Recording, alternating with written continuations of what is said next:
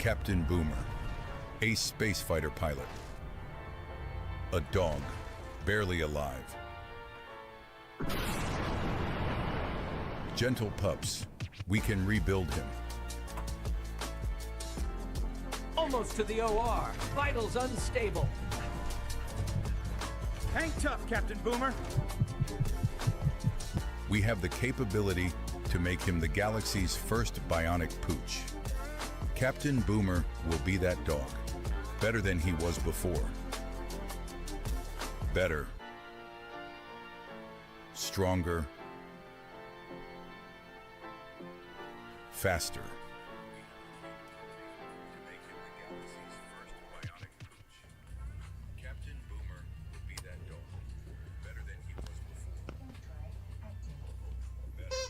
Is that your video game?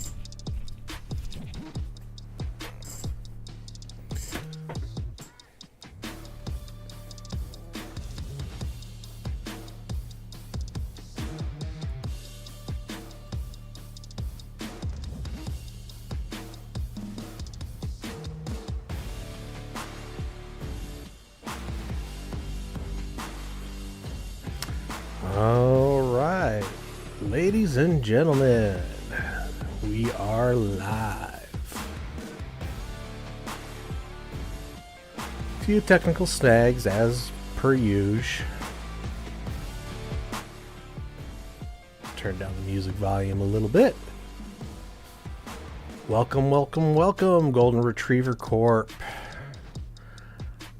My name's Aaron, and that lovable little golden on the rocket there is Boomer. Yep, he's the mascot. Want to welcome everyone to the doghouse, where we do lots of puppy training. main focus is helping new players out. So on today's agenda, we're going to do a little PI work. We're going to set up for our data core farming, and then we're going to do some mission running to help grind out our standings. We're going to see what actually works better, security, mining, or distribution, to help grind the standings a little faster, which one makes more money.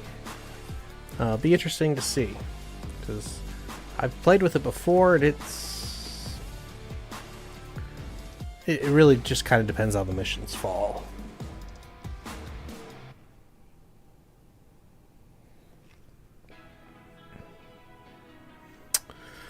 But before we get started with that, let's just do a few updates. CCP just announced that they're going to be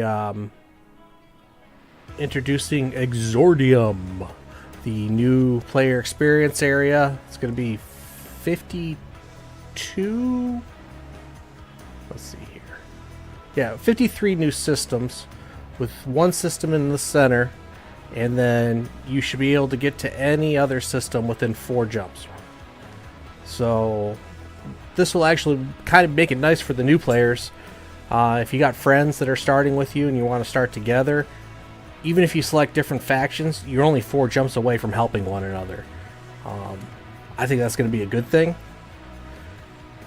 When you first get started in this game, just the size of the universe can make you feel massively alone. So we shall see how this works out. That's pretty much all they've said so far, other than the fact that these are going to be Security 1 areas, which means PvPers will be eliminated quickly by Concord. There's not going to be too much of an incentive for veteran players to come into this system. Even if they're trying to sell to the market, it's going to be... CCP said that it's going to have a really high tax area. So it's going to be the incentive to learn the game in that area with relative safety, and then get out and explore New Eden. Be interested to see what they do. Are they going to change the career program around a little bit? Is the career programs, the career agent program, is going to change at all? They really haven't said one way or another. I mean, right now, the way it's set up is you got 3 stations for each faction that have career air programs, not air programs, so sorry, that have career program trainings for you. So it's the 2 industrial career agents, the Expo, the Soldier of Fortune, and the Enforcer. And those are really good systems. So I'm hoping they roll that into this area, and they move those agents into this. So you could actually... It would do 2 things, I think. I think it would allow you to kind of run and grind standings really fast by running those 5 agents in the 3 different sections multiple times. But also, if you run those agents, leave this area, and for whatever reason, as a new player, you totally mess up, lose all your ships, and you can come back, run another set of career agent missions, get some free ships, and try again. It's not going to hurt you. So right now, if you wanted to do that, you'd have to jump 10, 15, 20 jumps sometimes to get to where the next career agents are. So that could be a real net positive. So I'm looking forward to seeing what more they're going to do. Let's take a look at the article here.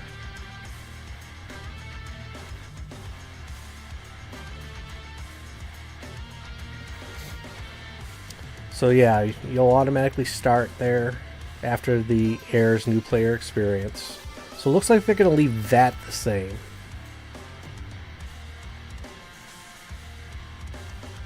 They're also going to have like tier 0 mining rocks, which just means that, if it was tier 0 Veldspar, yeah, you're going to mine it, but the output is going to be significantly less than if you were to do the T1 or T3 rocks. Which, just means it's another reason for veteran players to not come in there. There's no point in mining in there if you're getting less yield of minerals for every rock you get. So, and I guess in addition to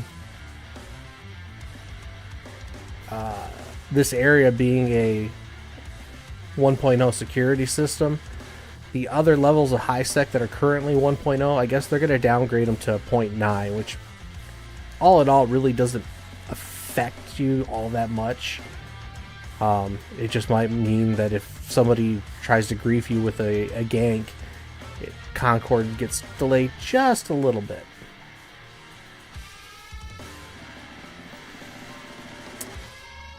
So, yep.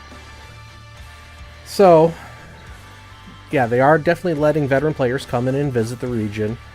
This is a good thing because, if I, a veteran player, invite a friend to come join me, I can shoot down to that system and I can kind of help them warp around, show them how to do things.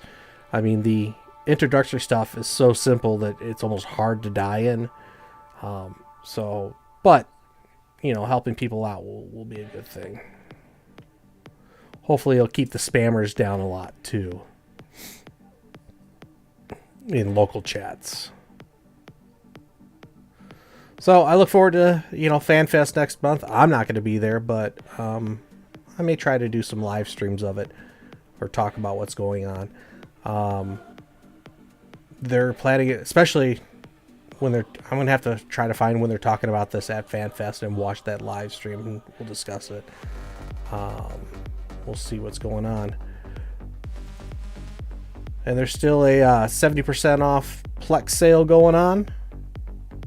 And there's that big New Eden store sale that's still happening. So if you haven't taken advantage of that, do that now. Let's take a look at this. Let me go into the New Eden store real quick.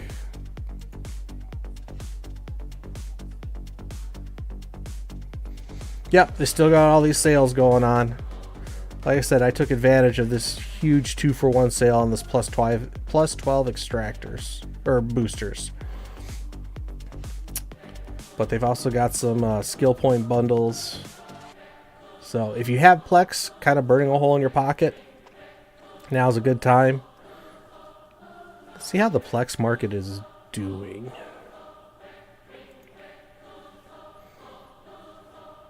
Oh, that's my corporate wallet. We don't need that.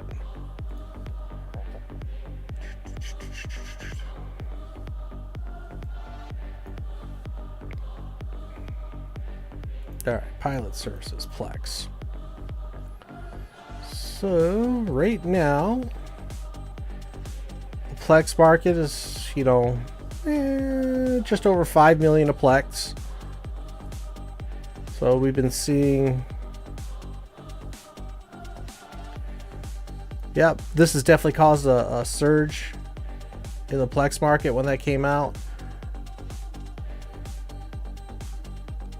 Because it was down to 4.29 million. That's really low on Plex. And then with that New Eden store sale, people started buying up a lot of Plex. So we've seen a spike from, let's call that, what do we say that was? 4.3 million.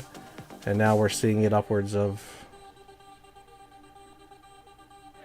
5 million, a little over 5 million. So, yeah, that's a good thing for Plex sellers. Honestly, I think, if you ever watch the Oz Report, he talks a lot more and gets in more detail in the Plex adjacent stuff. But I think I've even heard him say they want to try to keep it around the 5 million mark. So I could buy a lot of Plex right now. I'm just not going to. Let me do something really quick.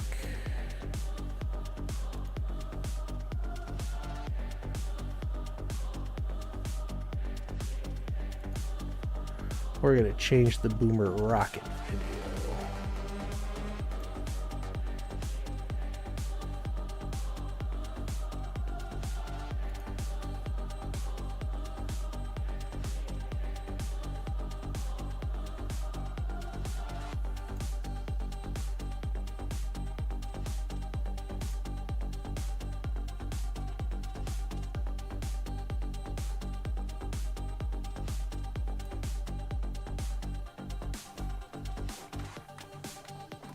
Well, that didn't work the way I wanted.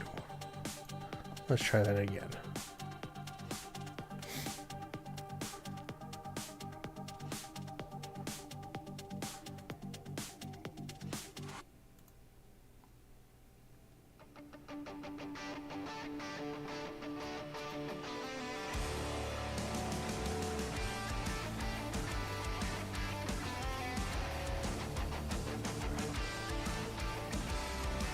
I should have set this up a little bit differently.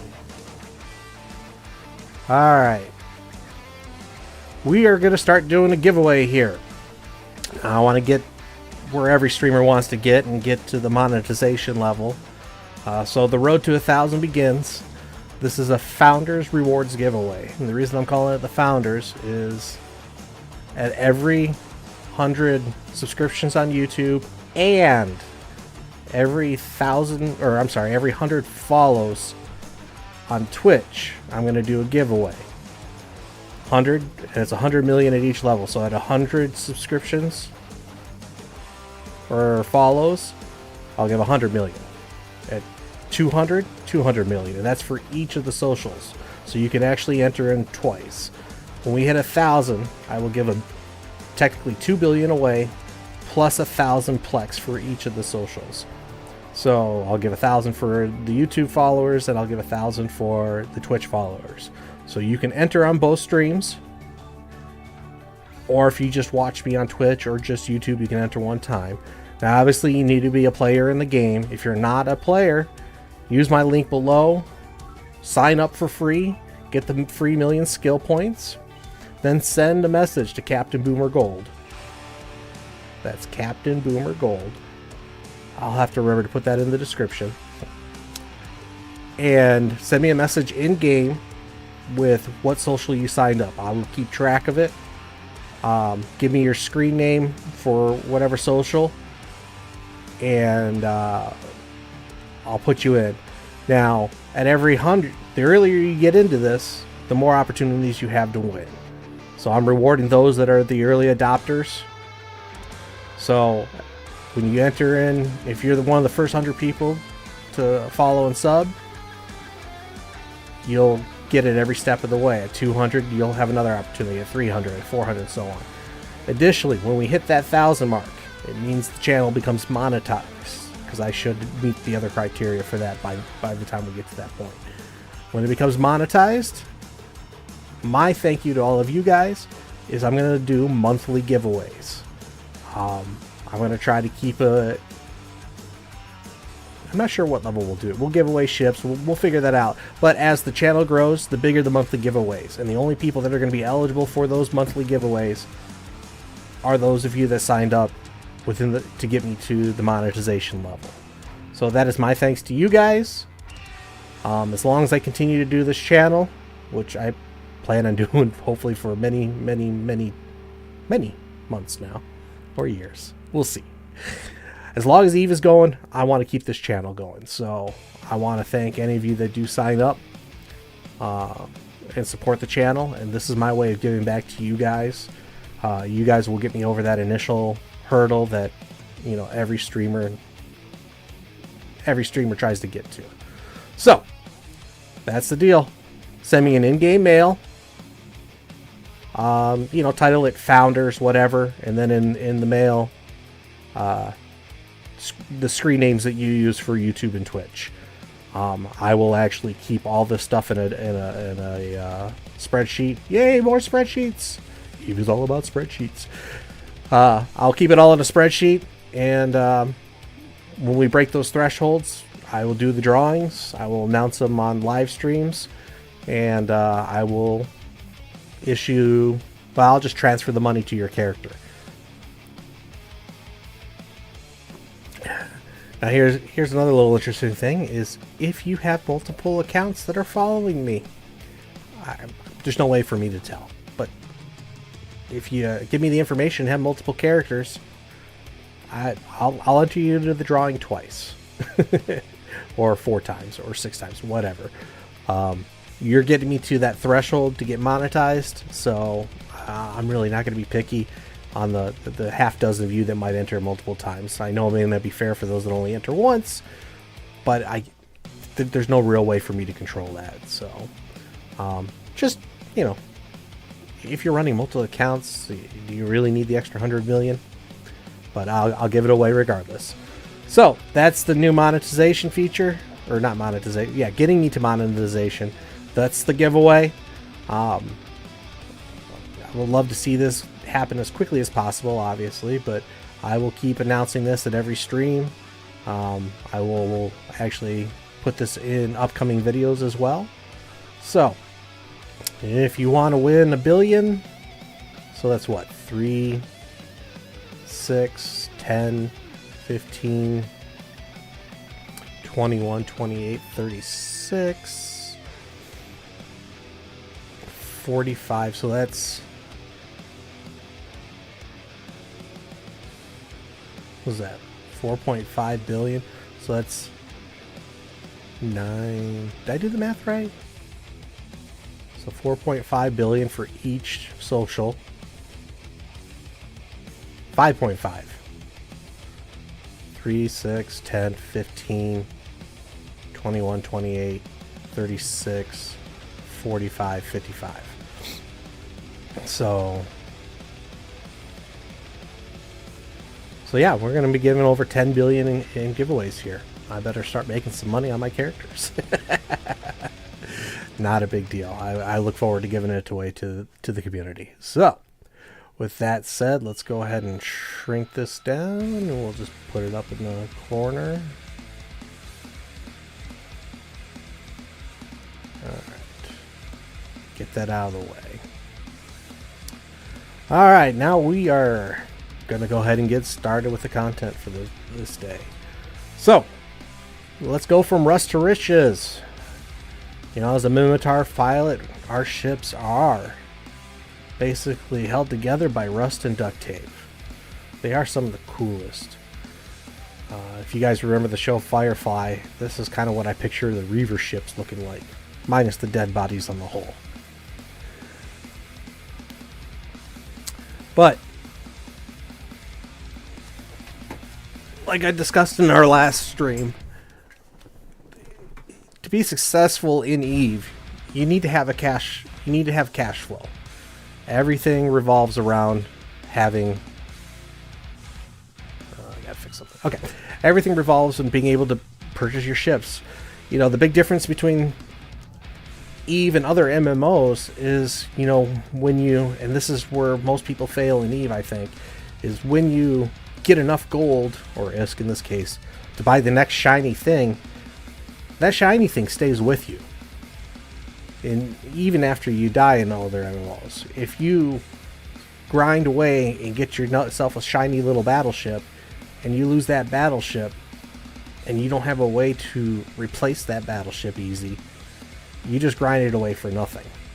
So this is truly what makes it EVE even more interesting, and what really can frustrate players is the fact that there's real consequences for loss, which sometimes makes people afraid to go into null or low sec. Granted, a Captain Boomer's character, we really haven't done any of that other than to fulfill the Air Career Program's exploration, and we did that in a covert ops ship, which gave us some relative safety. So we're going to work on developing streams of consistent cash flow for our character. First step in doing that is PI. It's a little initial upfront investment. I think it's like 30 or 50 million to set up a planet. And you don't have to set them all up at once. You can do it little by little. But I kind of have some tools to help you guys out. And the easiest, set it up in high sec to start. Get used to it. Get some money rolling. Disadvantage in high sec is you're going to pay some higher taxes to import and export stuff off planets. When you get into a null sec block with a corporation, a lot of times they own the custom stations. So you'll be paying less taxes or no taxes, all depending on how your corporation does it.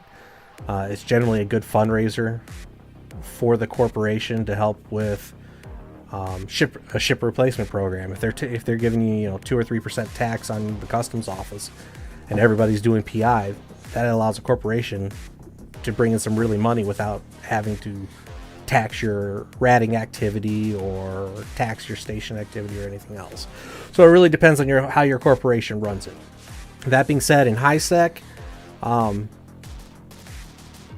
whatever corporation owns those customs offices are the ones collecting the taxes. So you're kind of stuck, limited, unless you contact the corporation and are willing to get a break from them.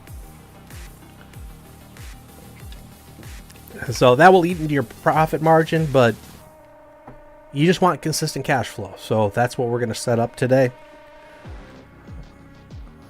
I'm going to have to set some stuff up. So first thing we want to do,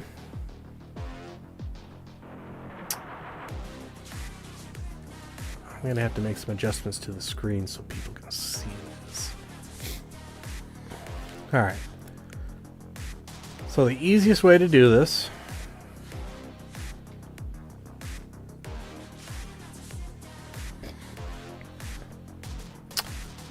let's discuss getting stuff moved around first. So if you haven't, train into Galente haulers.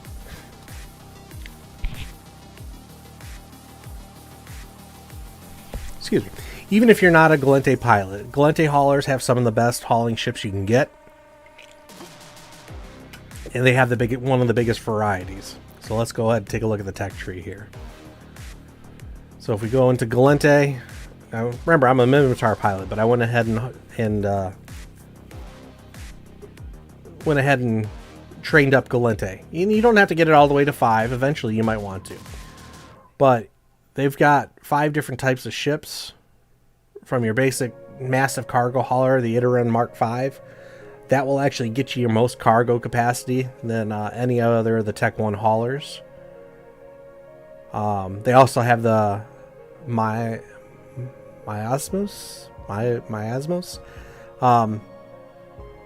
That's got a mining hold.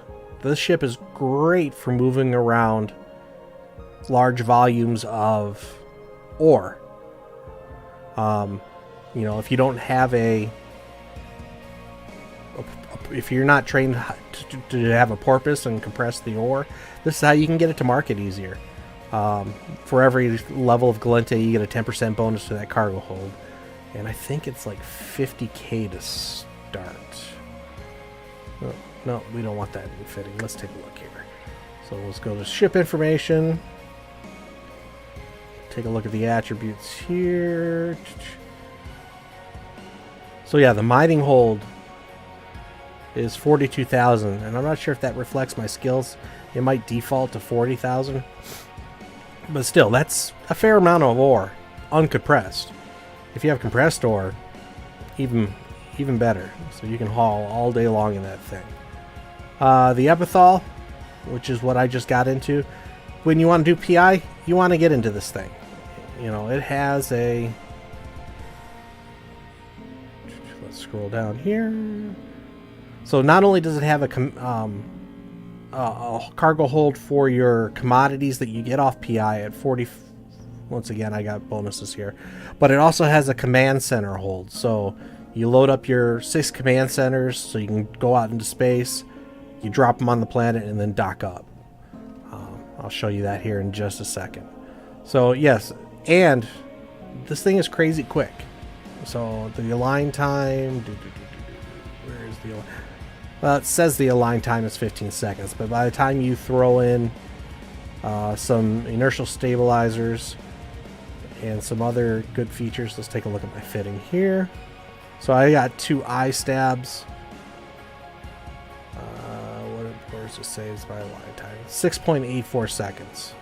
Actually, it's a little faster than that because if I turn off... Yeah, 6.48 seconds. And remember, that's from a dead stop. And then you can also do the micro warp trick. So you go into warp. While you move, you pulse this micro warp drive. You cloak. And then you, just before this micro warp drive ends, turn the cycle off. Just pulse it one time. Once this cycle ends, you uncloak and warp. So it gives you almost an instant warp, and the cloaking offers you a little protection. I was actually cruising around a couple days ago in my crane. No, I think it was on this account, in the Cheetah, and I came across a bubbled gate, and I quickly activated my micro. I cloaked, and the guy who was camping the gate came barreling at me, but luckily I was far enough away. He didn't get close enough to decloak me. I got out of the bubble and quickly warped away. So the little micro warp drive trick will help you with that. So obviously I have having a power grid issue, but it's very little. Once I get a couple more skills up, that will correct itself. But since I don't plan on taking this into low sec anytime soon, I just offline the nullifier, the introduction nullifier, and it's no big deal. And in that situation where I hit the gate camp, if I had the introduction nullifier, I could have just popped that thing on and warped right through the bubble. So, but this is the basic fit. I'll try to remember to throw this in the description for you guys. And then, yep, you got your Kairos, which holds, well, it's a mineral hold, but it also holds ice. So, if you're ice mining and you want to move that product to a better station to reprocess, also, if you've already reprocessed your ore and want to move the minerals, it's a ship that's specifically designed for that. And then the Neros is just a smaller, quicker version of the Mark IV. So the Galente haulers have the most variety for specialized hauling holes. But definitely get yourself a little epithal here. Kind of looks like a vacuum cleaner. That will help you transport what you need around.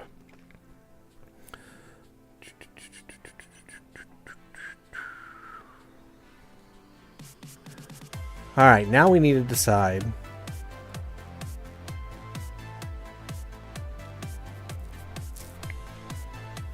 what planets we want to set our PI up on. Got a hole in my chin. Alright. PI is not very glamorous, but once you set it up, you're good to go.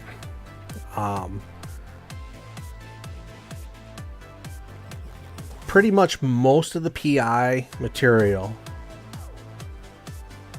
So you have, let me explain this. So you got your basic raw materials that your extractors get out. You send that to a basic factory that turns it into a commodity. And then there's different tiers. So tier 0, 1, 2, 3, 4. So the higher the tier, the more processes you have to put it through, then the more you have to pay off. There's sites like Atom for Eve that will show you which are the most profitable. I haven't played with that site all that much,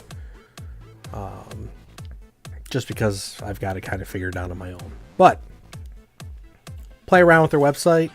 It will actually show you if you can, buy tier 2s, take them to like your Baron planet and convert them to tier 3s, and which ones are profitable. If you want to make good money, you can set up your planets to produce nanites, which are often used for the nanite paste. And let's take a look at the blueprint for that. So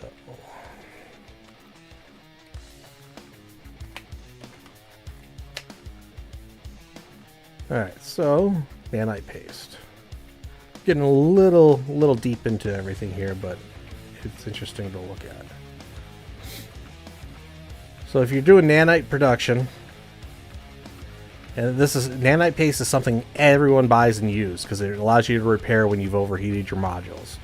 But you need nanites, and apparently data chips as well. But this is all stuff that can be produced on planetary through PI. So if you want to get really good at making some money through your PI, and instead of just selling the stuff, start making nanite paste. The volume for that is unreal. It does require industry level 5. Let's see. And gel matrix biopaste is a tier 3. And data chips, I think, is tier 3 as well. No, it's tier 3. So, yep. So this is all stuff that can pretty much made on one account if you want to set it up. I have multiple accounts making pretty much everything. So I am also going to provide you guys, here comes the joke, a spreadsheet.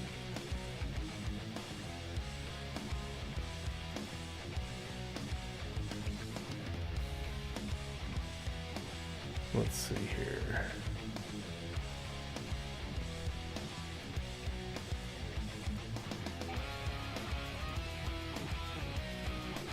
Why did it not work?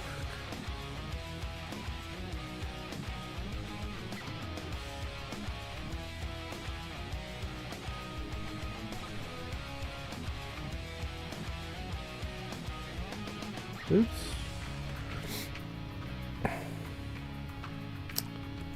Really? Oh, there we go. So I created this little spreadsheet. It's in Google Docs. I'll put a link in the descriptions. Basically, it might be a little hard to see on people's screens here right now, but if you... So I've got the tier 2 commodity here on the left side, and then I show which planets these all can be mined on. So you've got your tier 0 converted into tier 1, and then so on the same planet you could break biocells. So if you extracted the carbon compounds which create biofuels, and the non-metal ferrous, or the noble metals which turn into precious metals, those can all be mined on a barren planet, and they can create the biocells. Anywhere where I've got these green blocks, you can mine it on the same planet. So there are 3 items that require multiple planet mining. I can't move the screen on OBS. Let's zoom out a little here. So microfiber shielding, polyamerids, and silicate glass are the 3 things that you can't make from extracting on the same planet. You actually have to do one planet, extract, and then bring it to another planet if you want to do it. We're actually going to set that up today, just so you can see it. We're also going to set up a nanite colony on one planet as well. So I've got plans for 5 planets, and we're gonna get that set up. Now, the interesting thing about these 3 things is they all use a variation of the felsic magma, the autotrophs, or the reactive gas. So if you have extraction for all 3 of these things, and then move them all to one barren planet, let's see, you need...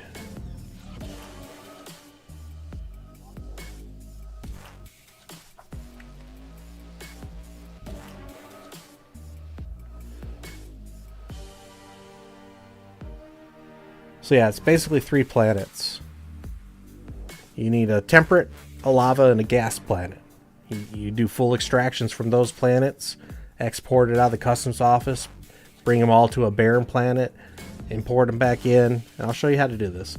And then you do the productions of the microfiber shielding, the polyamerids, and the silicate glass. So these are the only 3 items that can't be built on one planet. Everything else has a planet type which allows you to extract for both. Usually one of the items doesn't have the best extraction of that resource, but you can balance it out and make sure you can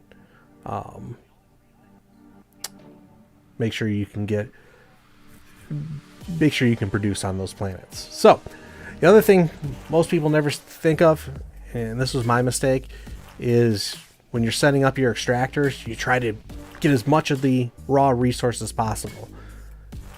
You want it balanced. If you're pulling 2 resources on a planet to make one of your Tech 2 items, Tier 2 items, if they're not balanced, your warehouses are going to fill up more with one and less of the other, and then you got to switch them out. So the closer you have them together, the less waste you're having of an additional resource over being overly pulled. So I'll show you that. So in addition, on the spreadsheet here, I've got just something for you to think about. If you've got one basic factory on the planet producing, you need to make sure you're extracting about 6,000 raw materials an hour. Every day is 144,000. And then obviously every week you need 1 million. So when you set up your extractors, make sure these numbers are coming in, because if, let's say, you set your extractors up only for a week, but you're only pulling 500,000, your factory is laying empty for half that week. It's not doing you any good. So you actually have the ability to extract more in low nullsec and wormhole space or Pochfin. So you could have that extractor extracting for a short time, giving you a massive surplus of goods, and then let your factories go to work. And if you let's say you're getting 2 million a week, or even 4 million if you're running 2 factories. Let's say you're getting an extraction of 4 million plus a week, then you would only need to restart your extractors every other week. So you need to pay attention to the extraction numbers. But we'll go into that when I set this up. I think that's often overlooked by people. They just try to extract as much as possible, and that's not always your goal. Sometimes turn off one of the extractor nodes to bring your extractor numbers down so they're in parallel with one another. Because then if you don't do that, you're going to be micromanaging a lot. And the whole idea behind PI is one and done. Set it up, pick it up, sell it. That's it. The initial setup is the time-consuming process. And the funny thing is once you set up 2 or 3 of them, you get really fast at it, and the next 3 go really easy. And then by the time you decide to set up another character, you forgot how to do it, and it takes you a few tries to get it set up again. So it's comical every time I set up a character doing it.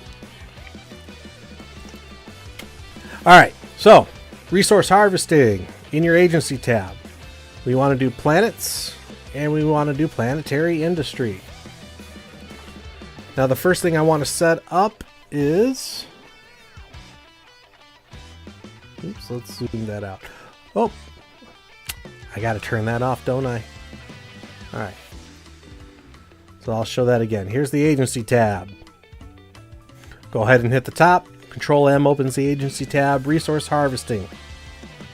Hit your planets. Planetary industry.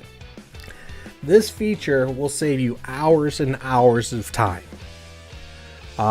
Before, when I used to do this way back in the day, I would go to Dotlan maps and I would look through each system within the area I was in, see, do they have a lava planet? Do they have a barren planet?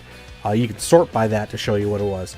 You can now do that even in the star map. This is a really cool feature. So this is easier, but if you're curious and you want to see where your stuff is at, come into your star map here.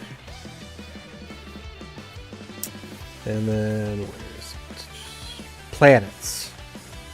Select the planets tab, and let's say I'm looking for lava planets. This will show you how many lava planets are in the various systems. Over here in this 0.8 system, there's 3 lava planets. My current system has 2 lava planets. 1, 1.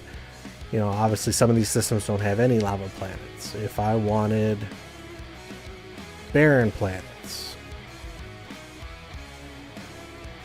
you know, here's a system with 7 barren planets. So it's just another way to kind of get an overview. But you don't get as much information. Now here,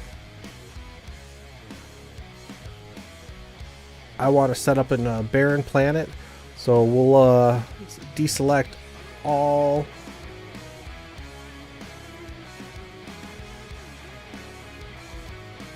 Deselect all. There we go. And let's just select barren. So here's all the systems with barren planets. It'll show you the base compounds. So we want to set this planet up to do nanites.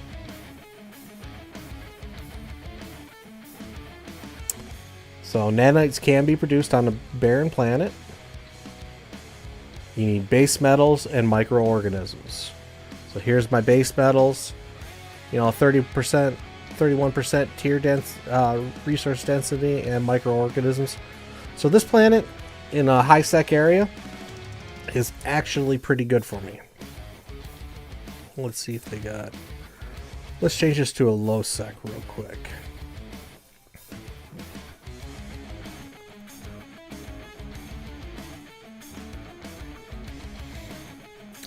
Well, I'm too far away to see, but these would be like 80-90%. If I was closer, I could scan the planets, but not that close. 13 jumps, 12 jumps. Let's see if I can get a low sec. Yep, so here's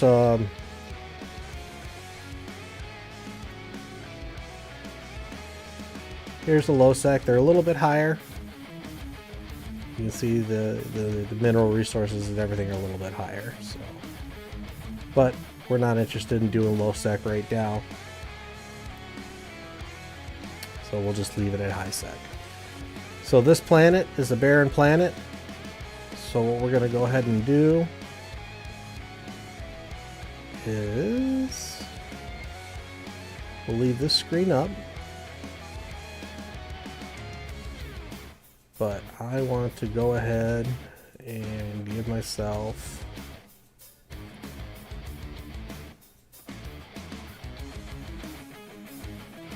a barren command center. I only need one right now. So you need to have it in your cargo hold. These command centers are 1000 M3, so you need it in some sort of hauler. It doesn't have to be the epithal. I just happen to have one and makes my life a little easier. I actually stole it from my main. I gave it over to him. I gifted it to myself, but it's like 11 million to build. What's the build on this? 11 million? 15 million. So this epithal is not expensive to build. And yeah, that's with Tech 2s. So I've got a Tech 2 introduction nullifier. I still got a skill up into. It's going to take 11 hours to skill into that. 21,000 points because it's a level 5 skill. But I've already been working it out. And these are Tech 2 stabilizers, nanofiber, medium shield. Fill that EM hole a little bit. This low friction nozzle. Why don't I have anything in that rig slot? I should try putting something else in that rig slot, like another low friction nozzle. I don't know why I don't have it in there. We can visit that later. Not important right now. So, the second planet in this system is what we need to get into. So we'll leave this screen open for now. Let's go ahead and undock. Now, if you're in low sec or null sec, if you're in low sec or null sec and you're in this epithal with the cloak, warp to a safe spot, cloak up, and you can just drop your command center where you want it. But I'm just going to go ahead and stop right here at the station. That way I can drop the command center and then just dock back up. So, first thing you do is you go ahead and view planetary industry by right-clicking on the planet. And then you have to just build the command center. Now, it doesn't matter where you build it. You can put it anywhere on the planet. But I do kind of like to keep it near where I know the materials are at. So we want, what did I say we wanted? We wanted base metals and microorganisms. So use this little slider, which you can't see, but there's a little slider on the heat window here. Let's turn off the boomer thing. And alright, I'm going to drag this down a little for you guys. Alright, now you can see it. So, this little slider thing, scan it down until you see some white bubbles. So, there's some white. That's the higher the density. And then, so we want base metals and we want microorganisms. And so I use the command center just kind of as a rough guide to where eventually I'm going to build my base. So here's some white.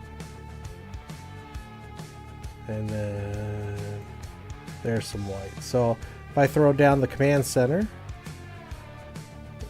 let's zoom it in a little bit. I throw it, roughly right here. Hit submit. Doesn't cost you anything to throw down the command center because you already paid the 1,000. Hit submit. It's built. Go ahead and close out of here. I mean, if you're in space, cloaked up, not a big deal unless you're in Pochfin, which can every 15 minutes there's like a random thing that can knock you out of cloak. We're gonna go ahead and get docked up here.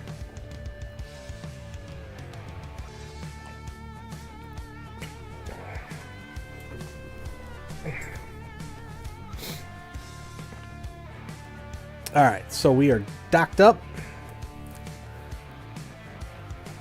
Oh, shoot. That's alright. We'll use one of the barren planets and move the system over. Alright, so we'll go ahead and view the planetary settings from the safety inside a station. Now, first thing you want to do, well, we should talk about the skills real quick. Your PI skills, one of the first ones you actually want to get maxed out is planetary management.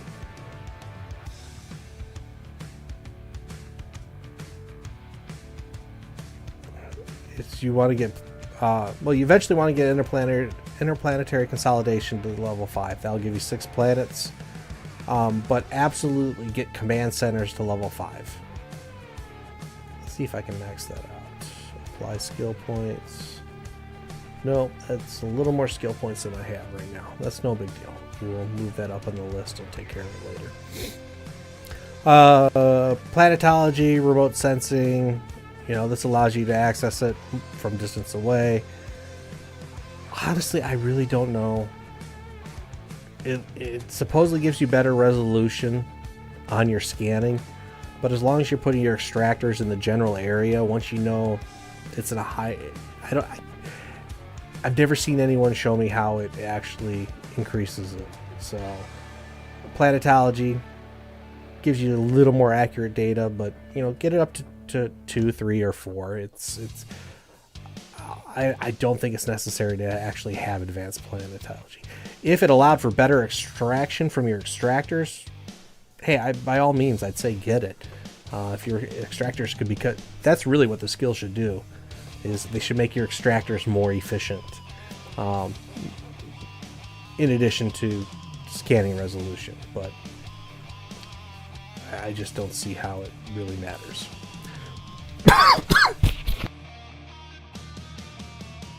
Okay, sorry. Alright, so first thing you want to do is you want to max out that command center. That gives you, just pop it up all the way to level 5, or level 6 rather, upgrade it, and then immediately submit. Costs you 6 million to upgrade. It is what it is. Now, Alright, so now we have our command center. Now the command center can be used as a launch pad. It just doesn't have nearly as much storage. I forget what the storage capacity is here. So now we want to hit scan again. Let's go into our base metals. We want to figure out where we want to kind of set up. So we want our extractors somewhat close to each other. So extractors could reach those microorganisms and those base metals. Cool. So we'll kind of set up our base right about here. So first thing you want to do is let's build our 2 extractor units. Well, let's start off with 1. So you build an extractor unit here. Then what you want to do is you should be able to put 2 basics. And then build a storage facility. Then we'll go ahead and build another extractor. Well, let's do this in reverse. We'll build 2 more basics. And I want to keep them close to each other because when you build your routes, it keeps the CPU, I think it's CPU, whatever the item is, it keeps them down. I'll show you here in a second. And then put your extractor control unit here. And then we need a launch pad. And I put it right here like that. Now this little setup will allow you to extract the T0s, convert them to T1s, and then take those T1s and convert them to T2s. So I made a little mistake here. So we're going to go ahead and decommission that. Since we haven't submitted anything, it doesn't cost us anything. So now we build an advance. Put that right here. And then we build our launch pad. Now this setup can vary a little bit. If you're only extracting 1 item, like we will set up later, then you might have a couple more basic factories and you won't have the advanced factory. So it really varies.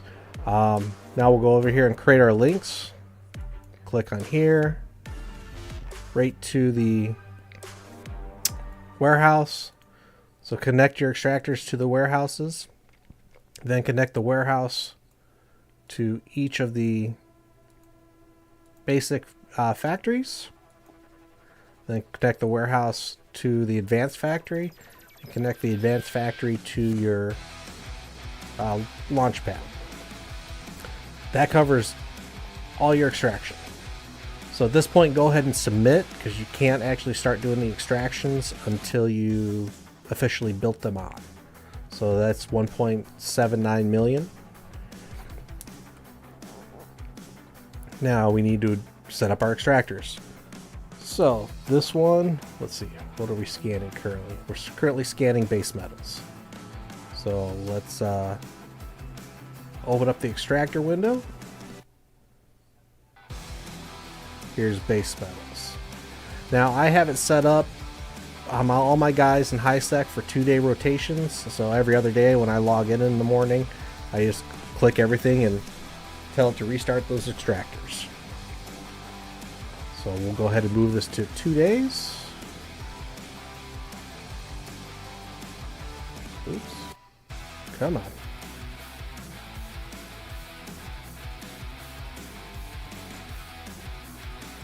All right, 2 days.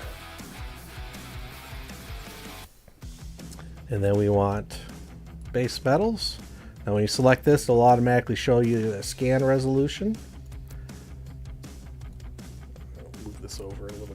So we're going to go ahead and install. For now, we're just going to do like, since this one's a little bit lower, we'll do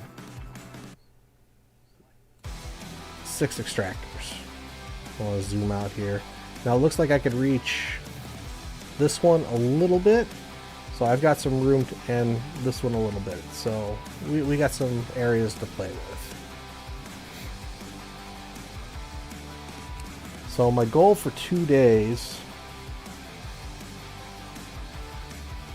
and since I have 2 factories, every day each factory needs 144,000 units extracted.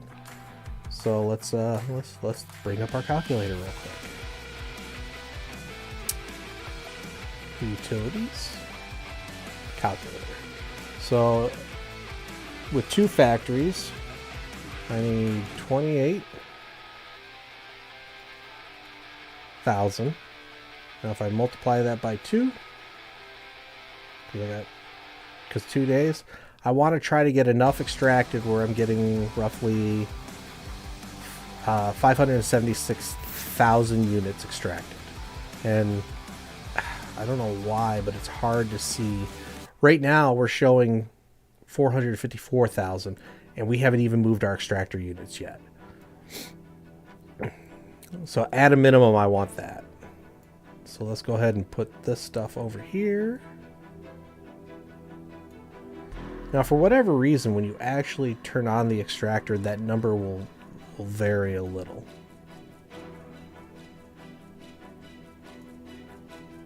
So we're showing roughly 598,000. That's actually perfect. That will get us exactly more than 2 days worth of stuff. If I shut off this little extracting node, that puts us at 500,000. And now it moved.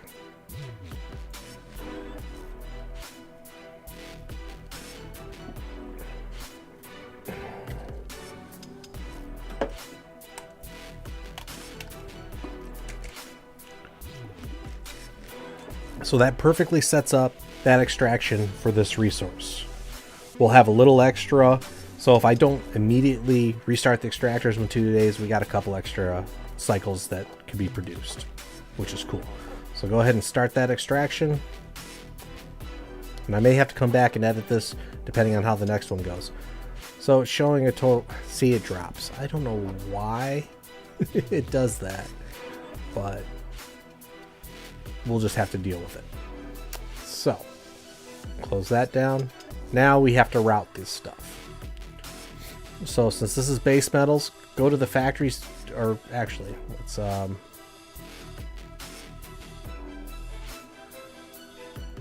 so we want to route this into our storage warehouse. And the reason being is if it doesn't go to the storage warehouse and it continues to extract, and you send it right to your factories, you will actually, if it has nowhere to go because the factories are full and running cycles, you will actually lose the resources. So you're not maximizing your potential. So let's go ahead and click the routes here. Here's what's being extracted. Create route, send it to the warehouse, and then it shows you the destination, and you have to hit the create route button again. That's it. We're done.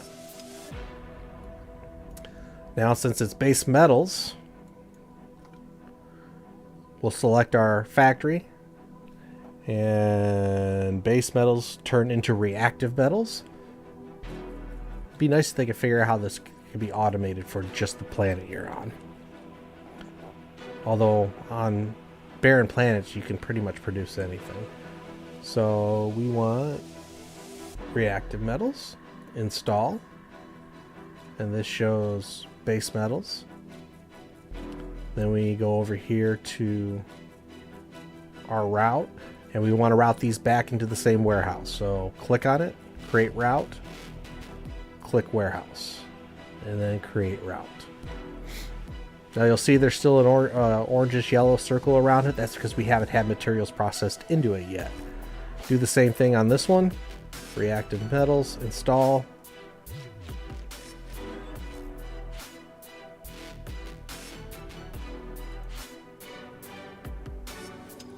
And then we need, so it still says not routed, create route. We want that going to the warehouse. Create route. Then we come back into our warehouse.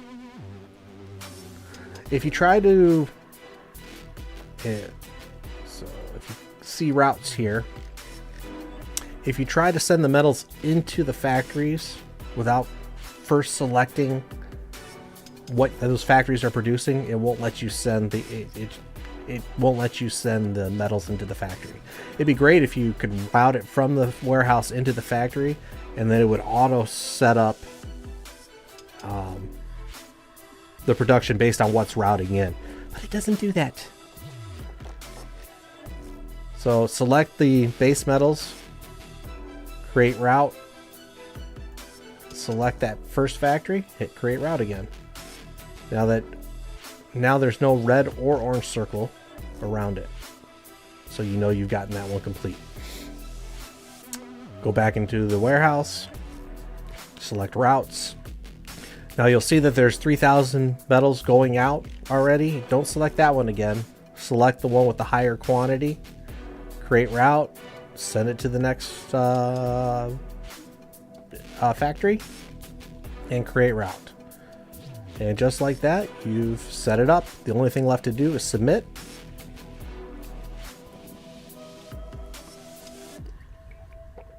But we're going to go ahead and get this next extractor going. All right, now that this extractor, so that was base metals. And now we need microorganisms. So we go ahead and install extraction programs, find our microorganisms. And this is a huge area.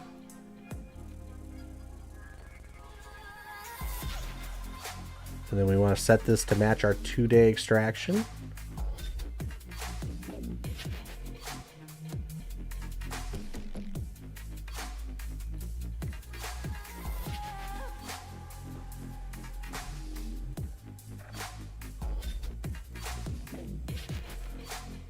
Alright, then we just need to move this. Now you can always adjust your slider in the bigger to see where the higher density is. Oops. Get it so just a little bit of white is showing. And then you know what areas have the highest density. Let's move that out of the way for now. Yeah, be careful not to overlap these things, because if the extractors are overlapping, they work against one another.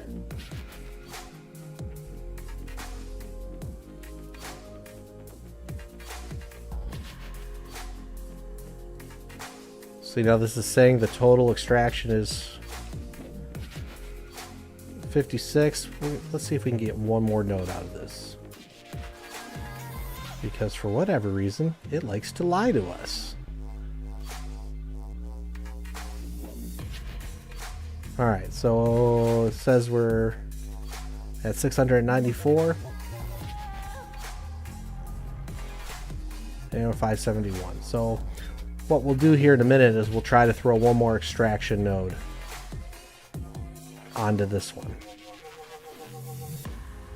and see if we can get that balanced up a little more. Alright, so let's go ahead and come back here. We'll select that again. Now we need to route our goodies. So we go to the products tab, select our microorganisms, create route, and right into that warehouse again. And we're officially done with that extractor.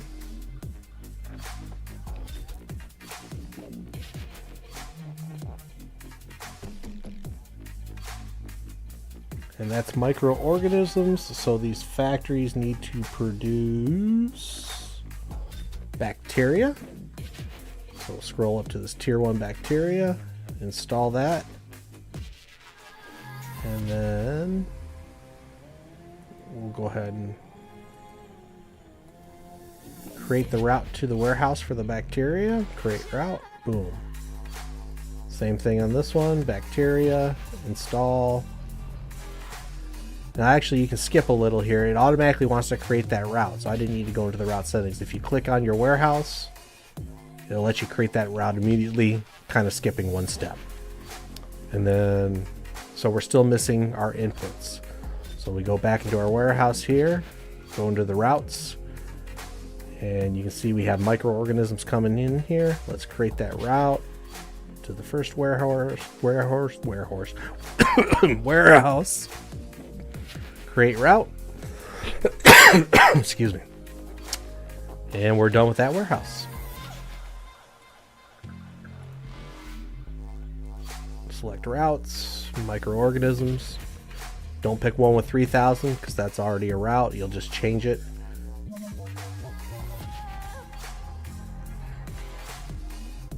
Oops, I screwed up.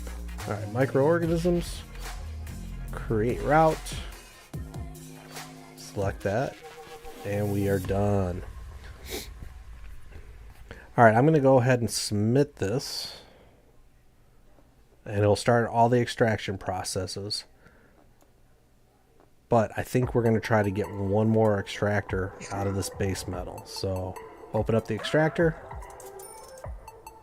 We got to wait 50 seconds because that extractor is showing just under 500,000, so we need more. If I go into this one, and that's showing 571, so that's almost enough for a complete 2-day cycle. If it's off by a little, it's off by a little. Yeah, it adds up over time, but I'm not worried.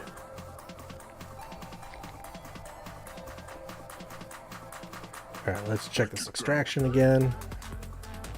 17, 16 seconds. Come on. Yeah, once you start it, you gotta wait a minute before you can stop the extraction.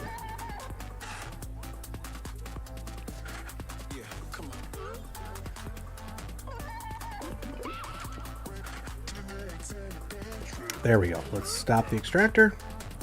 See if we can get another extraction head. Yes, we can.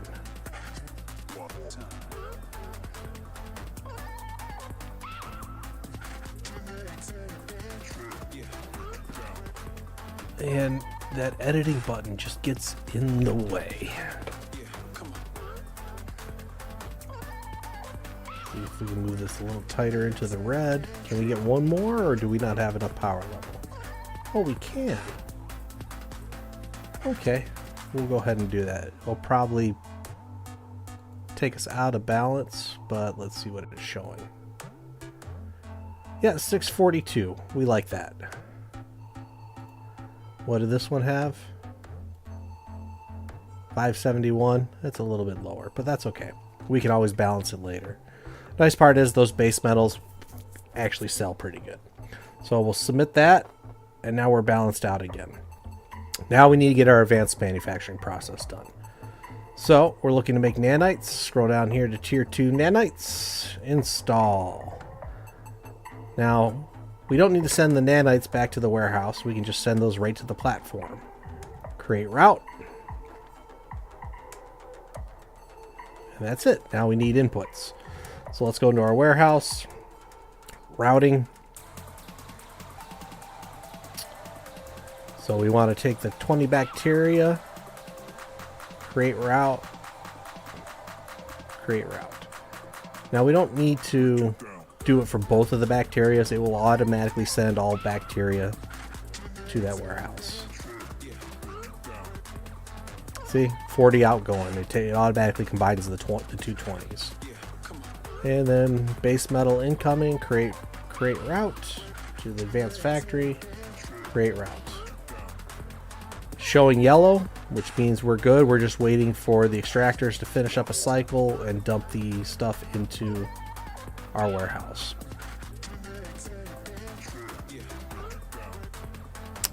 Now, the one thing you'll have to check on from time to time, especially if your two extractors aren't in perfect balance, your warehouse will begin to fill up with one item or another.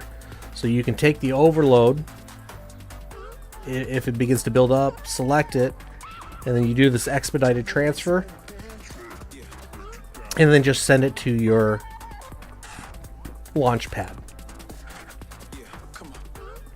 Once that's done, it just stores in the launch pad. You can come pick it up through the customs office. And you'll kind of see how that works when we set up our other barren planets. So with that, this is all complete. We just need to submit the final. And we're done. Now, if I remember correctly, you could set up a route from the launch pad to your command center, because there is a launch button here. But if I remember correctly, I think you're limited to how much you can launch into space at a time. But it works. But this launch pad just lets you set it up into a customs office where you're going to have to pay the tax. Taxes, they get you every time. So, we have now completed our first PI program. Let's take a look at my wallet real quick.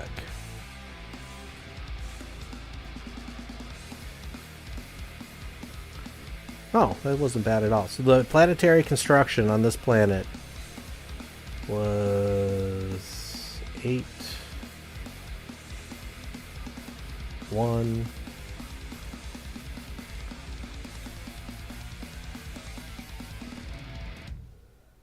So 8.1 million to build all this planetary infrastructure. Not that expensive. You'll easily make this back at the end of the week. Let's nanites, view market details. Yeah, so this is 8,000. So once you've made 100 nanites, you'll make it back. And this is making 5 nanites an hour. So 5 times 24. Oops, that didn't work. 5 times. So you're making 120 a day. So yeah, basically by the end of the week, you'll have made enough in the nanites. You know, multiply that by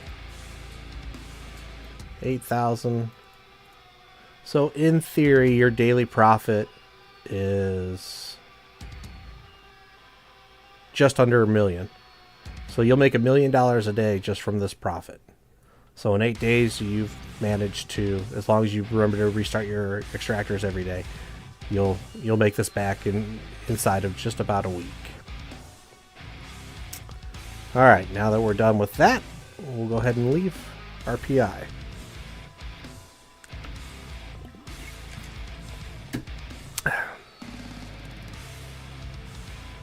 Oh, that's interesting. So this will show you everything that each planet can do. But my little spreadsheet also shows that too. So I got to put that link in the description. Let's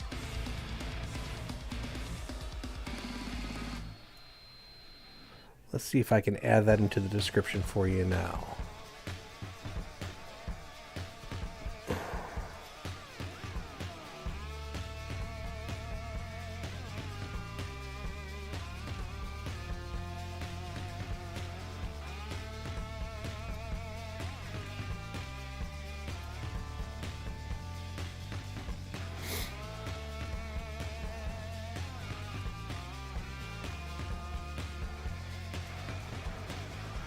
All right.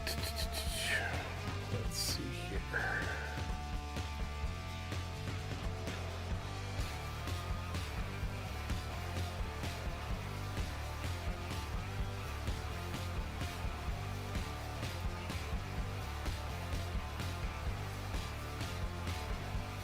All right. I will have to do this.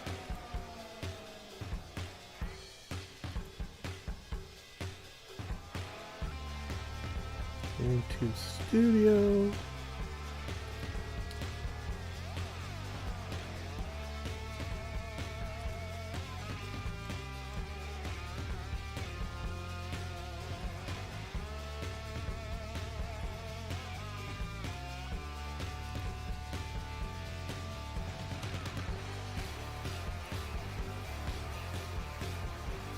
All right.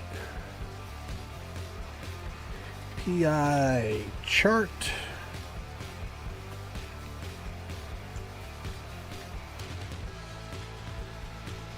Alright, that's a shared Google Documents for you guys. Feel free to do with that what you want. But that is now set in the live stream for you guys. Let me double check to make sure that that works.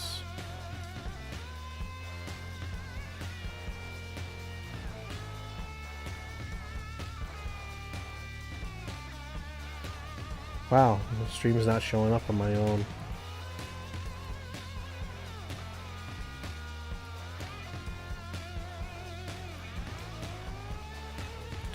Come on.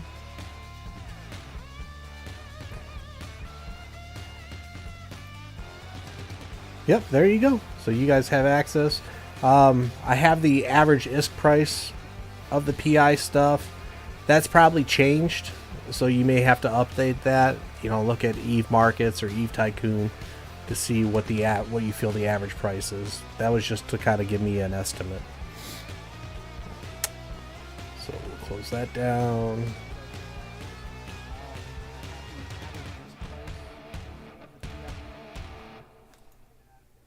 Ooh. So CCP has started their tournaments. If you have not watched the tournaments yet, you might want to. 4 hours will get you that Twitch drop. I'm going to put it up, but I'm not going to really pay much attention to it. Alright, so we need to get a lava planet, a temperate planet, and a gas planet up and running. And then, since those 3 planets create the commodities we need, we'll get those producing so we can transfer them to a barren planet. Now I went ahead and purchased all those items so we can set up our barren planet and get it cycling immediately. But let's go ahead and find us a lava planet. Now this is going to be a little bit different. Ooh, I got 2 lava planets to work from. And this one has the better felsic magma. Obviously it's really low. It's only 8% density, so it's going to be very difficult to extract a lot of resources from this planet. But ultimately, we could actually maximize extractors on this one. So let's go ahead and I need to keep this corporate hangar open. And then oops. We need 1 lava. I'm gonna go ahead and fill my cargo hold with each of the ones we need. Do I have a gas? Yes, I have a gas. And then I'm gonna need 1 more barren. Alright, so now we are all set up with our command centers. Let's take a look at this planet really quick. Felswick magma. We're gonna have to really put that scanning down. Looks like we got a nice region right here. So we'll set up our command center and our extractors here, and that should give us access to those 3 spots that are heavy with magma. Now this is going to be one of those situations where, yeah, we want to extract as much as possible and maximize our extraction on this planet, as well as production, just because we're going to be transferring off to another planet. We're not trying to keep the production balanced nearly as much. So doing it this way is going to require a little bit of micromanagement. I could balance it out if I wanted to, but I will probably do that later. For the sake of this video, we're not going to really worry about it. All right, so undock.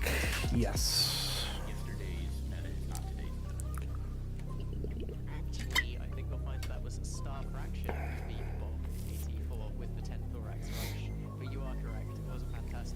go ahead and stop our ship right on station here so we can get docked back up. Let's go ahead and view planetary industry. And we're still set up pretty good here. So we will build our lava command center right about there.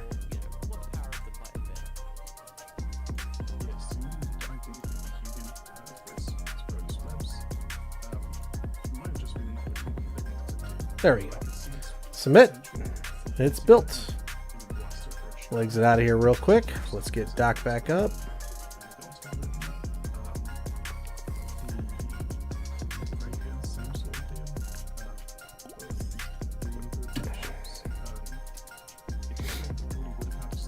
All right, let's take a look at it.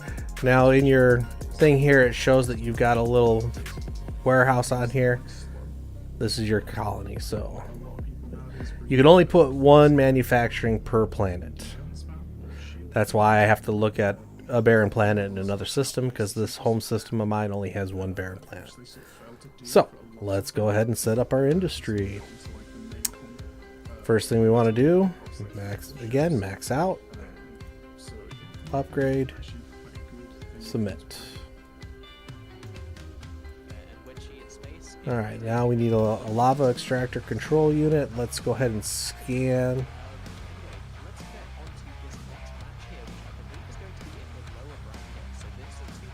You know what? Because we might put two. Since this is the heavier unit, I want this white circle as much as possible on here.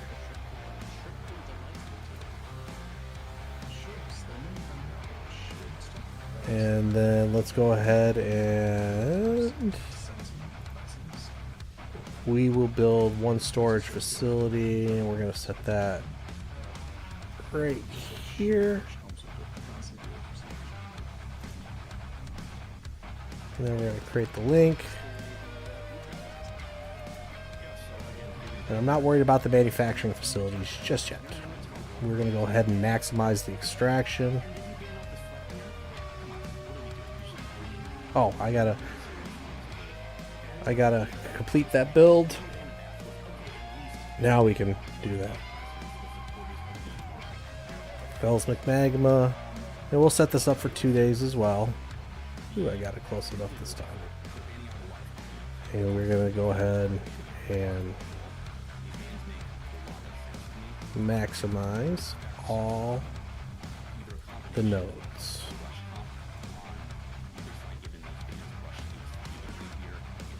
And let's just see what we can get out of this.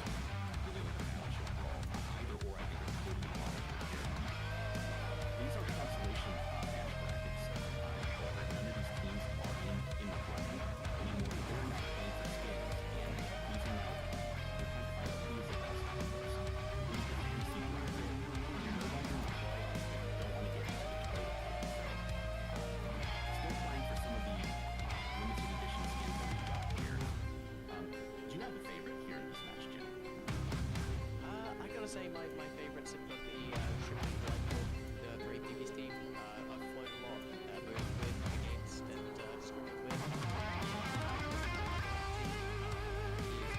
Fantastic players to stay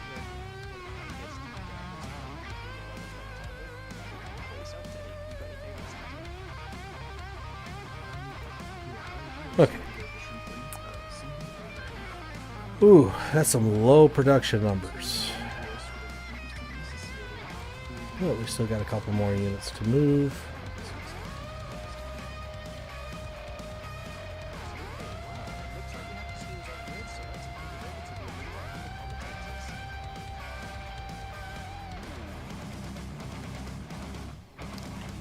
Alright, so we have enough for...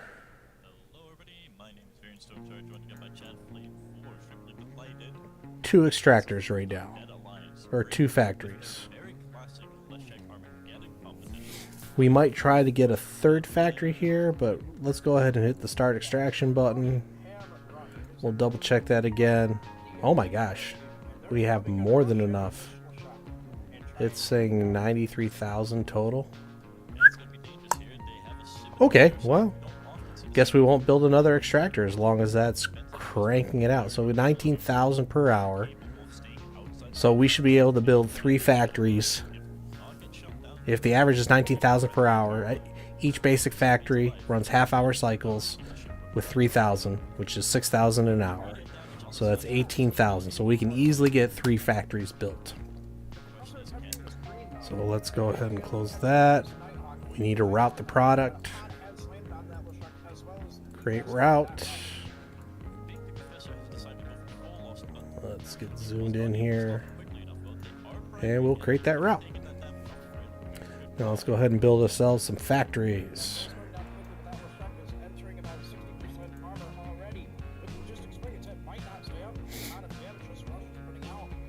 Now I can do better than that.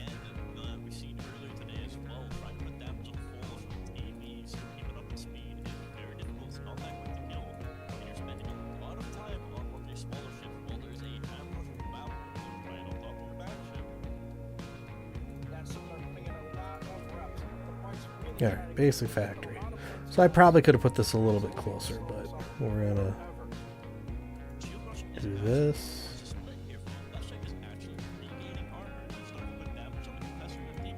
And this.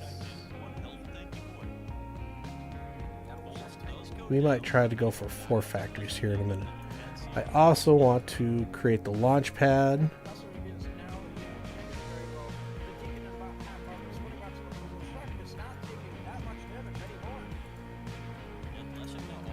And let's create links. Now, if you're having trouble with your links, the links can actually be upgraded. So what may happen is this link to the launch pad may not have enough bandwidth to handle the transportation of multiple factories. But we'll cross that bridge when we come to it. So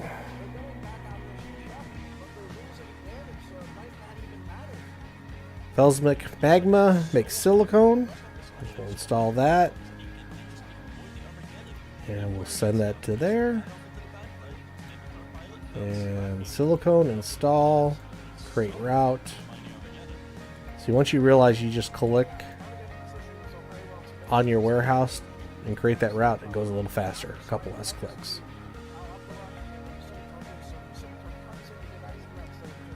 Now, let's go ahead and do routing.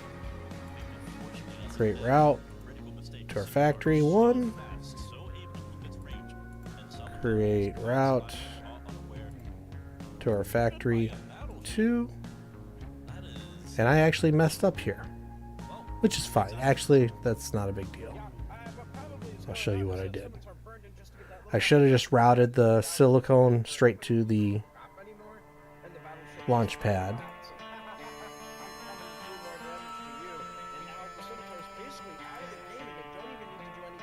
But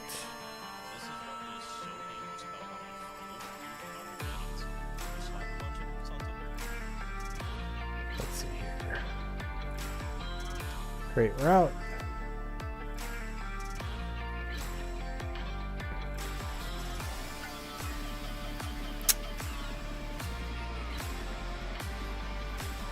Alrighty. Now the only thing we have left to do is create a route for our silicone.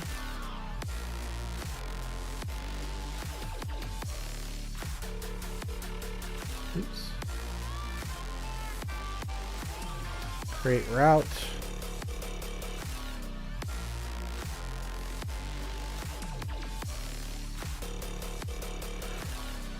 Oh, it wants expedited transfers. So let's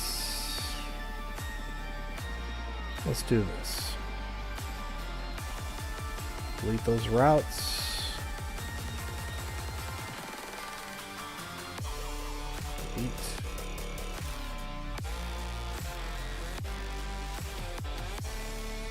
And delete. We will route the silicone straight there. There we go. Much better. Silicone, create route. The launch pad. It should have worked.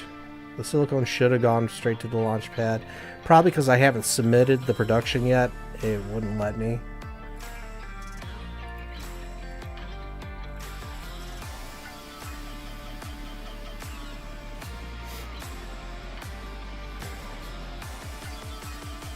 Now we still got plenty of CPU and power load left, so we're going to throw up another extractor.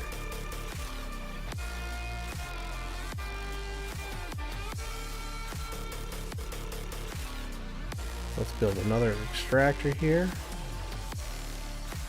And we want to get it so it's got that white.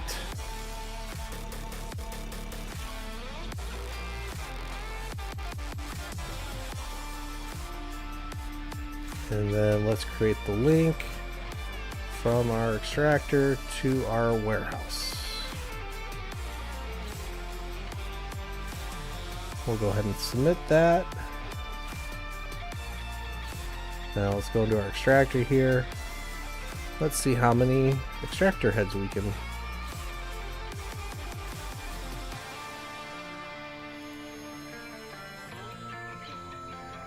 Now we're still going to need a little bit of power load for our factory, so we may not be able to max this out.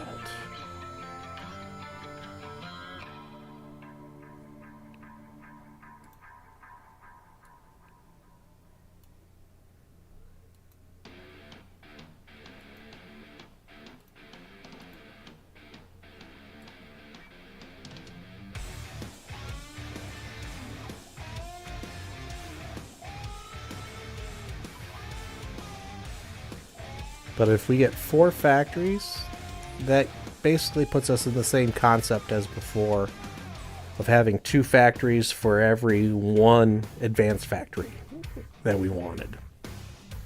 So when we transfer these to our advanced factory planet, we'll have enough. 259. For 1 more factory, I needed 144. So we're more than going to exceed the requirements for 1 factory. So we're overproducing right now, but that's fine. Felswick magma, silicon, because of the fact that you have to import and export this stuff onto other planets to use it to create tier 2s, it tends to have a higher price point. I don't need 2 minutes and 30 seconds. Alright, restart extraction. And then we'll go ahead and route that.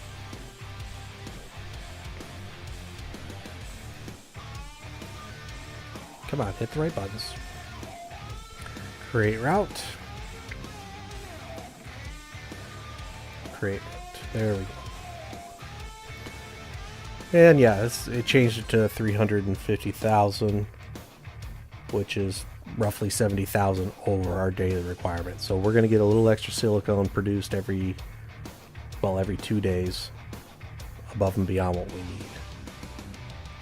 We're only averaging 6,000 per hour or 7,000 per hour. And this is getting, so we almost have enough for 5 factories, but we're not going to try. We'll go ahead and submit that, and we're going to build 1 more factory here. Put that right there. Come on, there we go. And then we'll go ahead and create that link.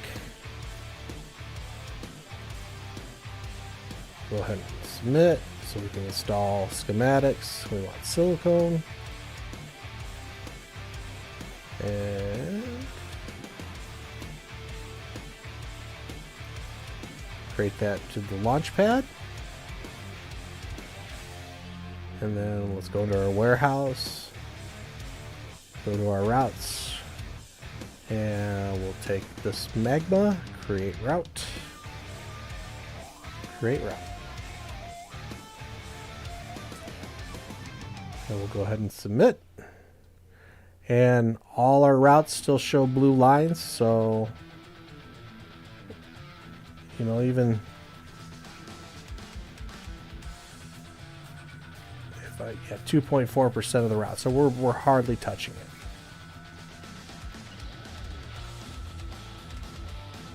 So we are good to go here. Let's see here.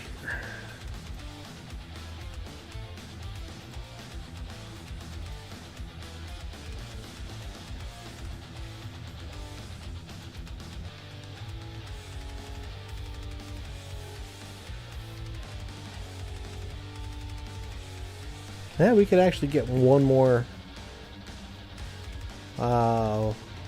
basic lava, but we're not extracting enough. But that's good to know. We'll decommission that. Alright, so this lava planet is done. So in a couple days' time, we'll be able to extract enough from this planet to start getting our advanced planet production going. Alright, so let's move on to a temperate planet.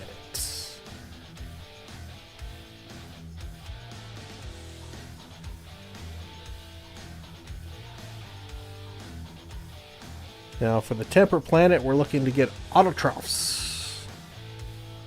Let's turn off the lava. So we got 2 temperate planets here to choose from. Autotrophs is low. So 7%. 9%. Cool. We'll take a sneak peek at this one. Scan autotrophs. This looks like it's our best option right here. And our scan. We'll put the command center right there. So.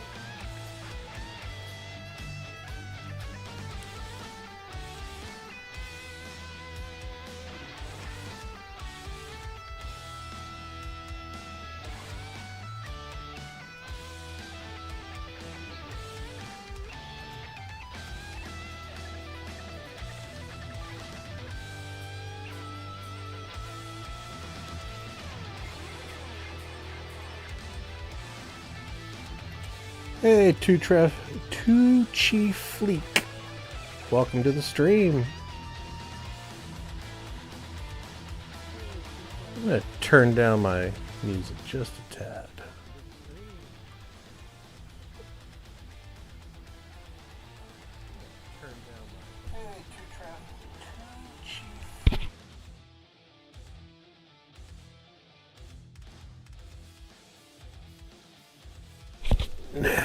Do a quick audio check. Alright. So this is the temper planet. Alright, let's get undocked. Let's get this one knocked out quicker.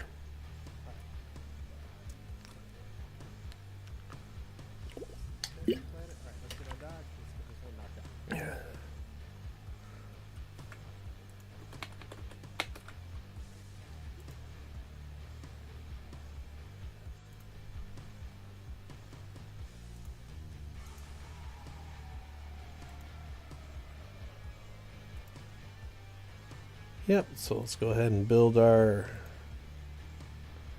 command center right about here. Submit. Alright, let's get dock back up.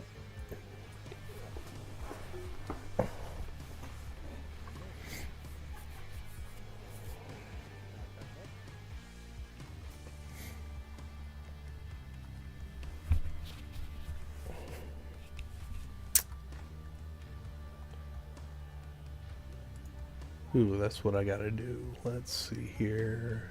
Industry PI. I like having my PI on my sidebar here. Reminds me to check it every day and restart my extractors. And am I getting an echo? It's my monitor. Okay, no big deal. Alright, let's go ahead and get this set up as quickly as we can. You can see the more you do this, the faster you actually get at it. So we need... Oh, yep, first thing. Upgrade that command center.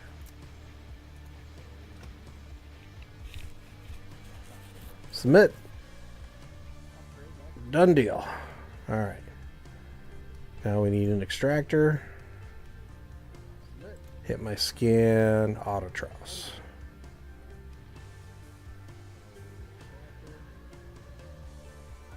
Alright, we're going to put that right there so we get the most. It is a little ways from our command center, but that's fine. Let's build our storage facility. I'll put that right there.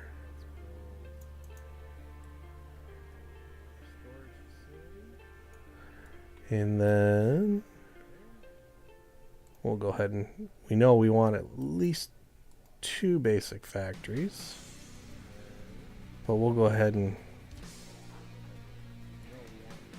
build 4 because we know that's what we want. And we also want the launch pad. Let's create our links.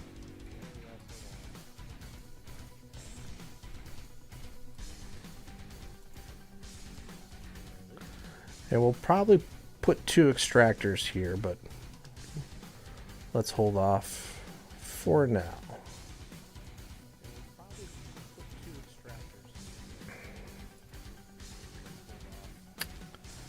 Alright, auto troughs.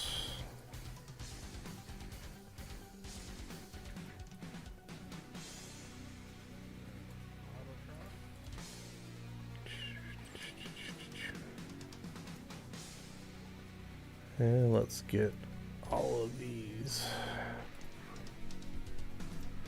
Go ahead and maximize your extractors.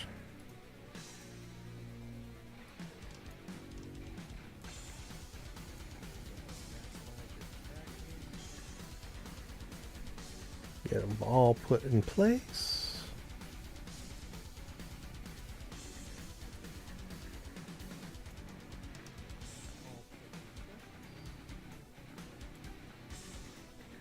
Come here.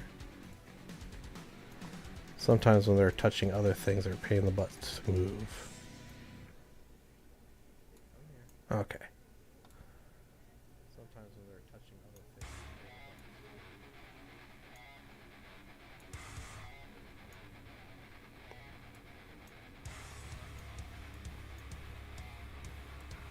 Come on.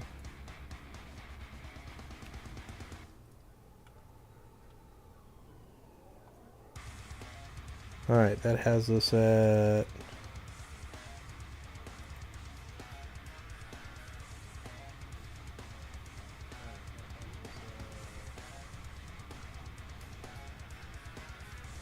so we need to get that bounced up just a little bit higher. So we'll go ahead and start that extraction process.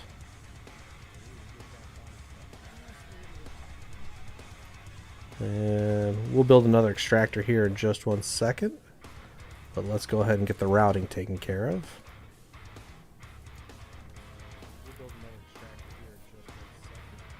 And then let's build another unit here. Create links. And let's go ahead and set this extractor. Oh, yep, got to build it. All right, cool. So that's going to extraction. Let's do auto troughs again.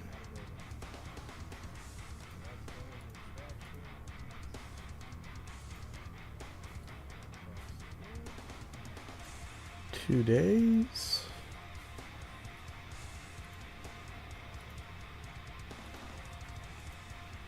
And we maxed out our CPUs.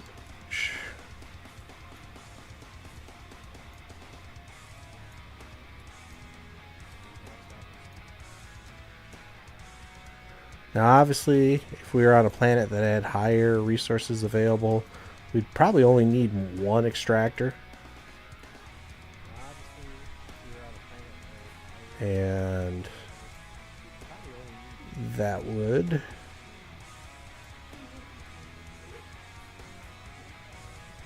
allow us to build maybe a couple extra factories instead.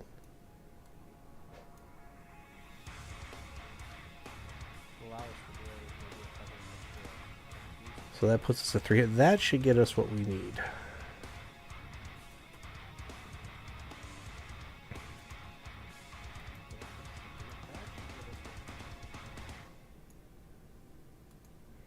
Get that routed into our warehouse. So we need 5.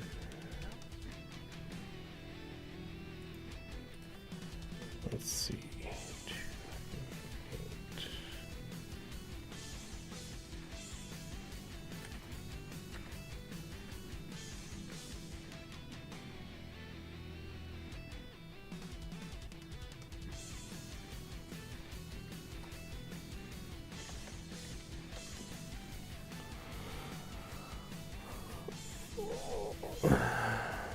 So this gives us roughly 7,000 per hour. That's enough for one factory. And this extractor is 16. So that gets us to 24. So yeah, between these two extractors, that's enough for our 4 factories. So we should be good there. Let's go ahead and submit that. All right, now let's get these factories set up. We need autotrophs, produce industrial fibers. And we want those industrial fibers routed to the launch pad. And install launch pad. Install launch pad. Install launchpad. Create route. Okay. Now we just need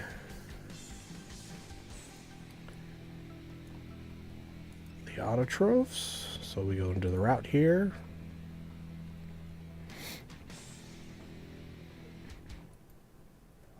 Create route.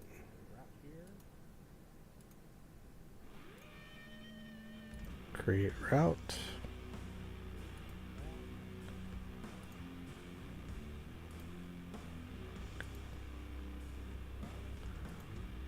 Ah, dang it. Create route to here. And one more time.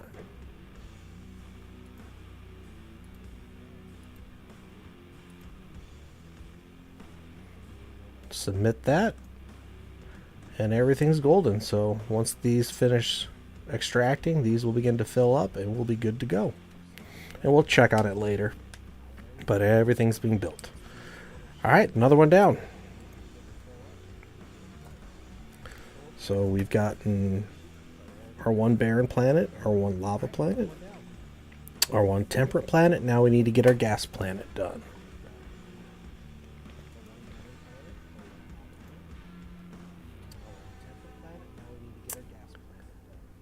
And we need reactive gas. So that's 4%. That's 4%. Ooh, looks like reactive gas is going to be a hard one.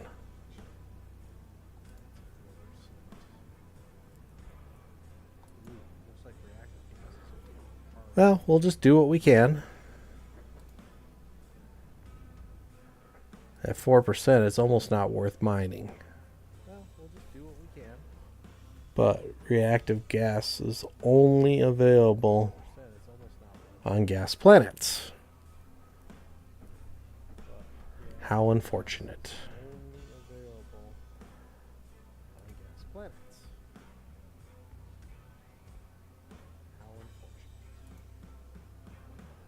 Well, it really doesn't matter which gas planet we're doing. What may end up happening is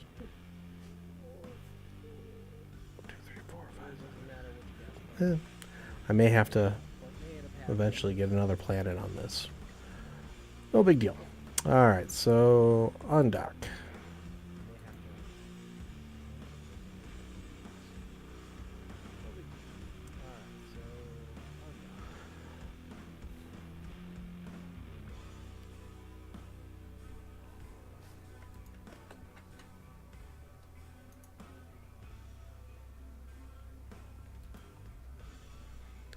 Alright, let's scan for reactive gas.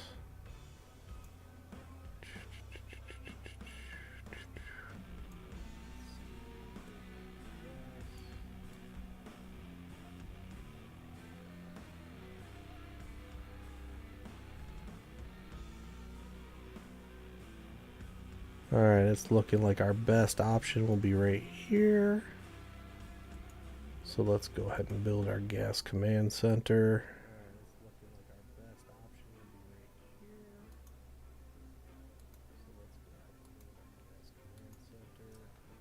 Alright, fully upgraded and built. Let's go ahead and dock up again.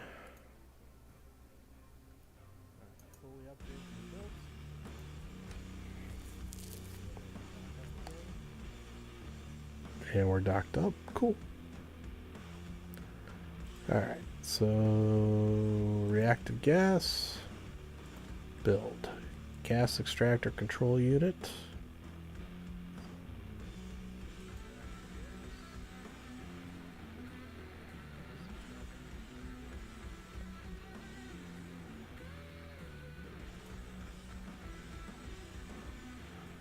We'll go ahead and build 2 of them.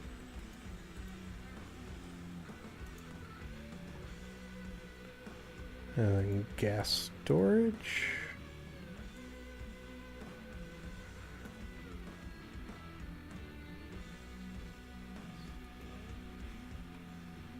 We're going to try to fill 4 basic factories, but it may not happen.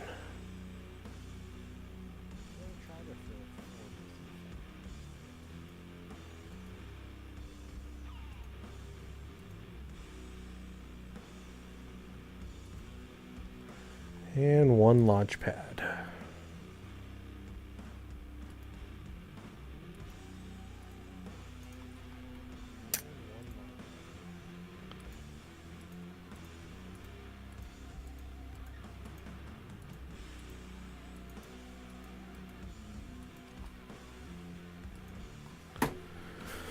Alright, we got all our routing set up. Let's go ahead and submit that.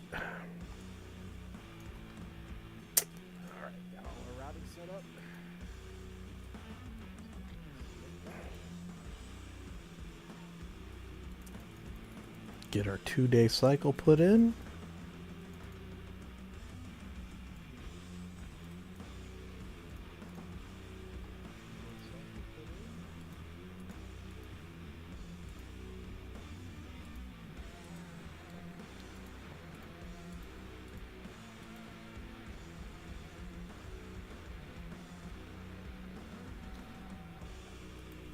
Reactive gas.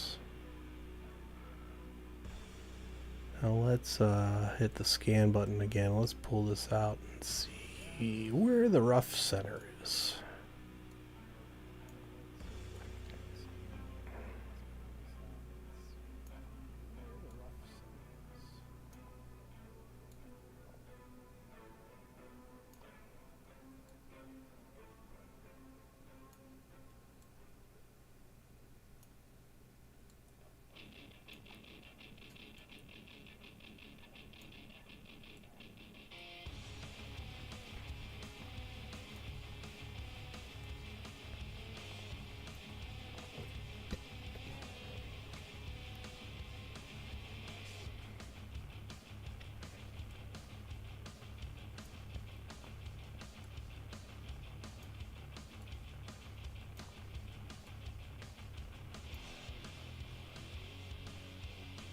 Just shy of 12,000, so we didn't quite get 2 factories worth.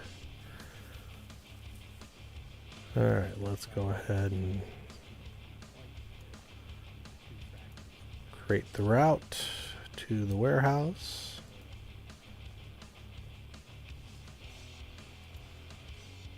Oh, shows 16,000, so we managed to get 2 factories worth of resources out of this.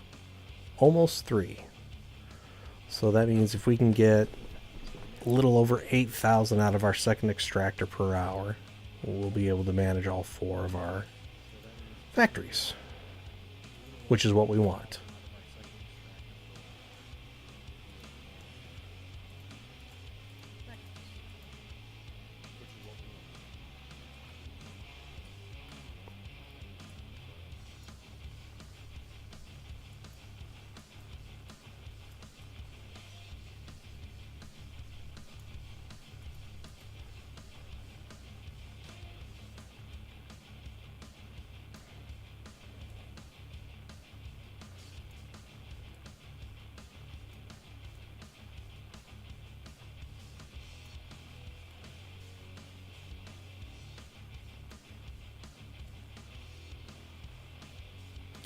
So obviously, the higher the resource availability, the less extractors you'll need to extract, and the more factories you can have producing. And that's how you can actually make more money in the lower sex and nullsec and wormhole space, is you will only need half as many extractors as you do production facilities. And you'll have to manage it a lot less, because you should produce a surplus compared to what you need for the daily factories.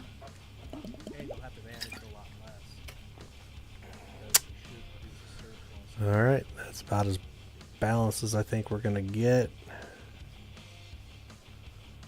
Go ahead and start that extraction. We'll route this to the warehouse. And let's check to see what we got here. So, so we're at 7,000. So we're coming up just a little bit short.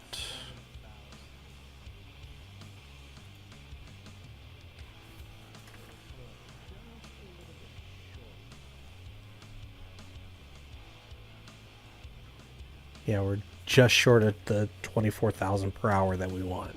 But that's fine. It's not the end of the world. Submit. So those begin extraction. And our reactive gas becomes oxidizing compounds.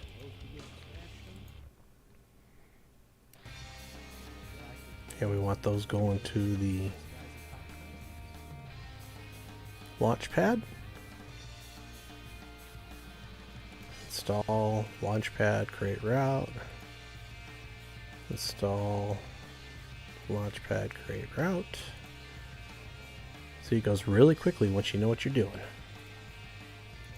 Your first one will take you a little bit, but the next couple go really quick. Now we go into here, select our routing, take our reactive gas, create route, set it up to a factory. Do that 3 more times.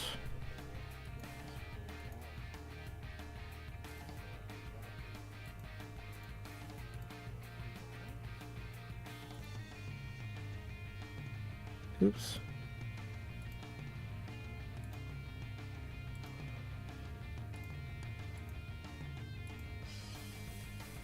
Hit the submit button, and we're gold on everything, which means everything is set up and ready to go.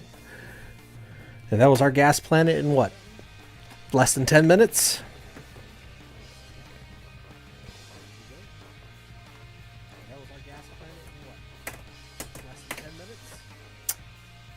Let's see here. Here's our planetary PI.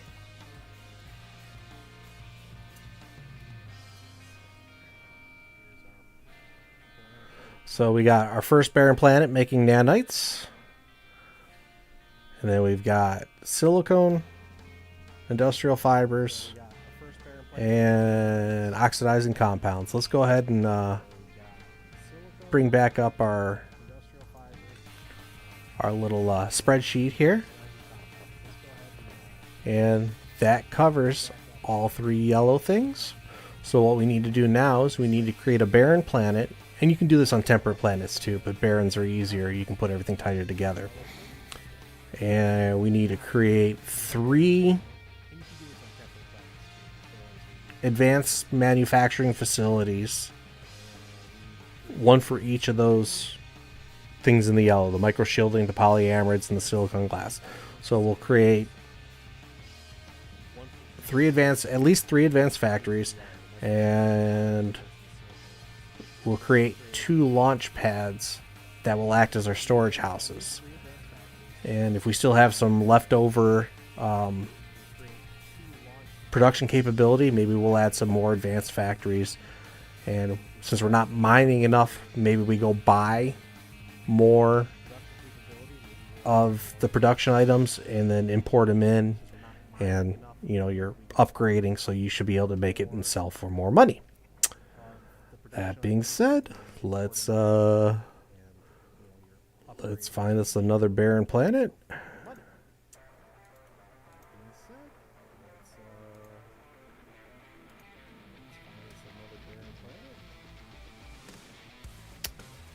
let's turn that off and go back.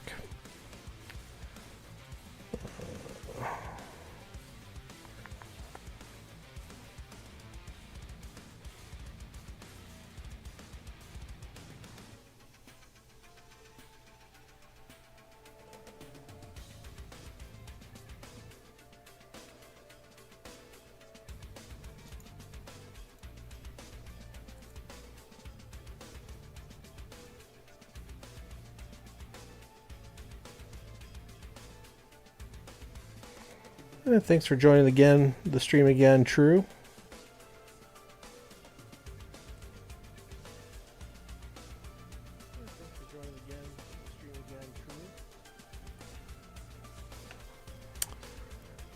Alright, so we only have one barren planet here. Let's go ahead and look at this system one jump away.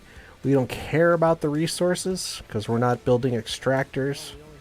So let's go ahead and get undocked. Yes.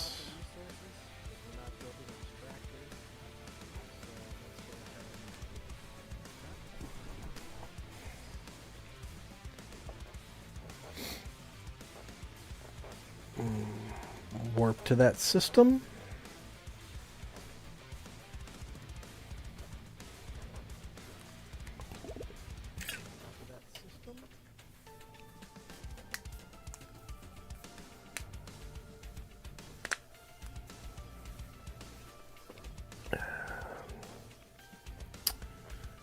We are almost done, folks. Now I'm actually going to stay in this system because I pre-bought the commodities I needed to get the process rolling. So we can now imagine that my other planets were producing the industrial fibers, the oxides, compounds, and the silicon. And I think I bought enough for a week's worth of production. Let me take a look. My little PI chart. So for one factory, I needed 13,000 per week. I got 2644. So yeah, so I've got enough here to basically run 2 weeks. So I could put 2 factories and have enough for a week. We'll see what I can produce. I haven't set up a planet like this before, so what we are going to do is we're going to go ahead and warp 10K to this customs office.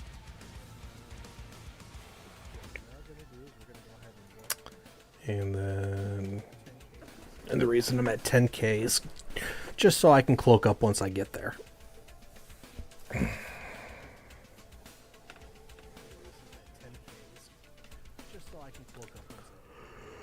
Not that I'm really worried. I'm in a 0.7 area. But let's do this. We're going to build Barren Command Center. Boom.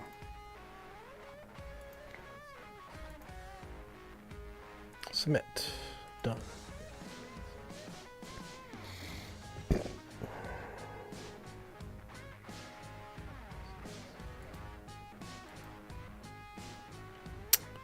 Alright, so we're going to cloak up, just so I can stay in space for now. Let's go ahead and look at this PI.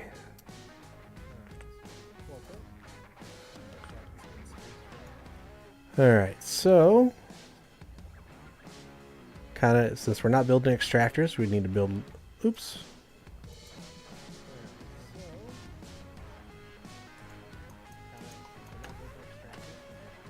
Oh, I didn't want to do that.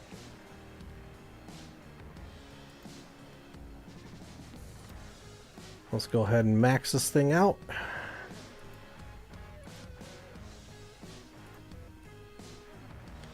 Submit that build.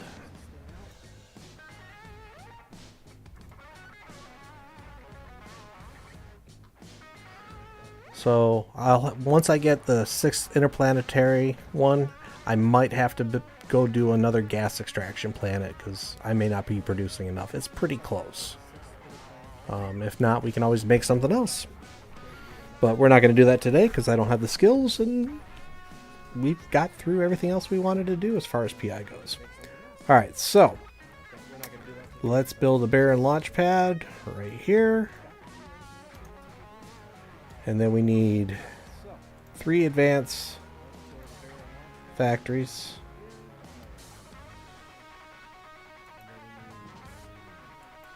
Here. And then what we'll do is we'll put another Baron launch pad right here. Let's create links from this launch pad to this launch pad, this launch pad to this launch pad. And then, oops. Come on. Create link to there.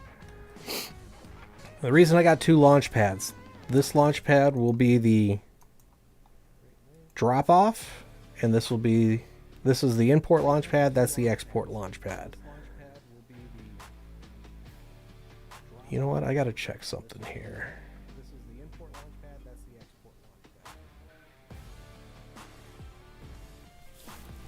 No, you know what? So let me cancel that one. So I do want a storage facility.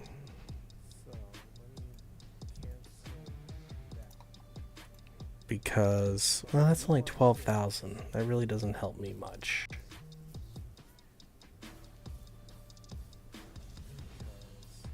An extra 2,000 really is not going to make that big of a deal. So we'll go ahead and do the Baron launch pad back here again. And create links.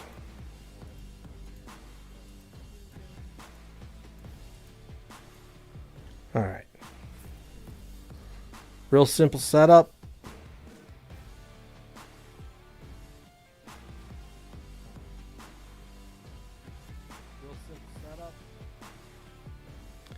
Alright, so we do need to exit out. So this launch pad is called QR.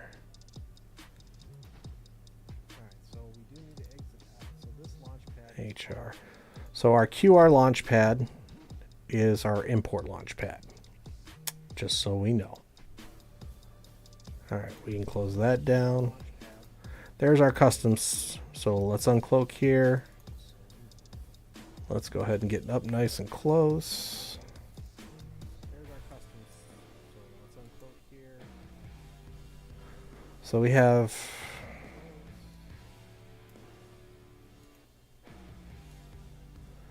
we got 15K worth of stuff here. So this is what we're going to do. Oh, dang it. We are going to split these piles in half.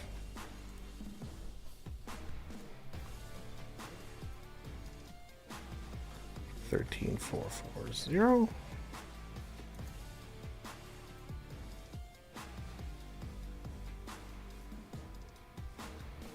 So this is going to become a kind of a weekly thing.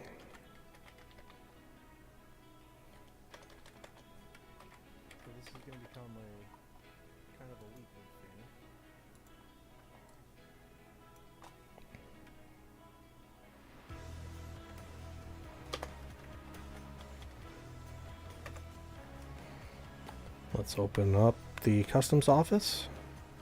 So we're going to take these 3, go ahead and drop them in here. Oh, you gotta be kidding. I'm just slightly out of range.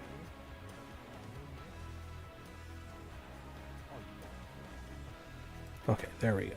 Now we'll take these 3. They're in there, and we want it at the QR launch pad. We'll go ahead and drop that down there and transfer it. And then we're going to go ahead and leave this into our customs office for now, so we can later tell it to transfer, because there's just not enough room in that launch pad right now. So we come back in a couple days. I think it's safe in there. I don't think anyone can take it from me. Yeah, this is my customs. I'm pretty sure it's safe. So we can use it as a storage unit for now. We don't want to transfer because there's just not enough space in there. So let's go ahead and push away.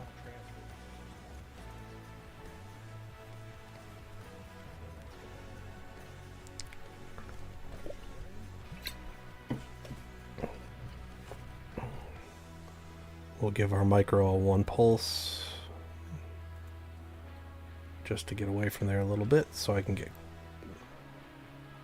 cloaked up again. Alright, let's go ahead and open up our PI window again. We'll open that up. So, we need this one to become our microfiber shielding. We'll install that. And then the destination is on that one. And then this one will become our polyamerids. Install. And that gets put over there. Create route. And then this one becomes our silicate glass. And that gets dumped into that launch pad. So it comes into this launch pad, goes into these advanced factories, and then from there it gets put to that launch pad and we export from that launch pad. So now we need oxidizing and silicon on this bottom one. So let's go ahead and route that. Oxidizing, create route, create route. Oxidizing, and there's silicon, create route. Boom, that one's now good to go. And now we need oxidizing and industrial fibers. So go back to this launch pad, go to storage, industrial fibers, create route, and oxidizing compounds, create route to the center one, and that one is as good as done. This one we need silicon and industrial fibers. Go into our storage, industrial fibers, create route. And silicone. Oops, no, that's not what we want.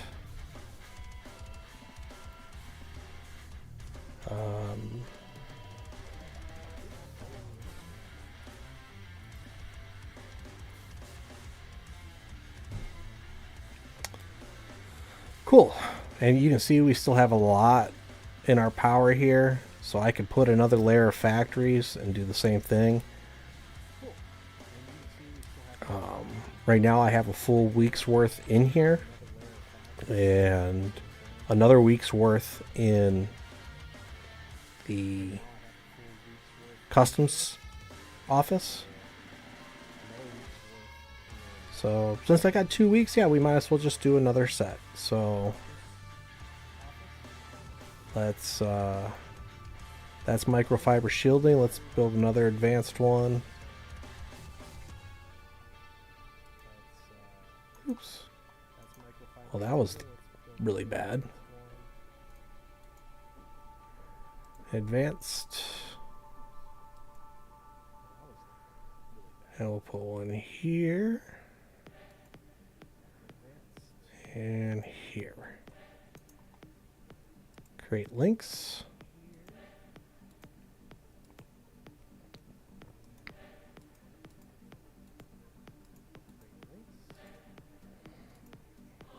Not pretty, but it'll do. So we want microfiber. We kind of want to keep them matched up. So microfiber shielding, install, create route. That's fine. Oh, let's submit these builds.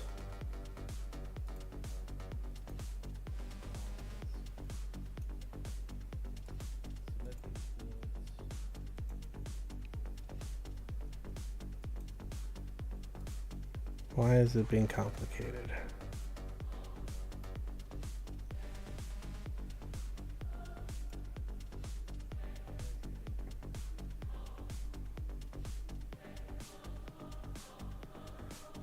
Alright, so we need to silicon on industrial fibers.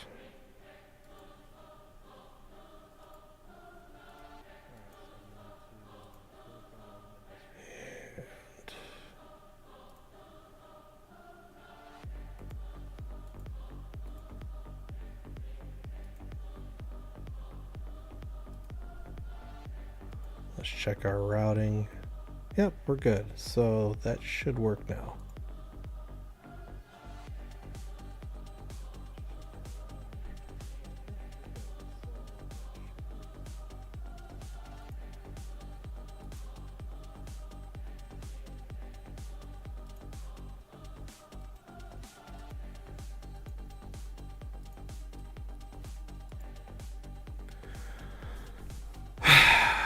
Why are you not cooperating? Sometimes there's little errors in this thing. So let's just cancel it. Let's try this again. Let's just do it one at a time.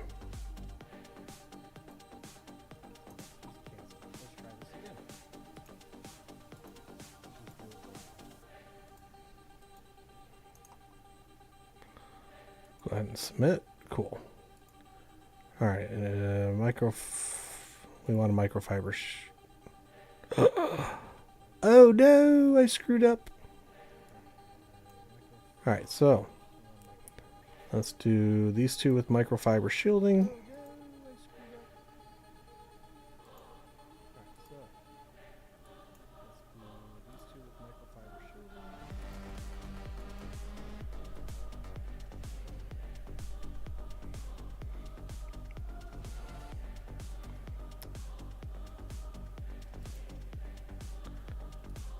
All right. So what was required? Silicone and industrial fibers. So industrial fibers, create route.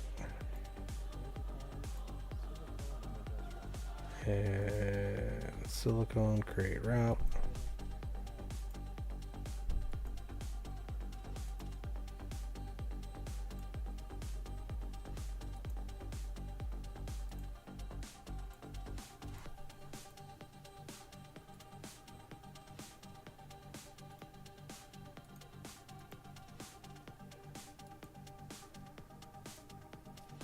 All right, we'll go ahead and submit that. That's a good start. So our microfiber shielding is good. Let's create another advanced.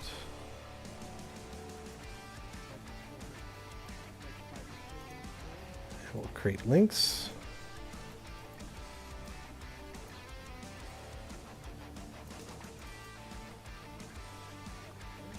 Go ahead and submit that build, just so it doesn't mess up on us again.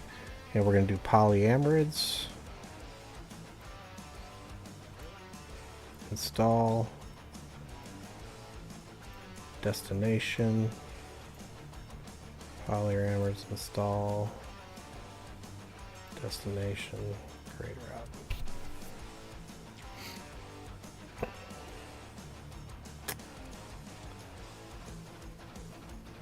Now we need oxidizing and industrial fibers routed. Takes a little bit more to set this up, but create industrial fibers, create route.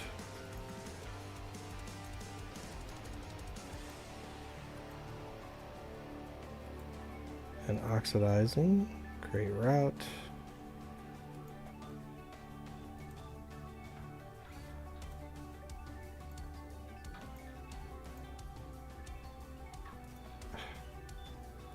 Sometimes it's so touchy. Create route. Good. There we go.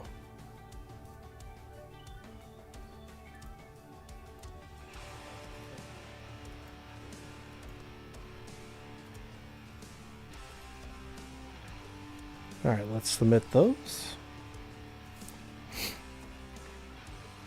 Now, unfortunately, in order to keep these running, I'm probably going to have to... No. With the production I got set up, I've got 2 factories for every one of these. So yeah, we're good. So I should have 4. I should have 2 for each factory. No. Because yeah. So I'm gonna be running at a deficit here without purchasing more, which is fine. It'll cost me a little, but it'll still make me money.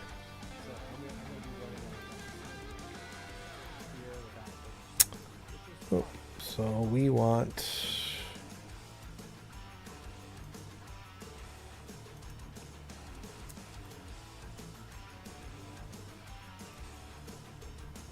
So we want this making silicate glass.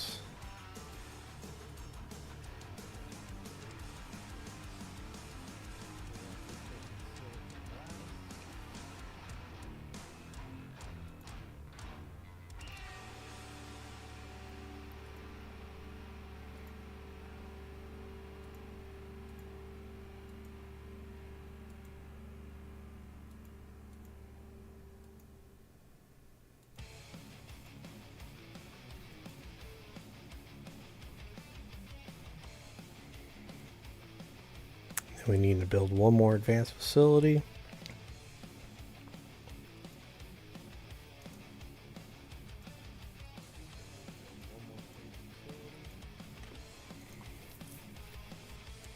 And this will make silicate glass as well. And then...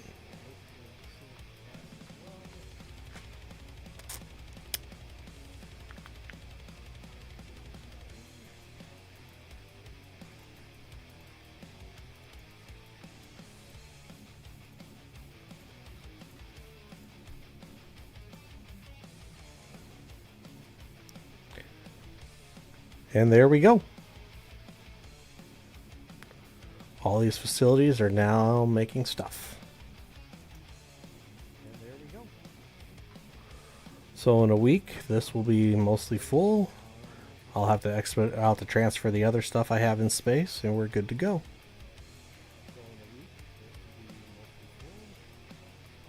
Let's go ahead and get Doc back up.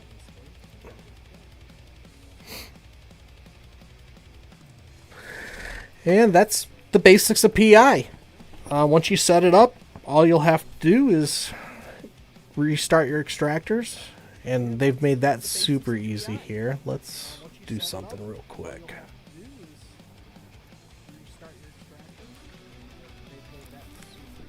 Oops, I gotta turn off my cloaking to warp.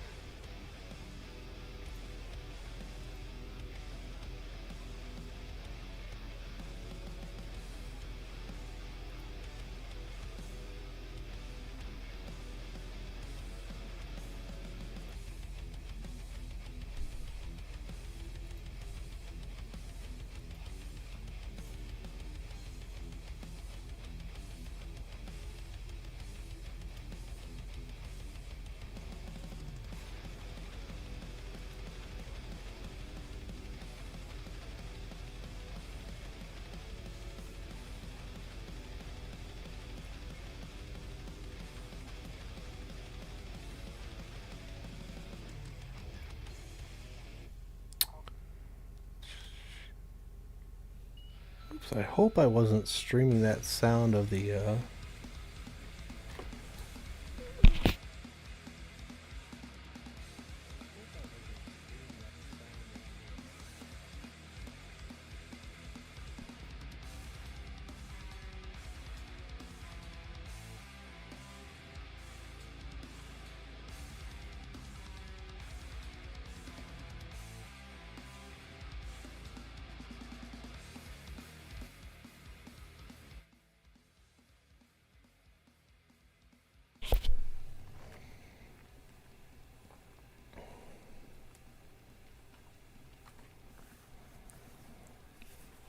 No, I wasn't.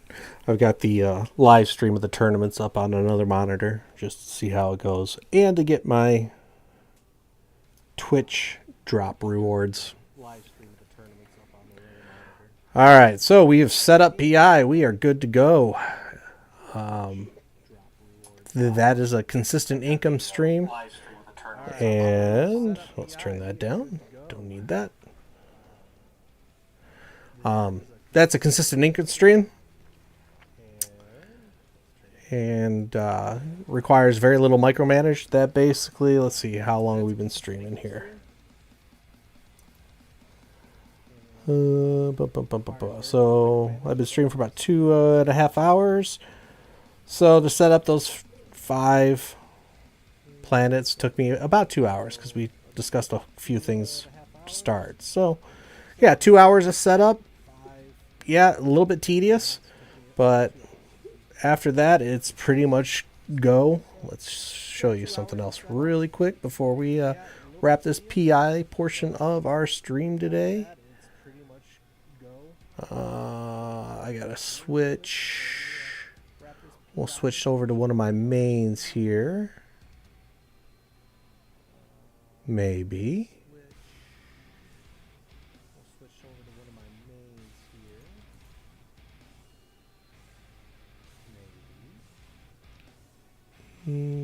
Captain Boomer.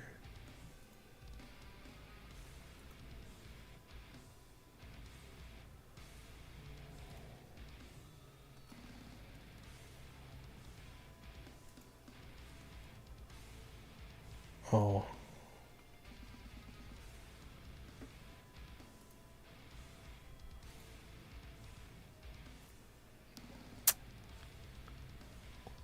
That is weird.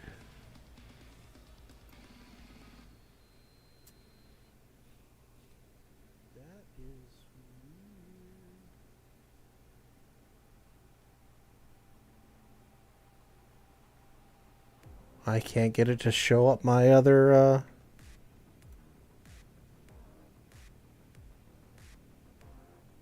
character.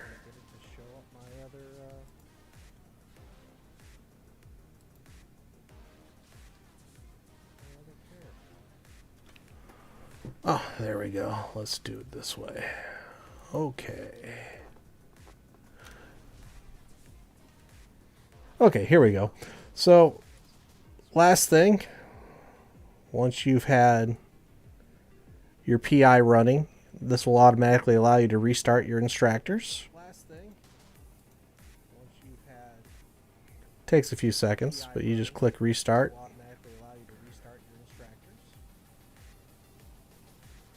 Restart. And the process begins. So that's all. For my setup, it's every 2 days. If you go every 4 or every week, just make sure you restart the extractors and make sure you're extracting enough that your factories are operating optimally. And by that I mean they have for every extraction they have enough. And that's what I showed you with the numbers on that spreadsheet. So, that being said, let's go ahead and get back to Captain Boomer. Swap that. Yep, Captain Boomer. So, that is how we do PI, folks. Not real complicated.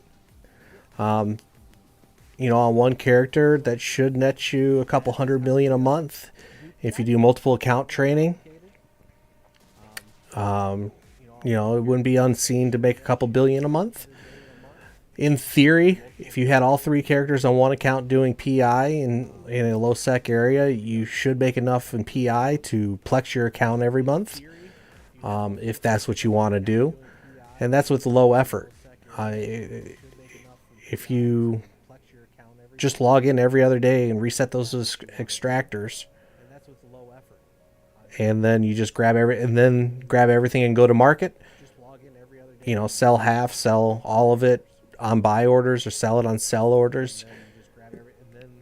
You'll make money. That's one of the easiest ways to have consistent cash flowing in. with that said, that is the end of PI.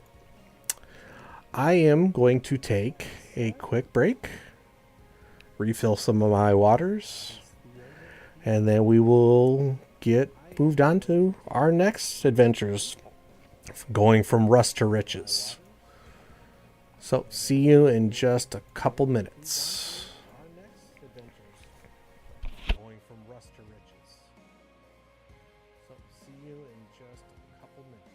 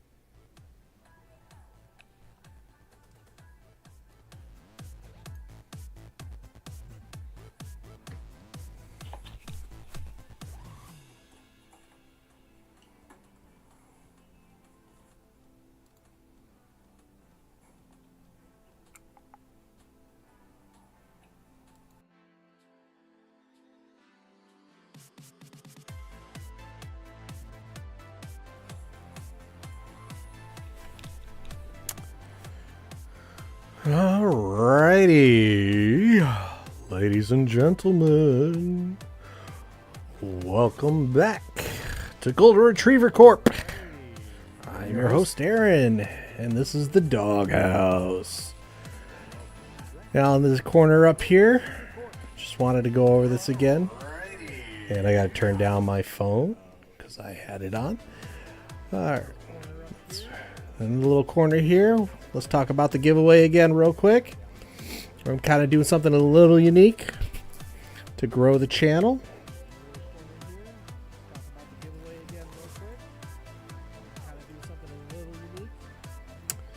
So what we are doing is every time we reach 100 member milestone of subscribers or followers on YouTube and Twitch, and we're doing it for both, I'm giving away 100 million ISK in game. So we hit 100 subscribers on YouTube, 100 million ISK. 100 subscribers or 100 followers on Twitch, 100 million ISK. At 200 subscribers or 200 followers, I'll give away 200 million. Then 300 million, then 400, then 500. And then when we hit 1,000 subscribers, I will be giving away 1 billion credits in addition to 1,000 Plex. That's both for Twitch and YouTube. Now, how do you enter to win? Really simple. In game, message me Captain Boomer Gold. I'm in Golden Retriever Corp. It's just Captain Boomer Gold. BOMER Gold. Find me, message me in game. Tell me your screen name on Twitch. Tell me your screen name for YouTube so I can verify that you've subscribed. And I will keep track of all of this, and the sooner you enter, the more chances you have to win. So if you're one of the first 100, you'll get an opportunity to win all along the line. If you're 100 to 200, well, you'll miss the opportunity to win at the 100 level. Additionally, you guys are my founding members. You guys are going to get me to the point of monetizing the channel, which is a huge milestone for any content creator. Once we hit that 1,000, no one else can enter in these things again. I'm going to have monthly drawings for our founders. So be an early adopter, support the channel early. Give me your in-game information via the in-game email. Not in the comment section, but in the in-game email. And then tell me your Twitch handle, tell me your YouTube handle so I can verify. And you can do both, because the giveaways are going to be for the Twitch giveaways and the YouTube giveaways. And then once again, every month I'll do another giveaway just for our founders once we hit that 1,000. I'm not sure what they'll be. There'll be ships, there'll be Plex, there'll be skins, whatever I get. Game time. But you will be the founders. And I might even do something a little interesting, is for the monthly giveaways, the earlier adopters will have multiple chances. So get in early, subscribe, like, follow. Liking is liking, but subscribe and follow based on the platform, and we will start giving away money. Start giving away ISK. If you're stumbled across my channel and you're not playing EVE, sign up for free. Play the game. Click my link down below, get the 1 million free skill points, and you can you can win too. And we'll help you along the ways. If you're totally brand new, tell me that in the message. I want to know. I will try to do for any brand new players that started because they found my channel. I'm going to try to do some extra special stuff. So you need to let me know. And I will create the wonderful spreadsheets that are EVE Online. And as the meme goes, spreadsheets in space. And I will try to do special stuff for new players that come in. So I don't know, I only have so much ISK I can give away at any given time. I still need to create wealth for myself, but we are working on that. Which brings us to our theme of the day. Turn that down just a tad. we are working on our Rust to Riches. That's going to kind of be the focus over the next couple streams here. I'll be streaming again next Sunday, the following Sunday. The wife and I have our anniversary weekend getaway, so I will not be streaming. And I'll probably do a stream the following Saturday instead of Mondays because of Mother's Day. So we got Mother's Day plans. Although I might be able to stream for a little bit on Sunday, but we're hosting, so I probably won't. Oh no. Alright, so the next phase, we worked on our PI stuff. That's set, that's good. We are done with the PI until I can do a 6th planet, but I'll do that off stream because that's not a big deal. I showed you how to set up a PI down in the description on the YouTube channel. I also have a link to a Microsoft Sheets that shows you all the tier 2 production you can make and how you can make them on just one planet. We did that earlier. The example of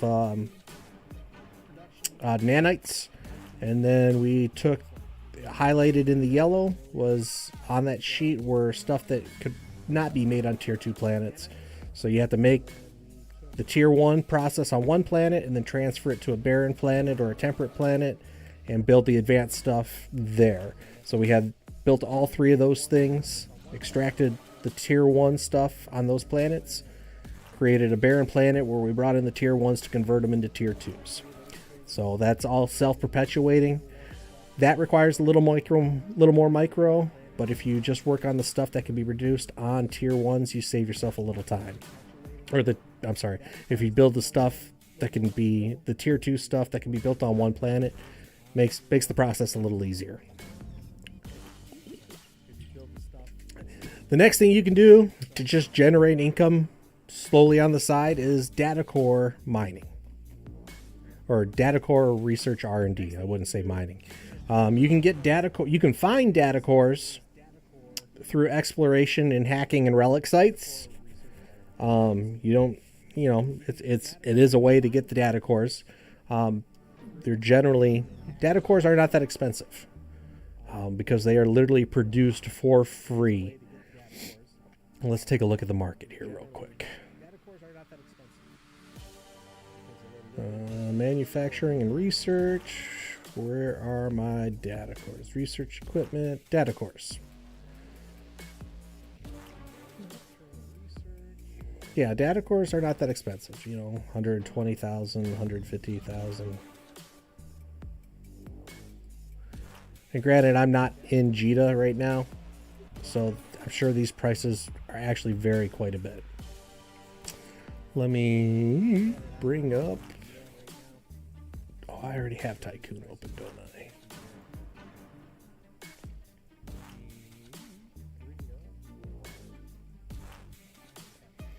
Really quick, I'm going to just take a look. I'm not going to put it up on screen, but I'm just curious. Research equipment, data cores. So in JITA, some of these data cores go for 100,000. 90,000, 100,000, 100,000. So it looks like most data cores go from, well, some of them are really cheap, like propulsion subsystems, quantum physics. Most of the R&D data cores will range anywhere from 50 to 120,000 ISK. So it's not a lot of money. But once you set it up, all you have to do is go pick them up. It's probably one of the most passive revenue streams you can get. Close this down. All right, so how do you get data cores? Let's go into our agency tab here. Oops, I'm on the wrong screen again. How do you get data cores? Let's go into our agency tab here. I'm resetting my extractors on my other characters right now too. Alright, so we're back on Captain Boomers. Alt-M for the agency tab. We're done with resource harvesting here.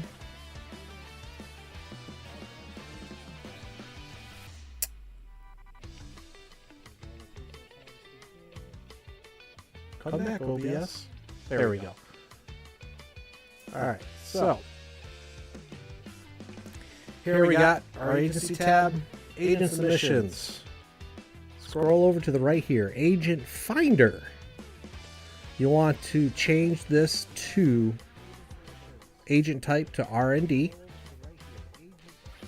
And then you'll want to find your faction or whichever corp you want.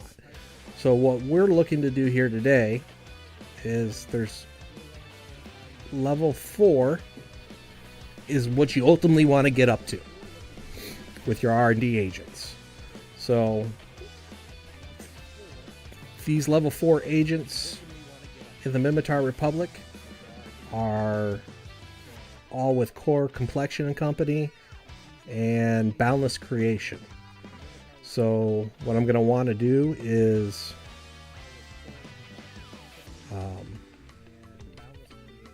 get my standings up with those two corporations.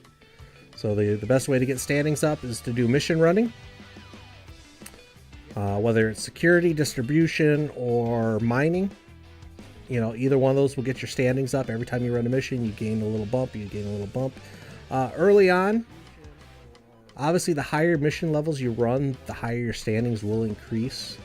But if you're running security missions and you're a new player, can you do level 4 R&D? The answer is yes. But you're going to have to run a lot of level 1 or level 2 or possibly level 3 missions to get those standings up. But to get level 3 standings, you only need a standing of 5.0 or better. This can be accomplished several ways. Mission running, that definitely helps. Let's see. Interaction, go into your character sheet. Here's your characters. Let's see. Do I have Boundless Creation here? I know I do.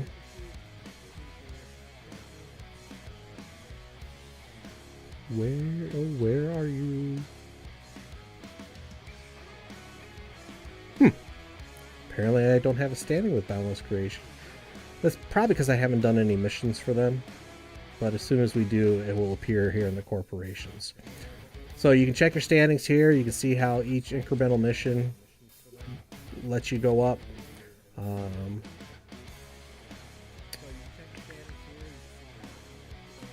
wish you could sort that better. So part of the reason why I have standings with these guys is the fact that I have Mimitar standings, because that affects your corporations within Mimitar. So, close that down for a second. The other thing you can do to help your standings is you go here into your skills, there's a social tab.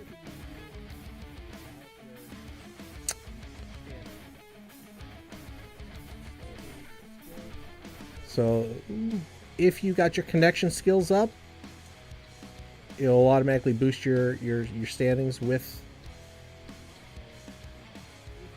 various factions automatically. It gives you a 4% bonus off your base. Let's see, there's connections, and then all that negotiation gets you a 5% better pay. So right now I don't have security connections, mining connections, or distribution connections. So if you want to primarily run those missions, you get bonuses for the payouts.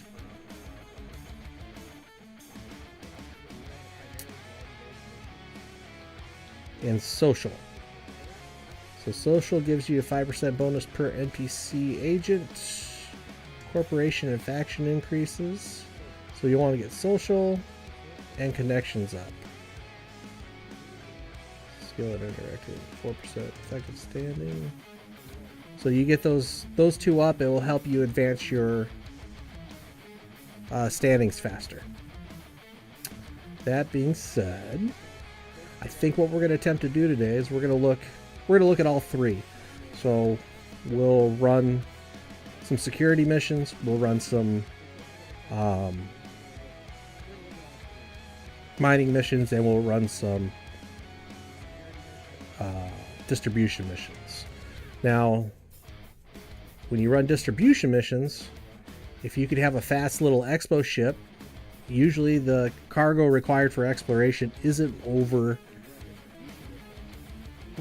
Usually isn't over 400 M3, so you can usually use your exploration ship to get around, since they are faster than your miners or your haulers. But we're gonna experiment. We're gonna see where the most efficient time is. So we're gonna look at 3 things. We're gonna look at ISK made. We're gonna look at loyalty points made, and we're going to look at standings gained. And we're going to see an hour mission running with an hour security, an hour of mining, or an hour of distribution missions, where our highest gain is. So I'm going to put that on here. So I'm going to make myself a little note.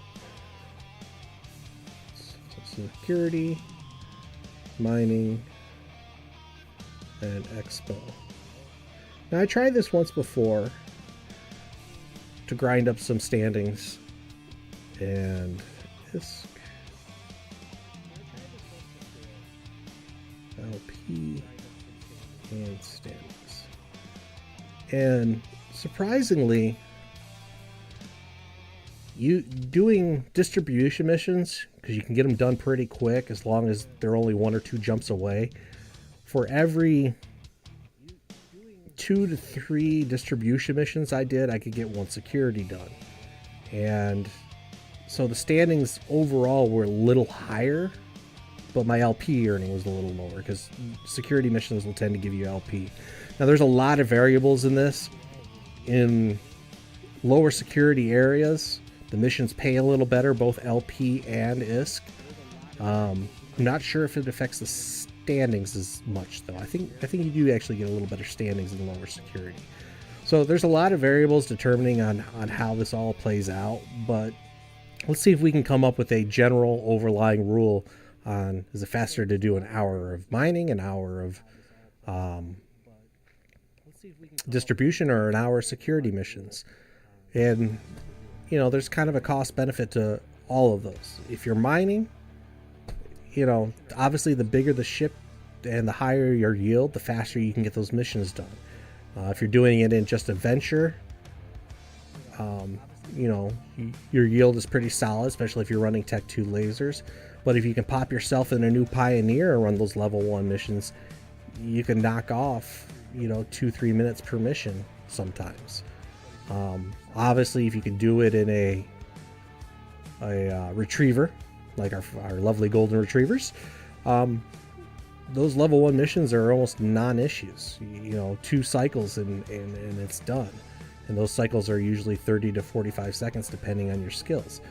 So those missions can get done super quick. You run an exploration, or not an exploration, a distribution mission, and you run it in an overcharged explorer vessel. As long as you're not having to run more than 2 jumps away, it's in and out of station. Boom, boom, boom, boom, boom, boom. The security is the big variable, because you got to assume the cost of ammo, which usually is self-buying. You get bounties most of the time. You do need to be a little careful on the security missions. You got to see what faction you're going to be fighting against, because if you're trying to raise your standings, you don't want to lose standings with other factions necessarily, so you may have to decline that mission. And you're only allowed to decline once every 4 hours without losing standing. Now, you can take the standings hit a little and then just run another mission. And usually that, you know, warring with another, when they have one of the factions you don't want to lose standings with, those missions don't come up as often if you're repeating with the same agent. So, like, if you're running a security agent and they want you to go kill Caldari, you decline it. You may not see another Caldari mission for 5 or 6 missions, so you have time to recoup that standing loss. Only rarely have I seen it come back to back. Fight Caldari, fight Caldari. You're like, I don't want to take the hit. So it's not really the end of the world, but if you notice that you're losing, maybe just go find another mission agent to run with.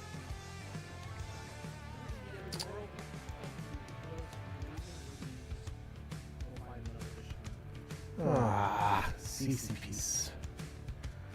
For whatever reason.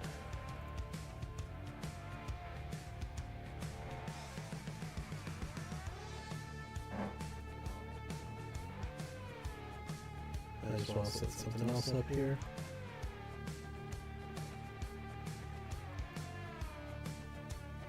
Alright, so let's take a look at where we want to go.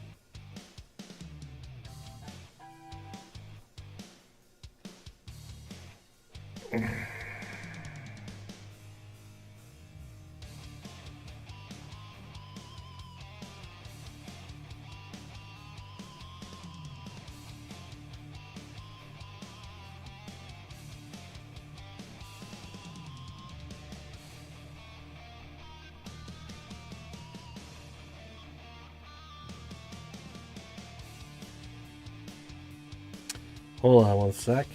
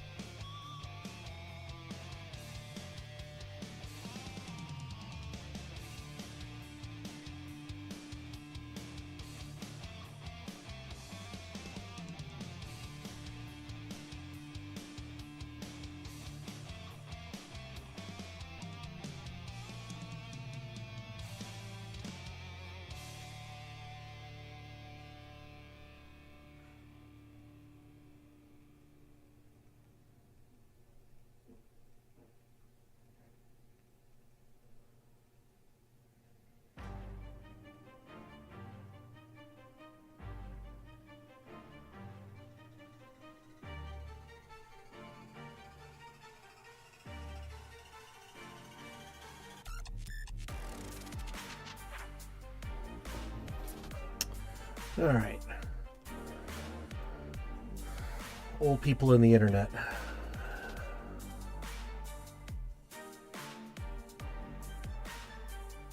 Okay, go ahead and close that down. Okay. So, first thing we need to do is decide where we want to go do mission running. So, obviously, the ultimate goal is to set up R&D with these guys. But I obviously don't have the skills. So I could set up with a bunch of level 2s, and then when I qualify for the level 3s, we'll go ahead and do the level 3s. I'm not in a super rush to just do the R&D. The data cores you develop research points on a daily basis, and the higher the level, the better it is. But it's based on a really strange formula. You can Google it, but basically it's based on your research skill, it's based on your standing with the agent, and it's based on the skill that the data core that you're using. So like nuclear physics, if the higher that skill is, the more data points per day you get from doing R&D research. The other thing that happens is they will send you messages saying, hey, I need help. Come back to us. And they usually want you to deliver some titanium or run this little errand for them, and it'll boost your standing. So do those periodically. But a lot of times those R&D agents are 10, 15, 20 jumps from where you want to be. I mean, well, these guys are close by.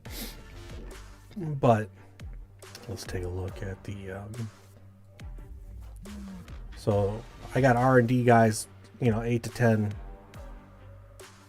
jumps away from me, which is fine for level 2s. But when it comes to doing when I get it up to level 4, it's a little bit higher. So, oh no, these guys are close by too. This one guy's 59 jumps away. So let's take a look. Set destination. Yeah, I can cut that down if I'm willing to go through low space, but I'm trying to make money, so I'm trying to do as low risk as possible. So we don't necessarily want to do that. But what I can do is let's go ahead and do a level 2. I'll show you the setup process on this. But you go into your industry tab, you go to research here, and this will show you what R&D you're doing. So with this guy, we'll go ahead and run over to him since he's only 6 jumps away. Ah, crud. So let's do show info. He does electronic engineering, molecular engineering, and nanite engineering. Actually, that's not something I want to do on this character, so let's do this one. Show info. Rocket science. So nuclear physics. That's a good one. Let's see if I can find Minotaur ships.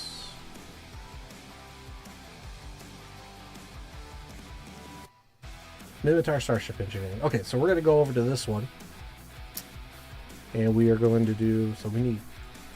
Let me make a note here. Core complexion. And boundless creation was the other one. So those who we're going to do mission running with. Bound.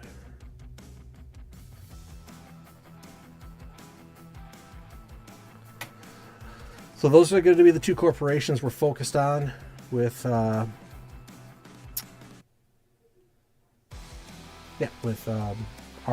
So we need to grind those up. So we're going to go ahead and jump to this system. And I am going to get in my little fast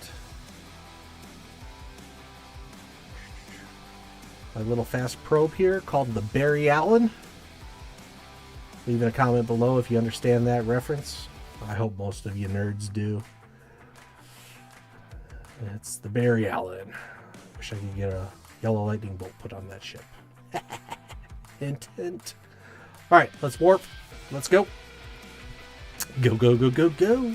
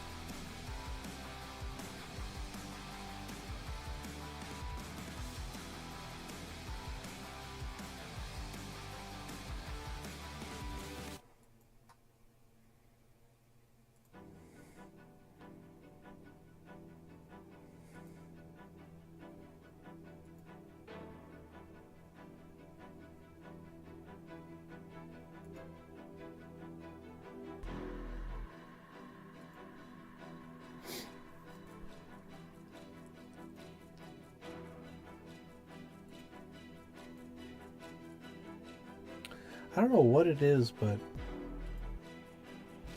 CCP on day 2 with their Twitch drops for the tournament is not showing credit for that.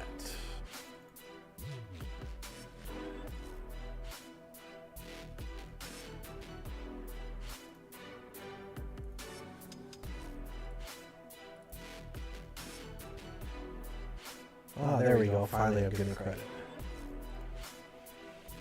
I mean, it's only Evermark, so it's not a real big deal, but I always use my Evermarks to cash into the daily goals to get my daily rewards every month. So it adds up. How am I doing? Oh wow, Captain Boomer Gold has 118,000. So I'm good for a couple months.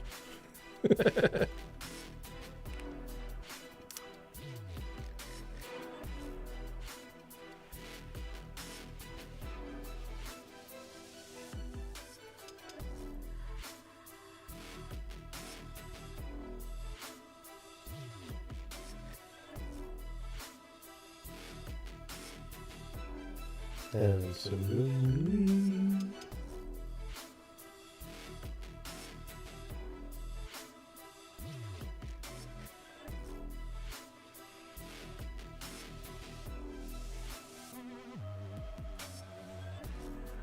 alright, so let's go ahead and keep warping. EVE Online, where the name of the game is Warp, Warp, and more Warp.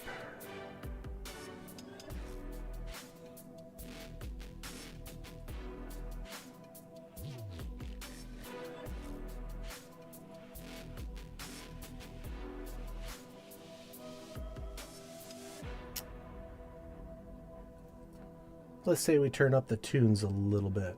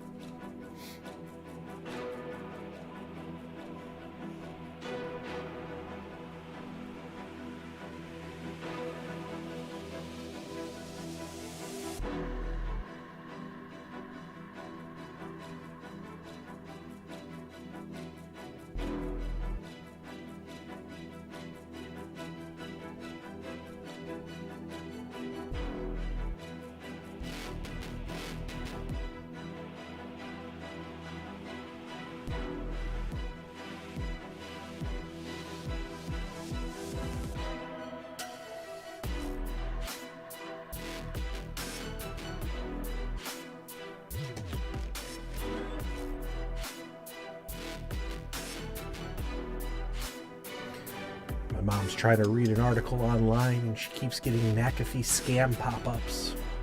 Those scam sites are just ridiculous. You know, of course she's trying to read an article about doggies. And the scammers create fake dog article websites. And they make those antivirus pop-ups. You're in danger! Gotta watch those parents. Those scammers are getting sneakier and sneakier.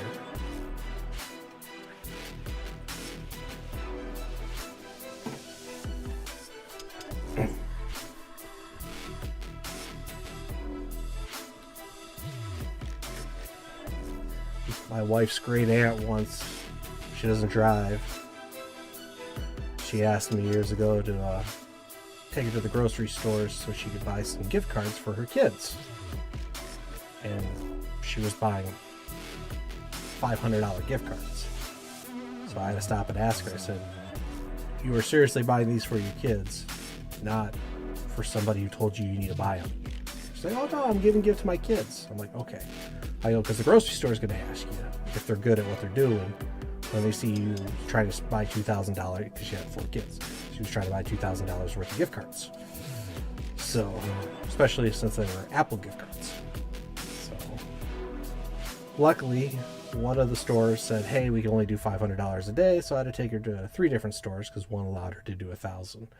But at 2 of them, a manager came up and asked, you know, make sure that she wasn't getting scammed. And here I am, this young guy. I'm like, this is my wife's aunt. Great aunt. I go, she's getting gift cards for her kids. I'm making sure that she's not getting scammed. No scam artist contacted her. But I was glad to see that at least 2 of the grocery stores, I think it was 2 of them, was checking with her. And they had limits on how much you could buy at one time. So, a little inconvenient because we had to run to multiple stores, but glad to see it. So, alright, so over on your agents here, let's open up this agent. You hit start research. Agent of interest. Mimitar Starship Engineering. That's exactly why I came over here. I think that's the only one that's available to me. Because... Nope.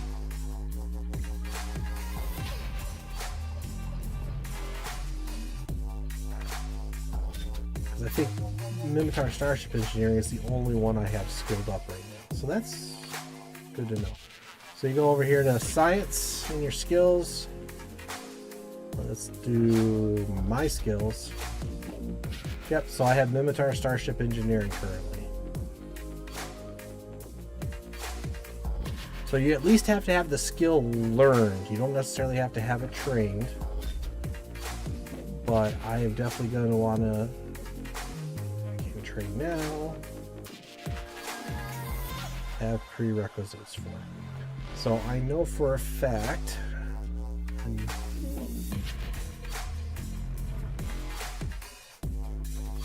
Where did I put my little notes? There.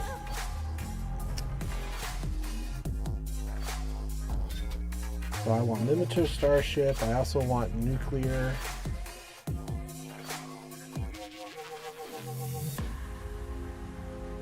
Nuclear physics. We'll go ahead and learn that. Boy, that's expensive. I want plasma physics.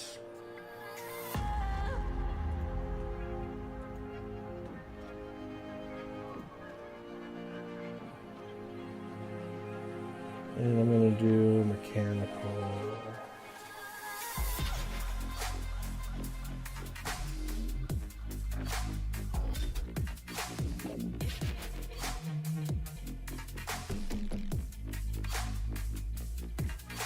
Boy, those are expensive.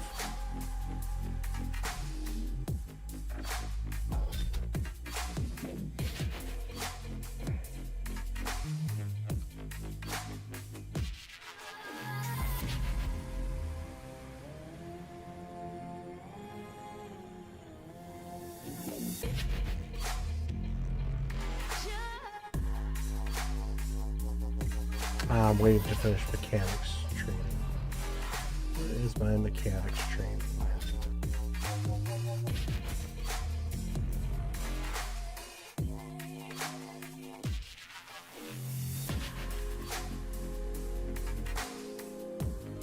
So once you've done that, you start the R&D. That's all you need to do.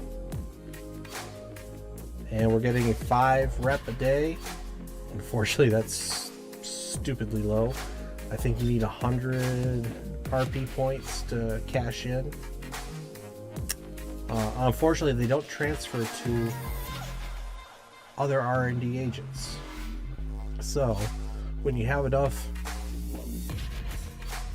R&D points, you click buy data cores, and you need 100 research points.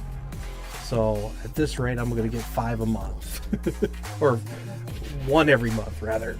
At 5 research points, a day, it's going to take 20 days. Do math, Aaron. At level 4, you get way more. You get a data core every couple days. Obviously, once I get those skills up, those will go up as well. So, next thing we need to do is let's go ahead and find ourselves some core. We'll stick with the Mimitar faction, and we want a core complex. So let's get these grind up. Since I got my quick flyer, let's go ahead and do distribution.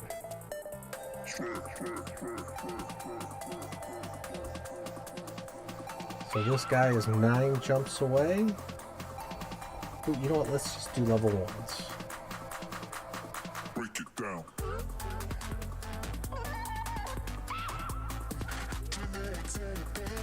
Yeah, break it down.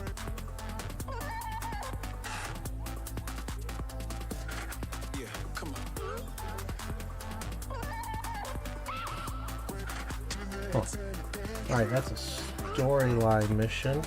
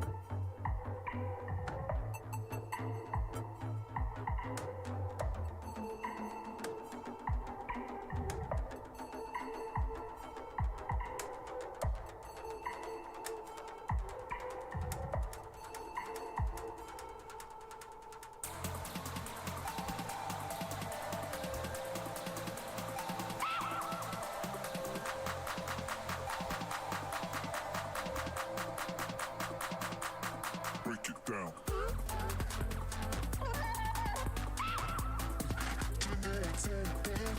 Yeah, down.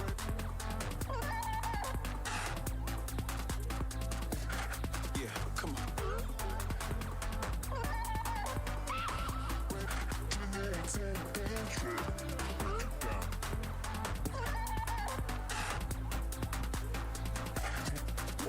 All right.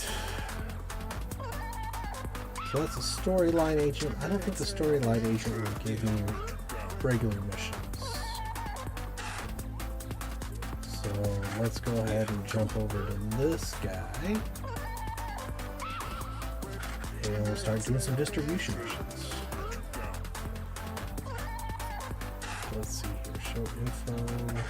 Standings. So right now with Core Complex, our standings are 1.2. And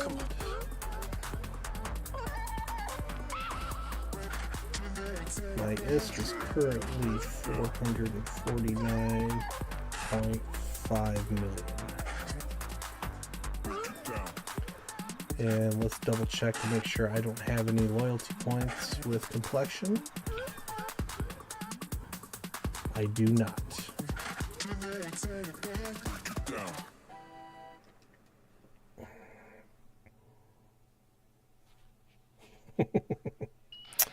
My mother is cute. Alright, let's go ahead and head over to that guy.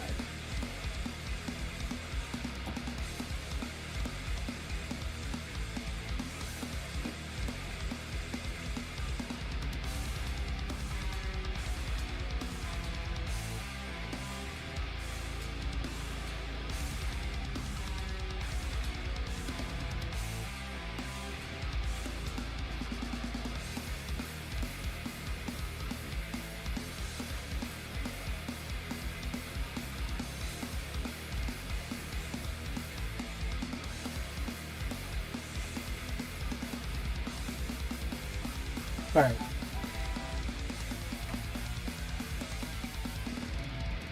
As soon as we get in station here, I'm going to start a 1-hour timer.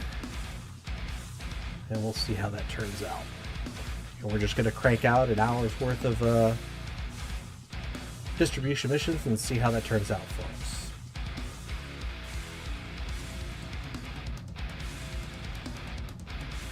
Sweet.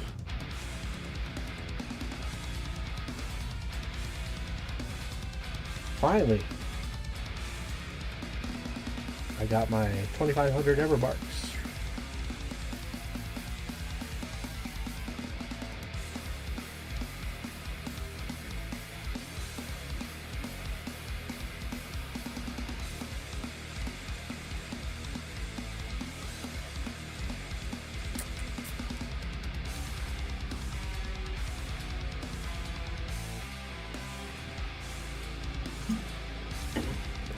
I need something like the Abyss tracker for mission running to see how well we did.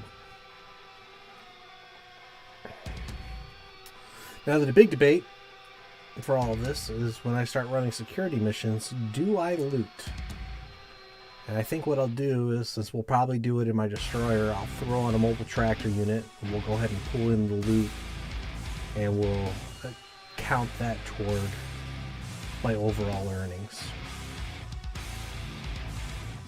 Alright, so this place has got a mining agent as well, so we can come back here. Oh, it's a level 2.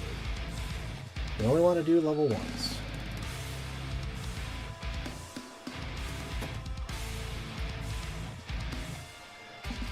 Unfortunately, level 1s sometimes are combat missions too. I dislike this lost the bet, but that's fine.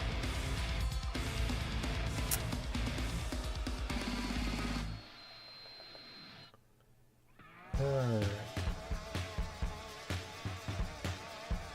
One thing I like to do when I do these missions is have my item hanger always open,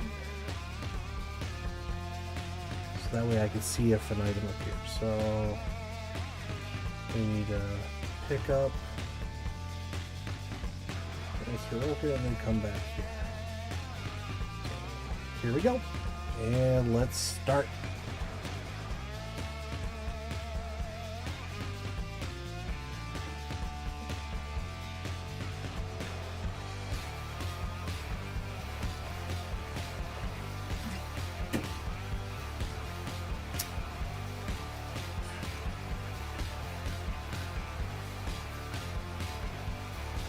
Alright, well, I'm not going to watch those anymore.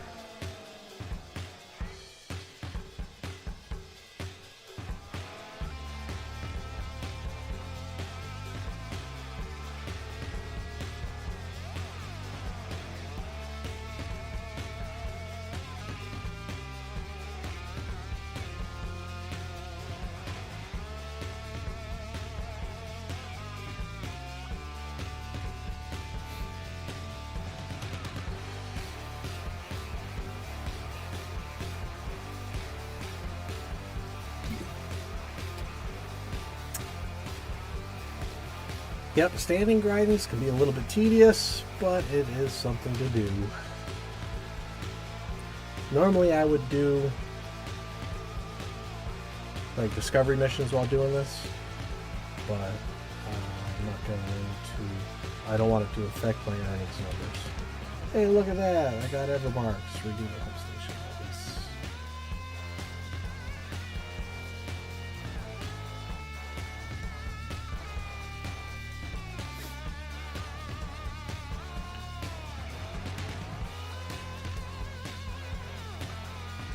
I may only do half hours. Alright, pick up the doll, undock.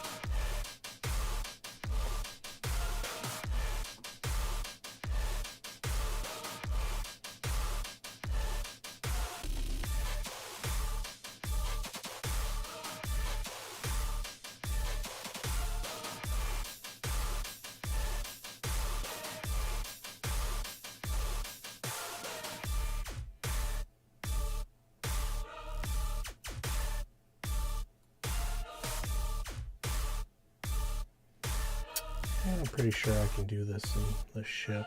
I don't think combat is an issue here. If it is, it's going to definitely delay things. Because I'll have to run back and get my combat ship 9 jumps away.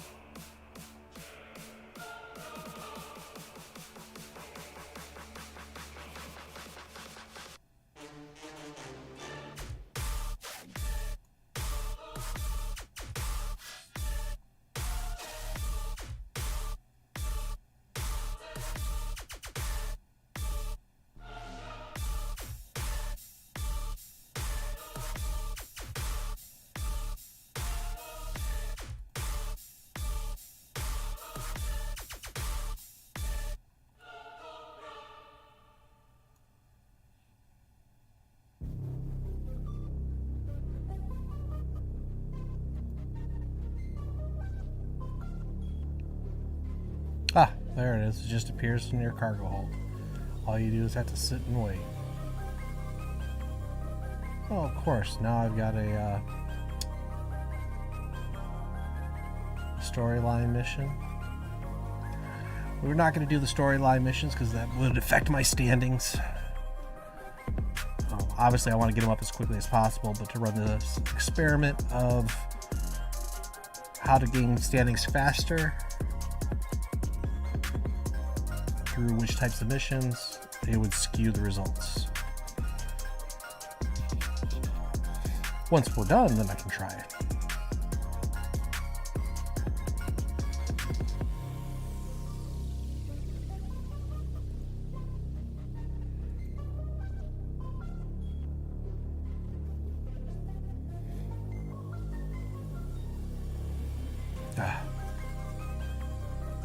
I really hate this mission, lost the bet.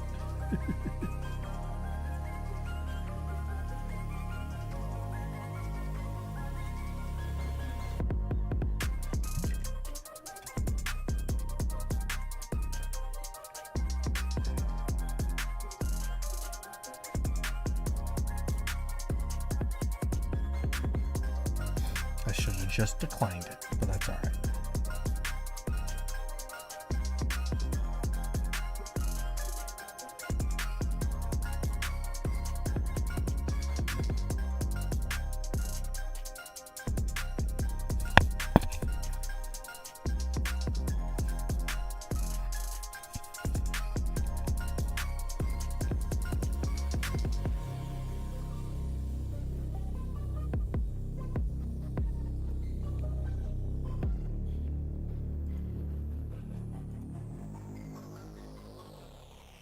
Oh, look at that. I've completed my daily goals for the day.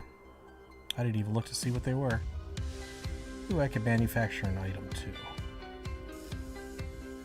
So let's go ahead and do that.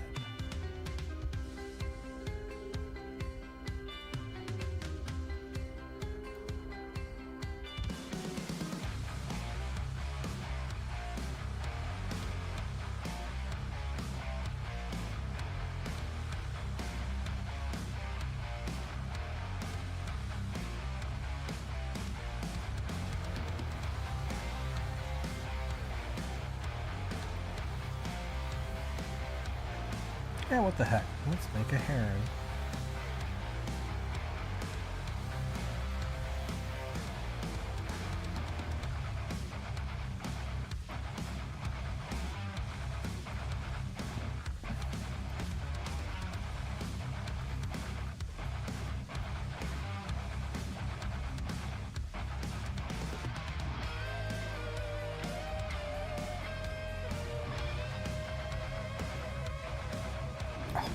Alright, this is why it pays to have a micro warp drive.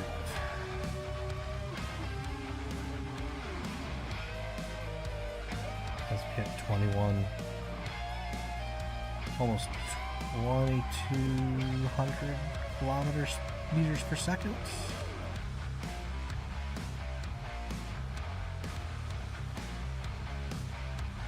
Oops. There was a cargo canister I was supposed to open there, so we'll have to warp back again.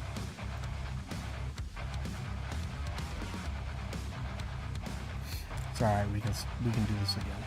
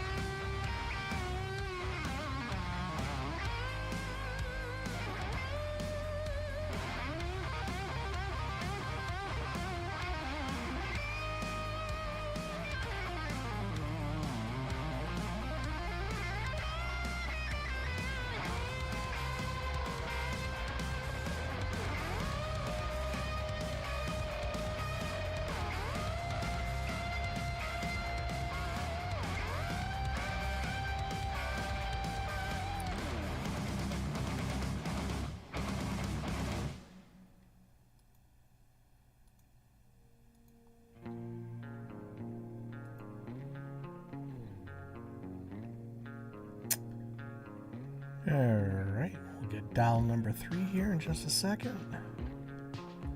And since I screwed up, I'm going to have to warp back to the beginning.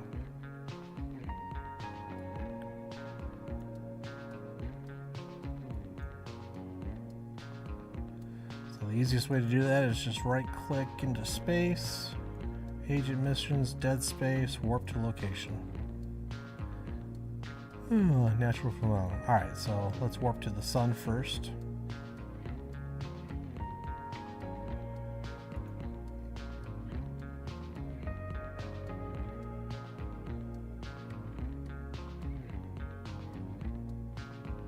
Hello, big ball of gas. And then let's... Oops. Warp back to that location. Yeah, where you're in dead space through acceleration gates, you can't just warp back to the beginning of the dead space area. It doesn't work.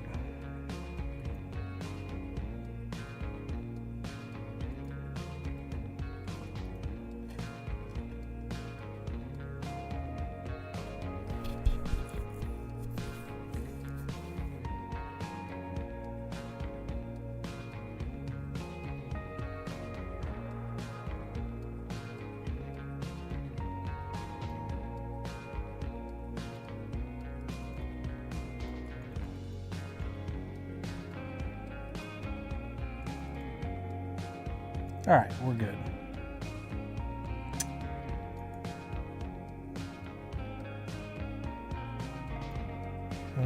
We need to go back to Hot Tomo.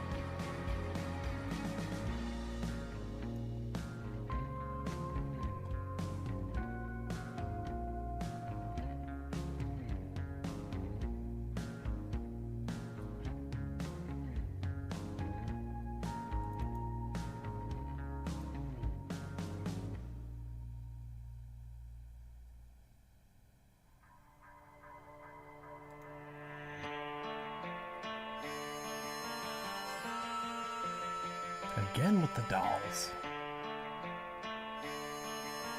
Oh, this is a mining mission. Son of a gun.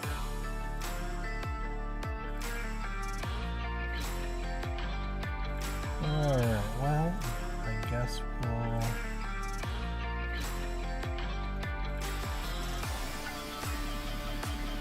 do this real quick.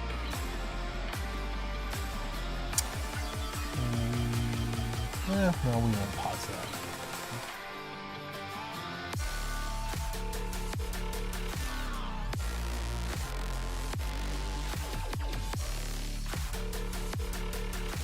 However, I'm going to board a Corvette.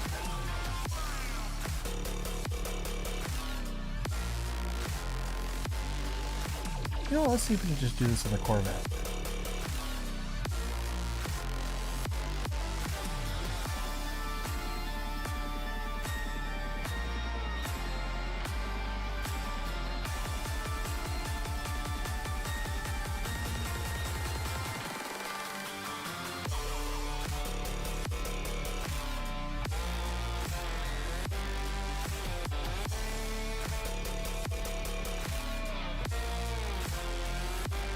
just warp in real quick to see what it looks like. If not, I might just have to make an adventure.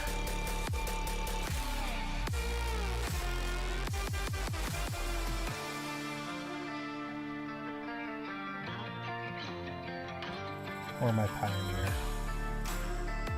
No. We'll go get adventure real quick.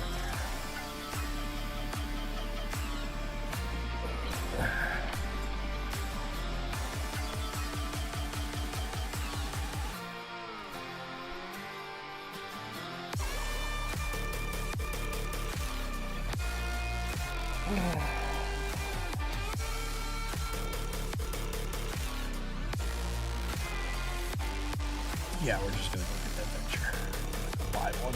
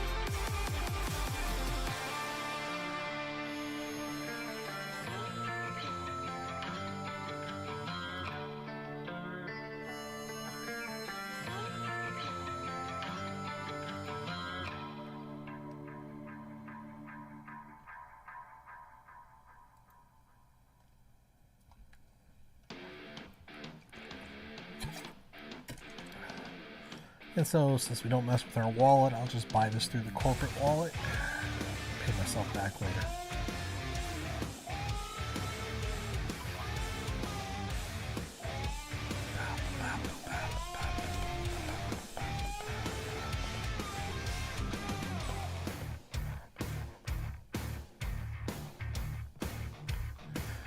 Warp, warp, warp.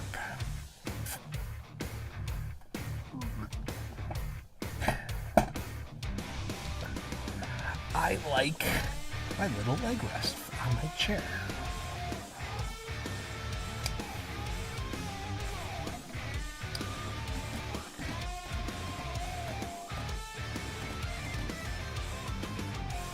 I don't know if anyone out there has seen Project Hail Mary, but I highly recommend it. They did a pretty good job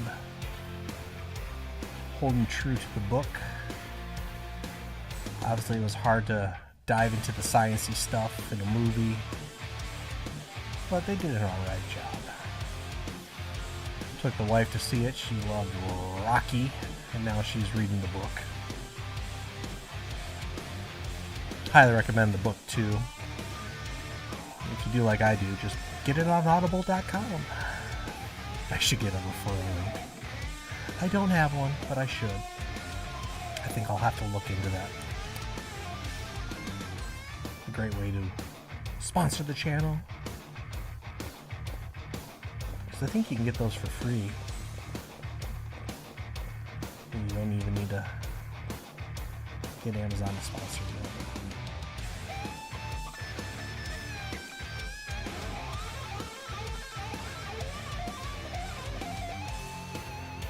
How much is this fit in? I think it's like 6 million?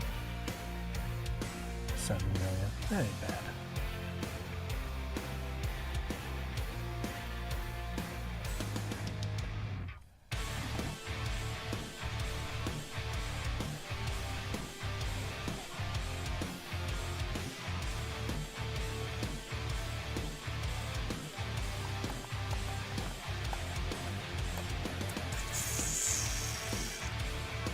Jump, jump, jump, jump, jump, jump, jump.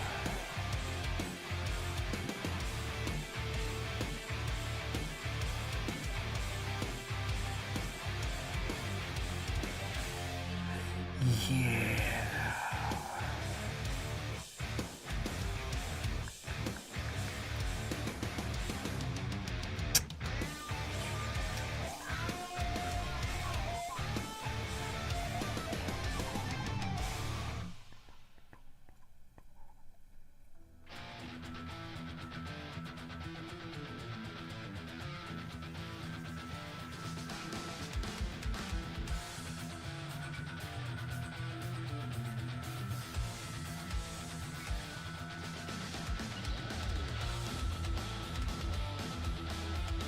really wish they make Corvette warping speed faster.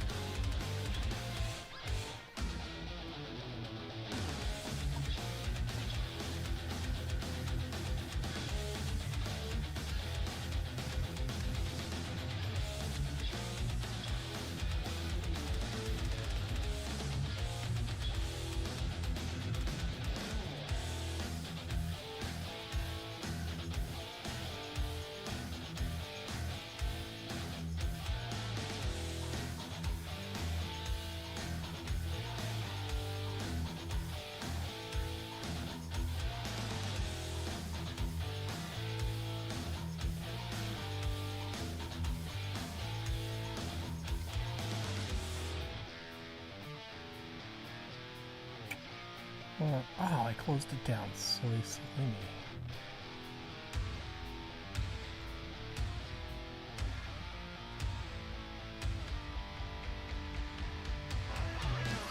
Buy this. And go ahead and use the Court Master Wallet this time.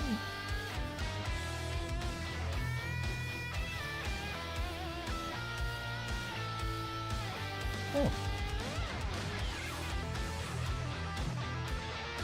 Yep, just under 7 million. Okay.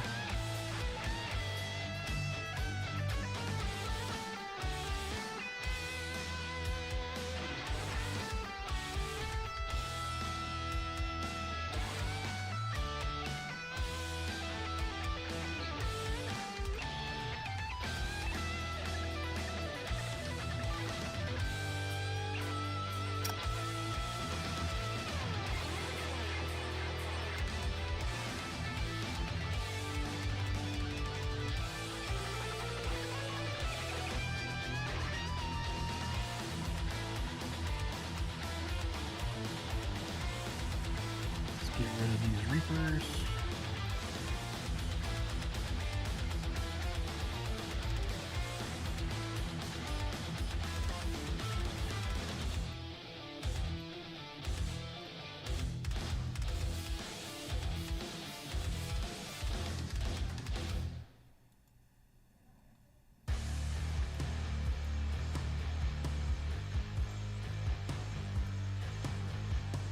All right, let's go.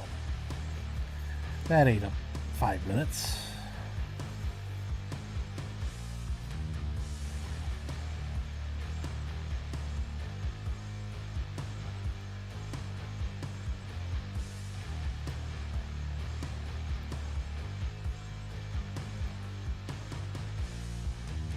On the upside, now I at least have a venture for when I get ready to do mining.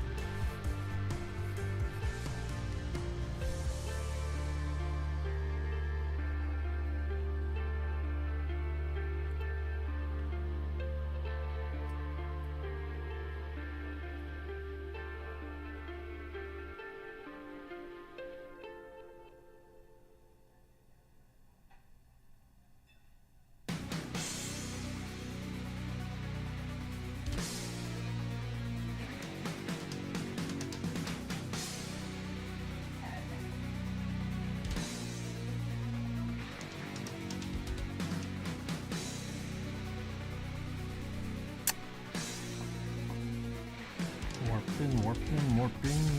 Keep those ships are warping.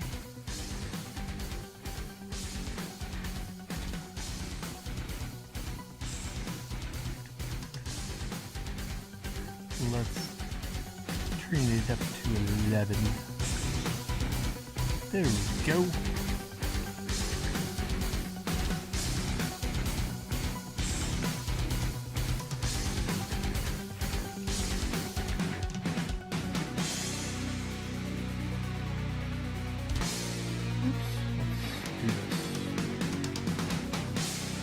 I almost warped back. That would have been bad. Bad, bad, bad. See, who needs a voice changer? I can just talk like this.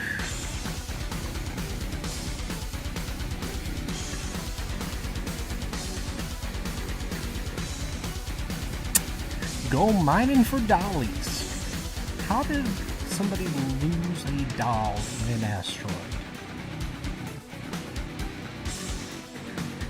Ugh. Jesus.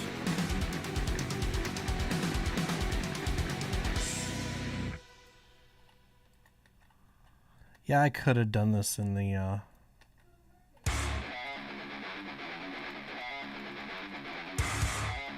could have done this in the Corvette.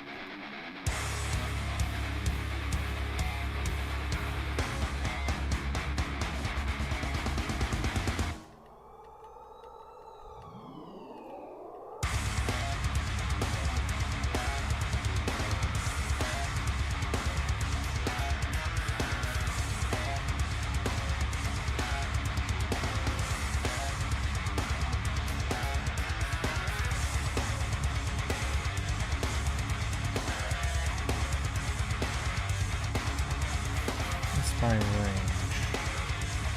12.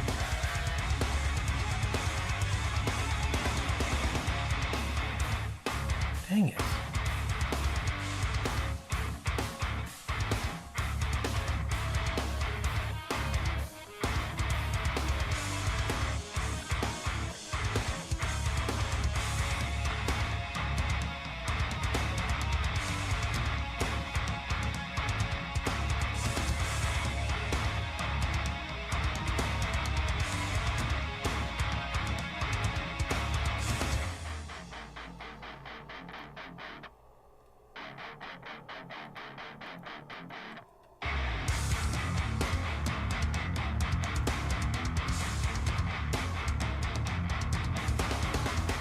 Oh boy, I got a critical.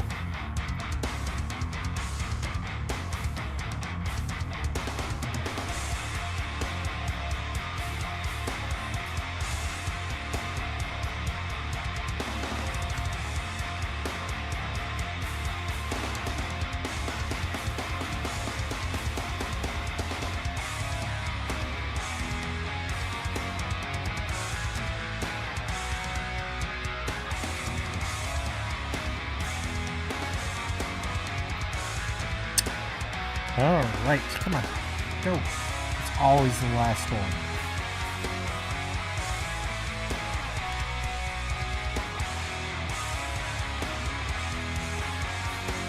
Let's speed this up a little bit.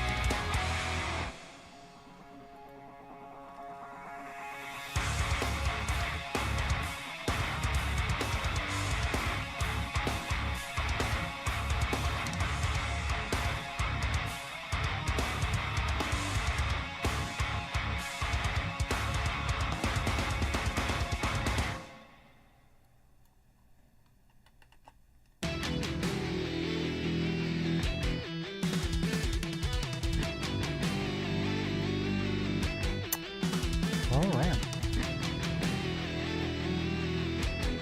I got the doll and I got a whopping 27 belt spar. Woohoo! Alright, let's go ahead and travel. Oh, you back up.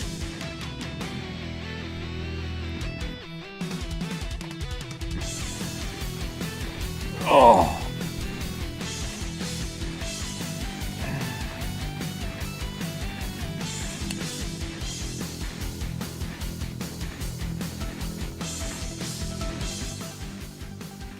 down just a little bit.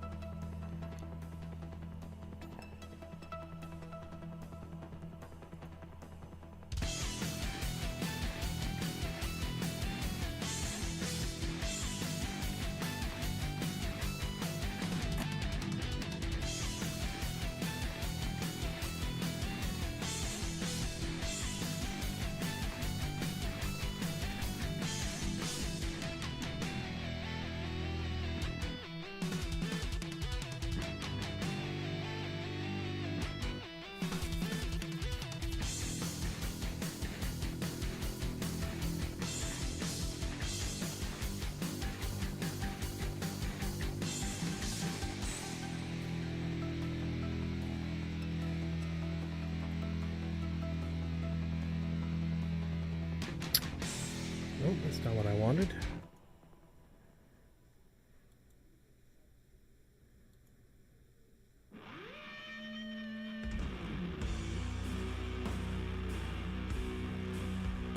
Well, shoot.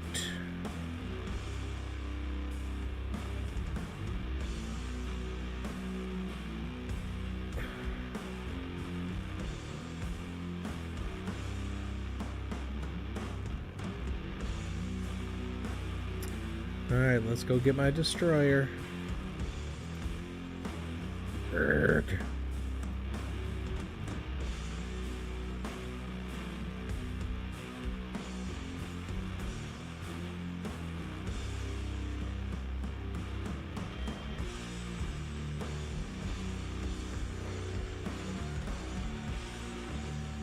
And I forgot to accept.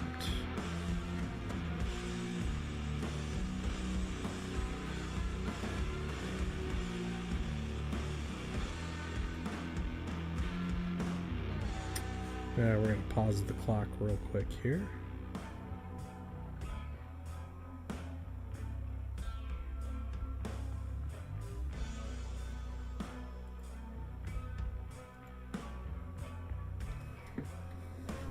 Ugh. That's the only thing about these silly level 1 distribution missions is sometimes they're mining and sometimes they're PvE.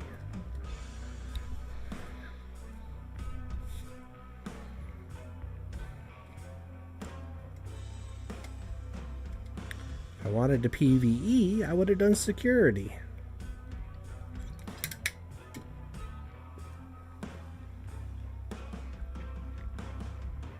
You know what? Let's see if I can find a shuttle on the way.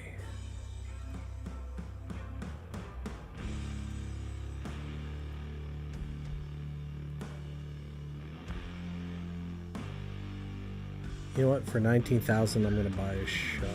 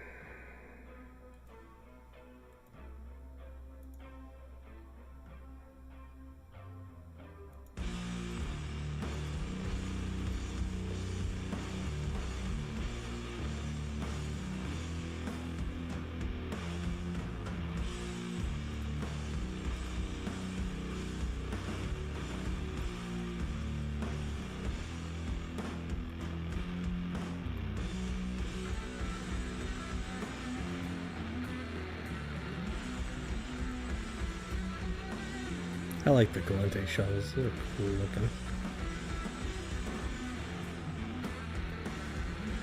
Alright, this should save us a little bit of time since this warps at 5 AU and they align faster. Ugh.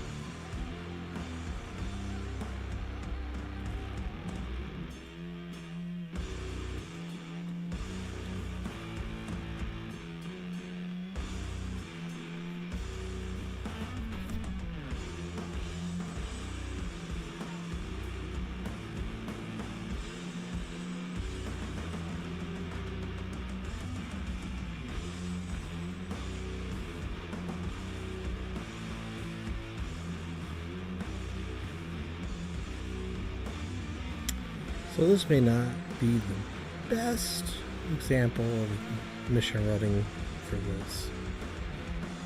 But once you get set up and get your stuff in one area to grind these missions out, they definitely will go quicker.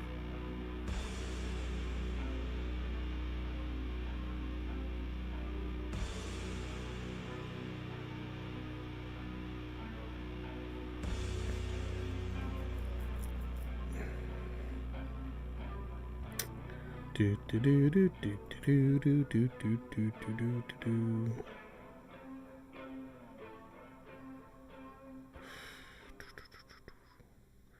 Warp faster.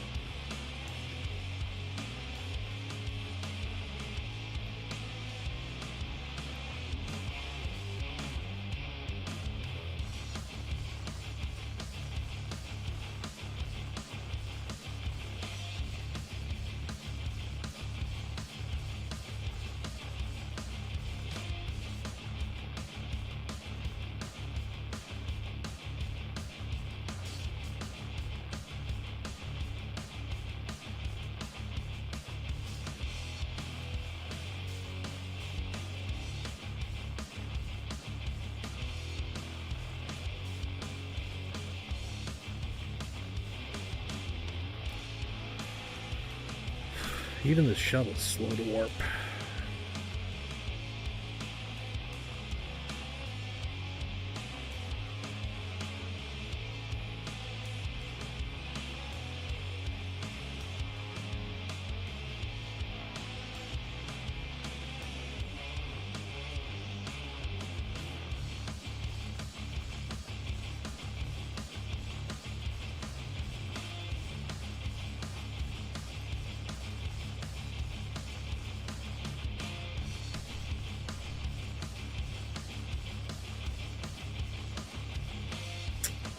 Now, something to keep in mind. Yeah, I did start doing the R&D with the one guy.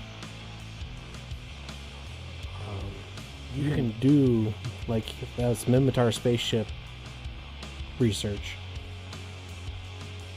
Now, I can do that with other characters. I think you're limited to 5 if your skill's fully level 5. And I could just do Minmatar research with a bunch of characters.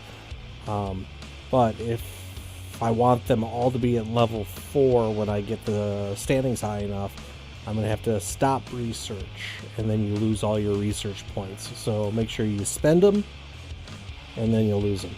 Chances are, I won't even get enough research points with that guy by the time I get these to level 4.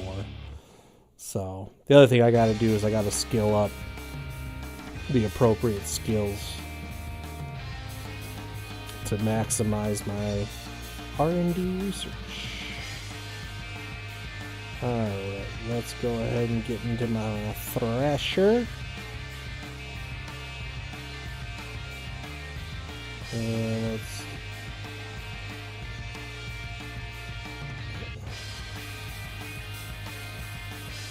I do have a mobile tractor unit, so we're going to throw that in there right now.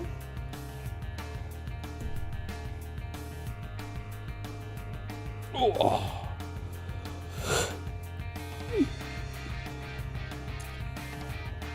Alright, let's get moving.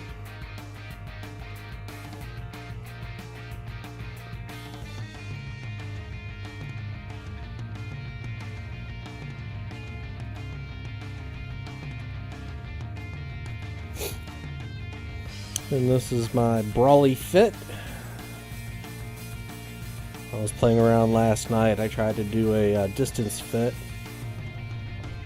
with the whatchamacallit, not the auto, the artillery cannon. And yeah, you get a little more range,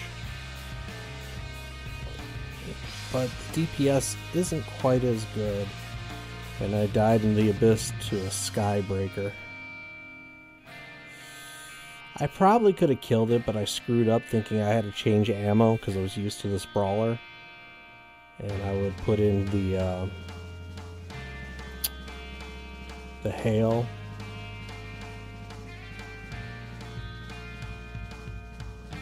And then get really up and close on that Skybreaker to melt them down faster.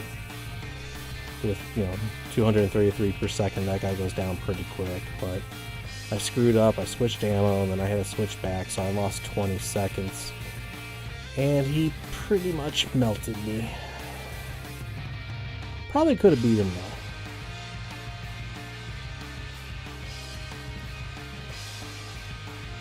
One thing I couldn't figure out is some of the fittings on Abyss Tracker for this Thrasher. Especially with the artillery cannons, I couldn't make the fittings work even if I had bought implants to boost my, the CPU? Or it was the power grid. With the active shield and the cannons, they didn't work. And the tank was not real good. Like, this 7,000 effective hit points with my passive shield recharge. Problem is, you're getting 17 hit points per second with the passive shield charge, but you're only getting like 2 minutes of capacity with the active shield charge. Passive shield recharge. And I get 34, and I get 2 minutes of capacitor, so I can web, I can scan down, I lose the web, and in the Abyss, granted this tracking is phenomenal, but those spark needles are moving at 1600k, so they can quickly move out of your range, and it didn't make sense to me. I mean, feel free to comment below, let me know what you think, but it didn't make sense. This Thrasher is designed to be a brawler. And the DPS is much higher with these auto cannons. And when I switch targets compared to the artillery cannon, this has a much faster firing rate. So when I switch targets, I didn't have to wait 3 or 4 seconds. I think this has like a 2-second fire rate. 2.3 seconds on the fire rate.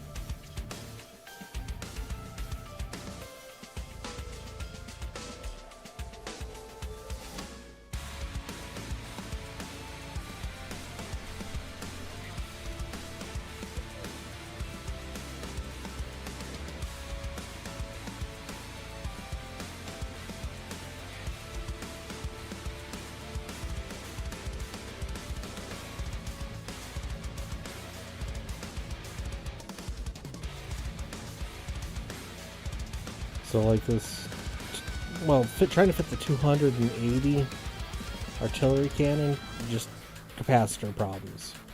So with this light artillery fit,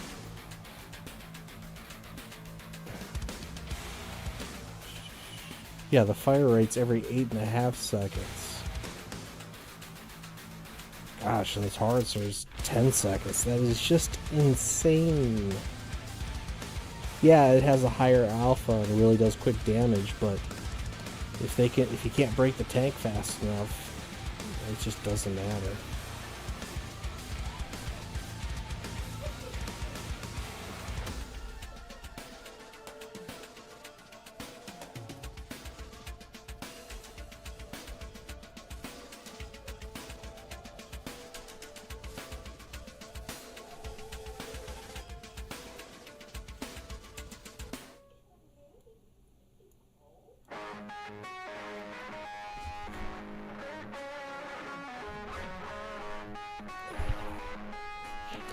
Sounds like the wife is playing with the puppy. Alright, we're going to go ahead and resume our clock. Since we're a couple jumps away. This is going to be slightly skewed on the results, but we should still get a general idea.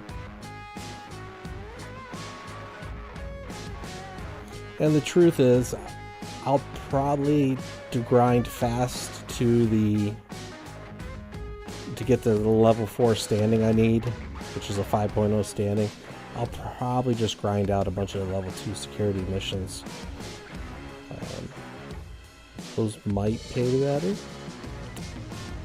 It's the loyalty points that will ultimately pay a little better in the long run. My suspicion is, minute per minute, security is going to be your better option in both standing and ISK. If I factor in the loss of ammo, it might break even with the ability to fly real fast. With my Barry Allen probe, I should be able to fly level 2 distribution missions really quickly. And I bet level 2 mining missions in the Pioneer would go super quick. So, it'd be interesting.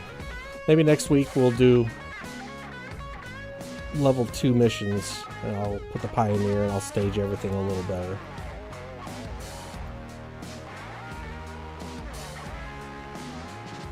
And we'll see how maybe like a half hour of each goes. And next week we'll look at our PI and see how much we've been making. I'll try to keep up on it, make sure I get them reset every other day.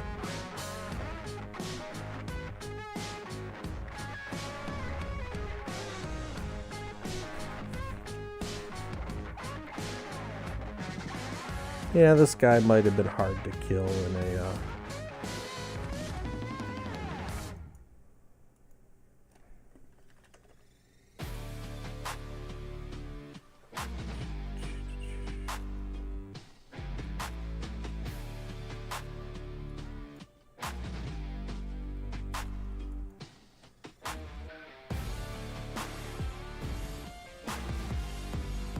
He might have been a little difficult to kill in a Corvette.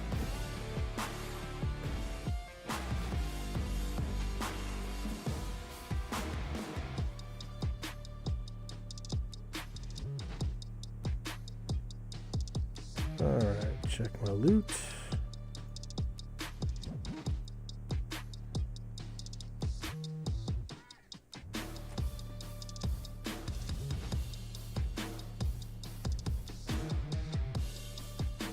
Come on.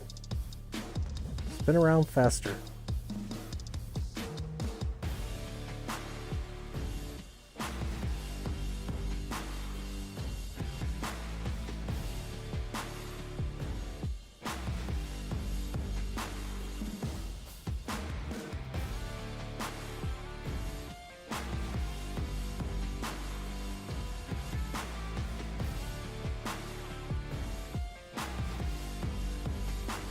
All right, cool.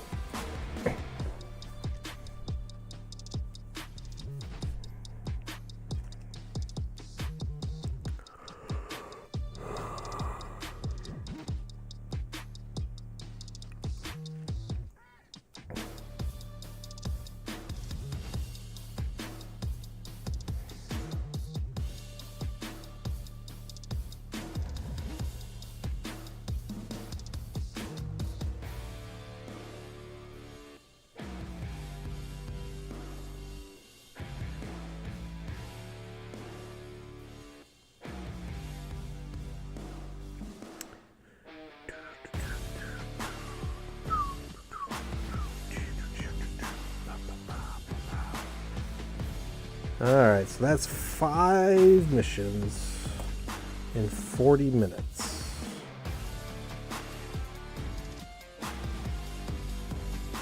Oh, new venture. Let's jump back into my Barry Allen. Accept.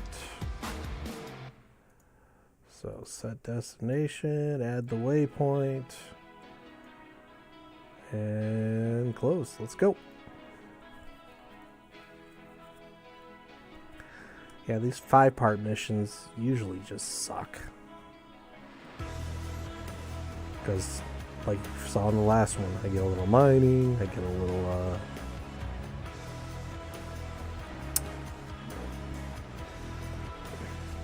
PvE.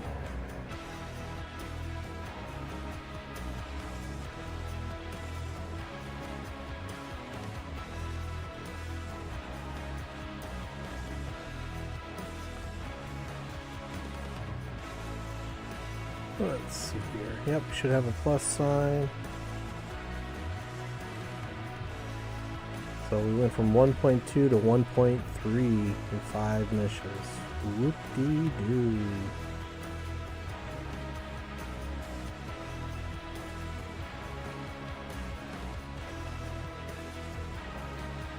But, oops, where'd that go?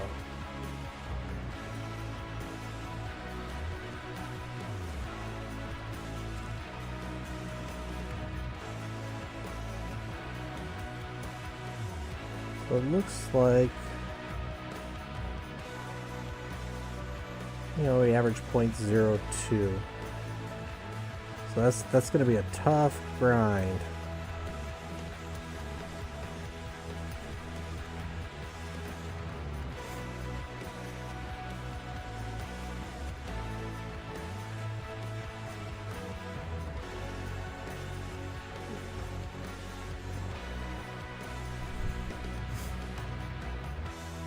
Luckily, storyline missions will boost your thing up way faster. So if you can crank out a bunch of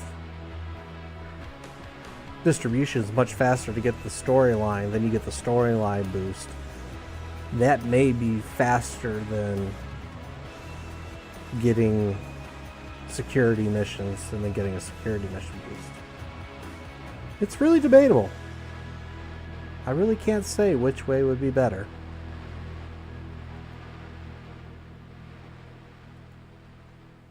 Almost everything I've seen people talk about online is your security missions are usually the better way to go. I don't know if that's true.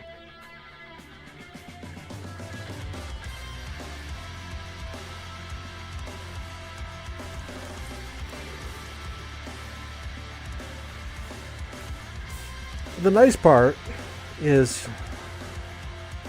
if you have 2 accounts, like I do, I could run these distribution missions or even the mining missions off to the side without much risk and focus on whatever I want to do with my other character.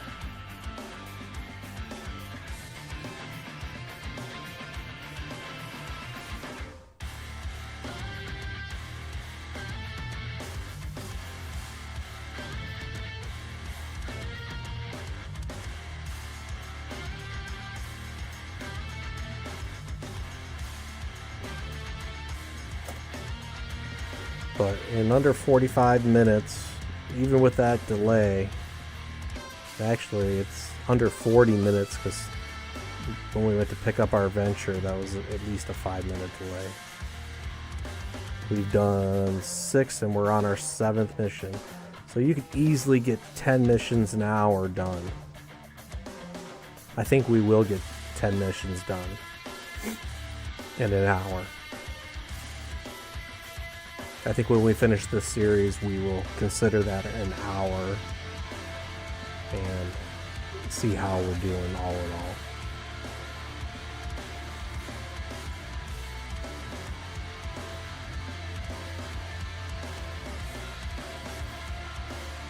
And after that, I'll take a quick break, and then we'll go run the mining missions real quick. We'll probably limit that to a half hour and see how the numbers look. It might be harder to determine. That may still need a full hour, but we'll look.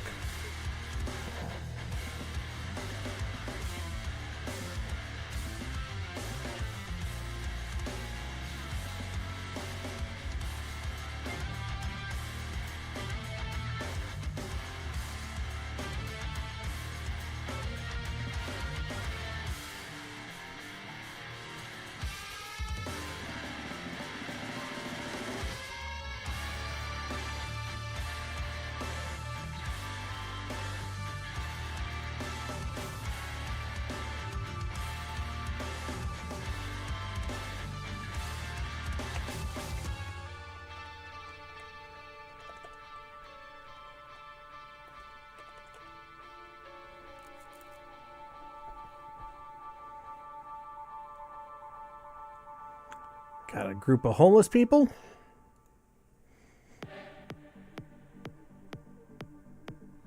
Aren't I the real altruist?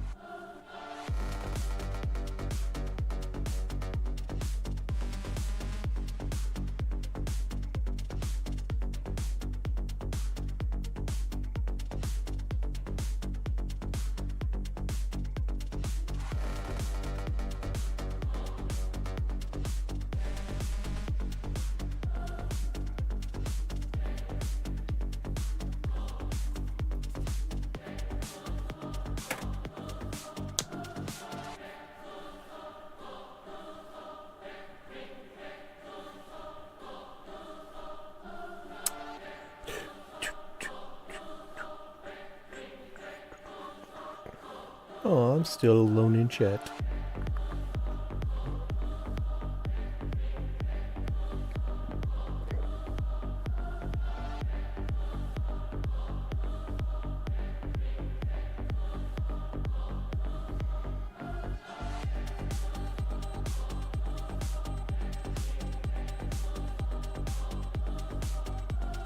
Alright, so I gotta destroy the shipment, so we'll jump into our Thrasher.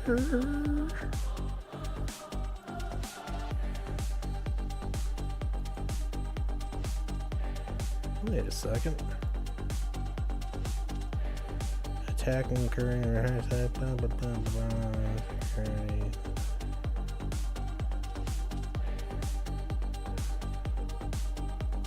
Whatever.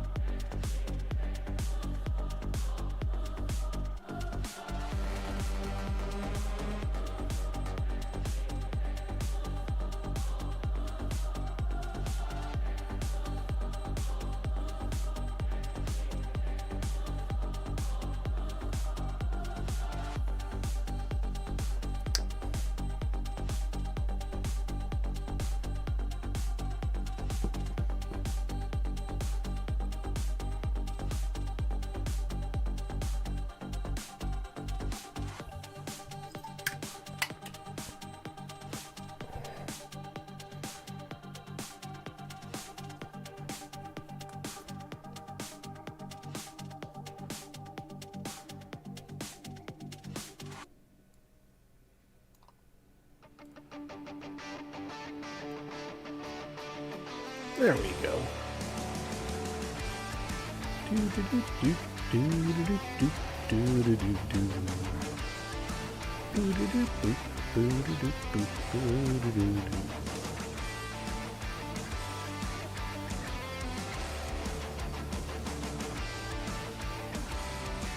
Really? My missile didn't even hurt that thing?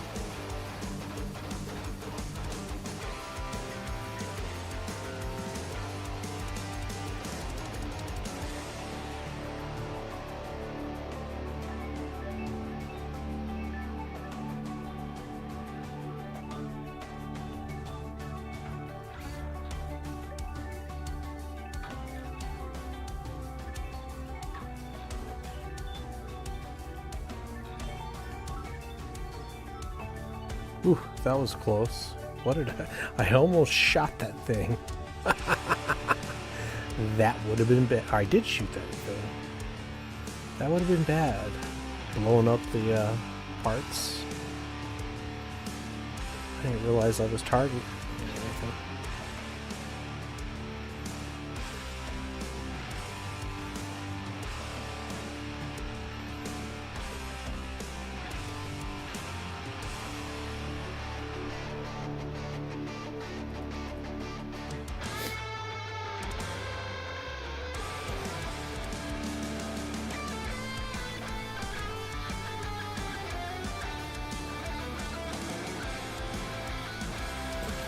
Alright, we got 9 minutes on our timer. I think there's 2 more missions left in this chain. And then we will go ahead and call this test of security missions or distribution missions, and we will tally the results. and see how we did.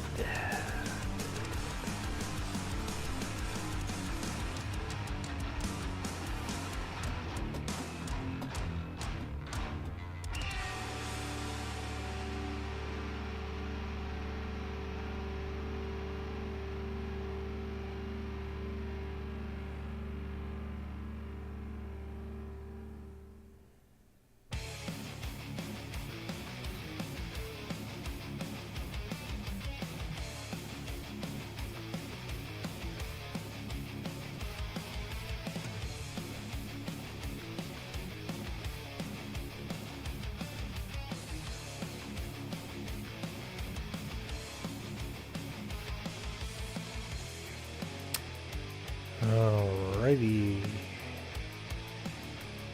Mission. Come on, let's go.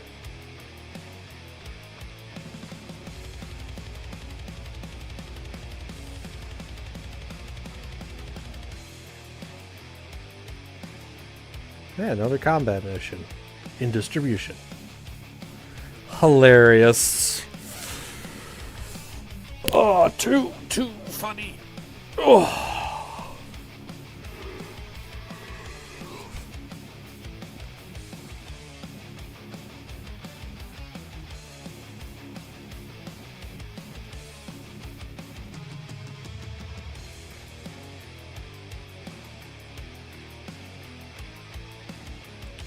Come on, I said warp.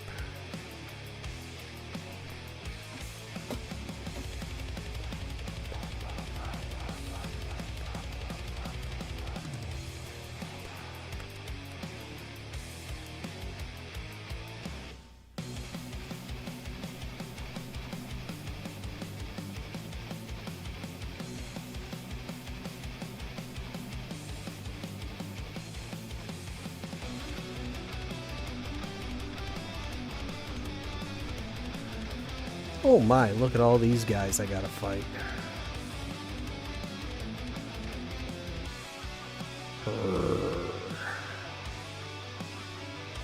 Kamikaze pilots.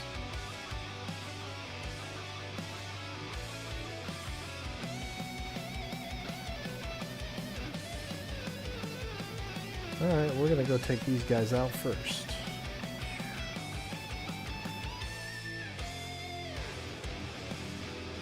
Oh, the kamikaze pilots are blowing stuff up for me. Well, that was nice of them. They're blowing up the cruise missile batteries.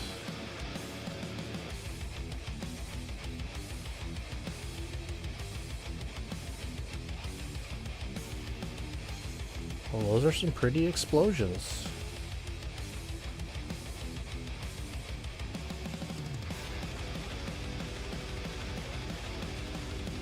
Well, I didn't want to turn on overload. I wanted to turn on my thing.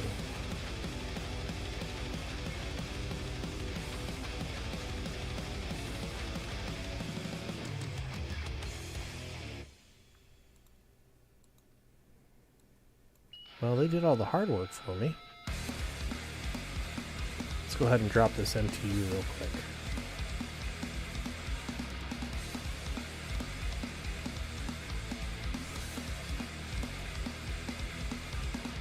Since there's a bunch of cargo containers here.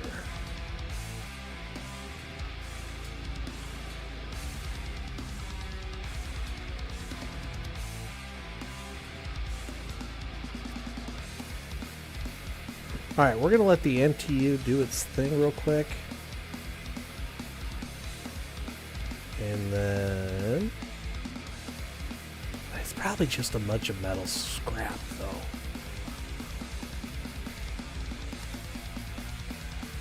Yeah, let's find out. I have an after micro warp drive, I go pretty quick.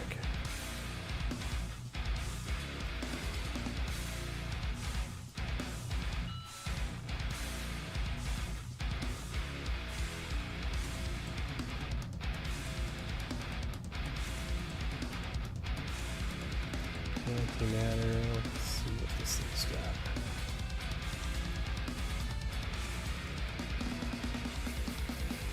Yeah, they're just rookie wrecks. I bet it's just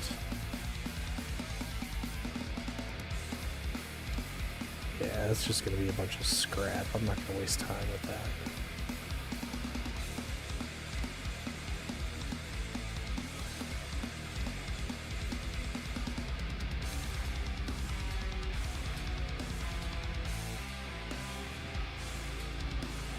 I wish on the tractor units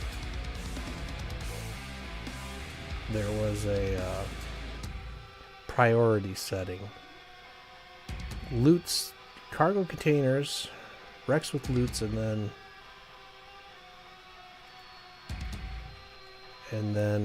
then wrecks. Because if you're salvaging, then you still want the wrecks tractored in.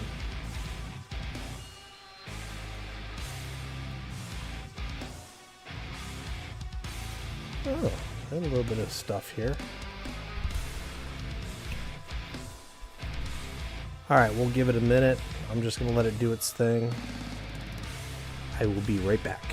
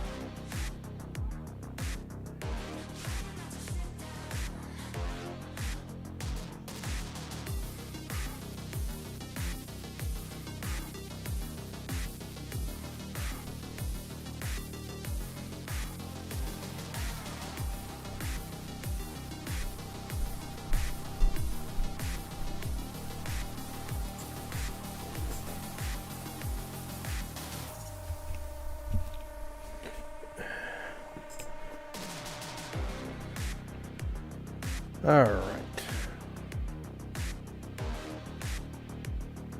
Yeah, scrap wasn't special, but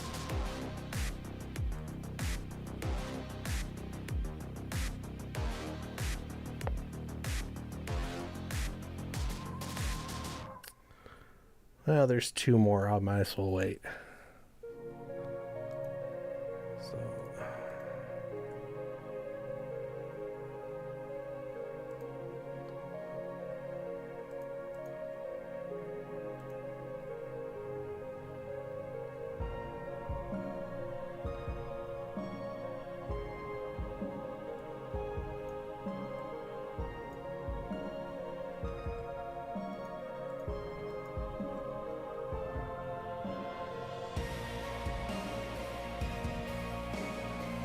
yeah, so I got 1 million.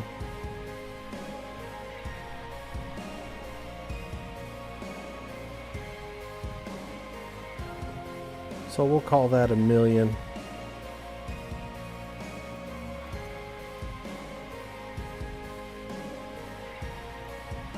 Then don't forget to scoop the cargo hold. All right.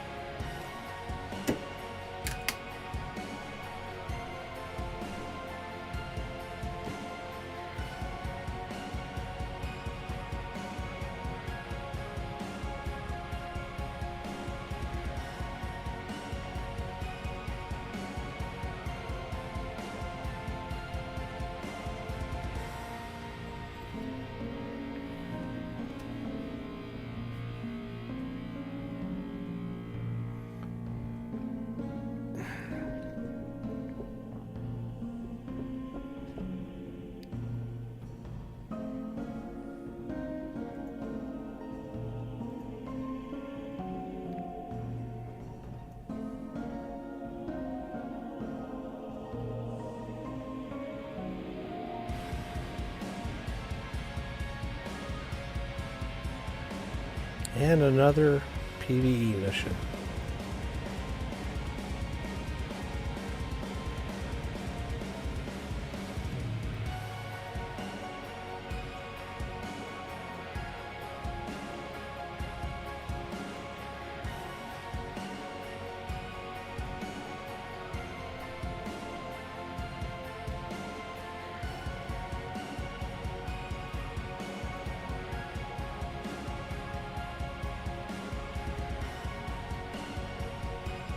Oh, guess it was only like 100,000. Where'd all that scrap metal go? Huh, I must have left it out in space. Oh well. Oh, there it is. 9 scrap metal.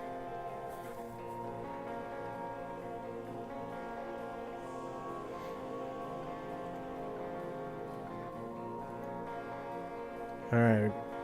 My timer shows 1 minute left. So, considering the 5 to 8 minutes it took to get the venture, 1 hour got us this 10 missions.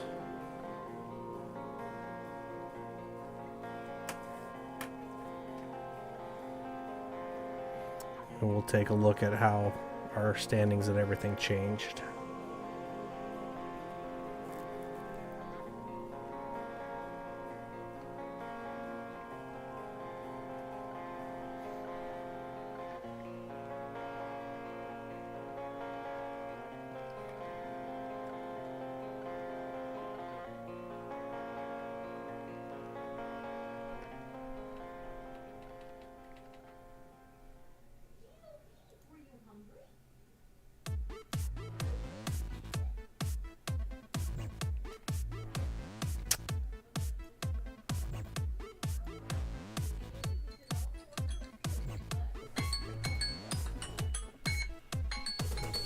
Alright, that was the timer.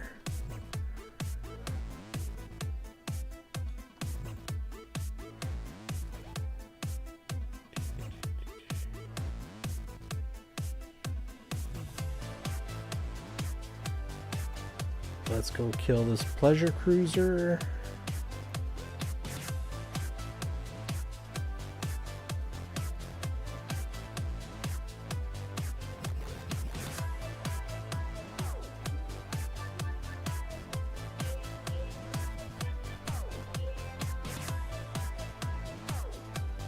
Did my missile miss?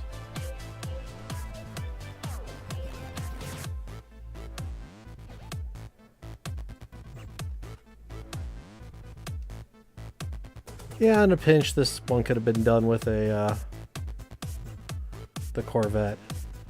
Oh no, it shoots back.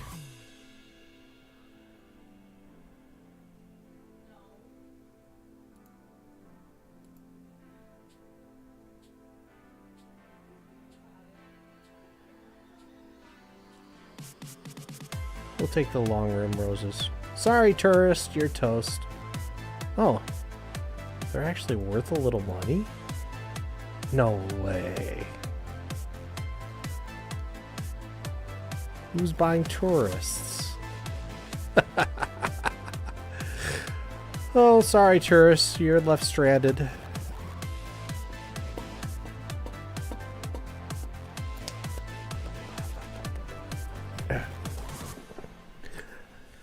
I said warp.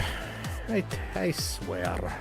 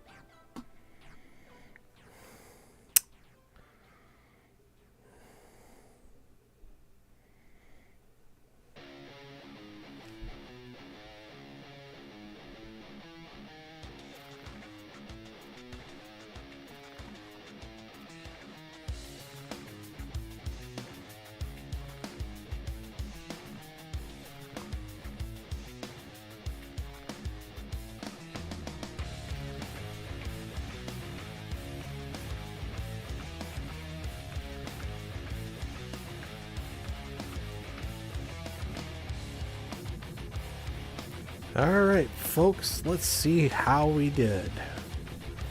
So we got roughly 120,000. That basically we'll call that the cost of our shuttle, which was only like 19. We started at 449, so we made 3 million ISK, plus or minus a little bit. Our LP for core complexion, so we made 583 LP, and let's check out our standings.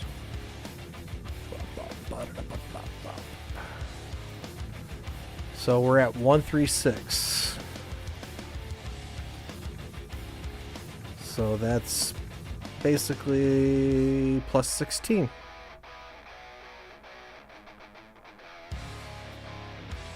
Or plus 0.16. So not bad for an hour.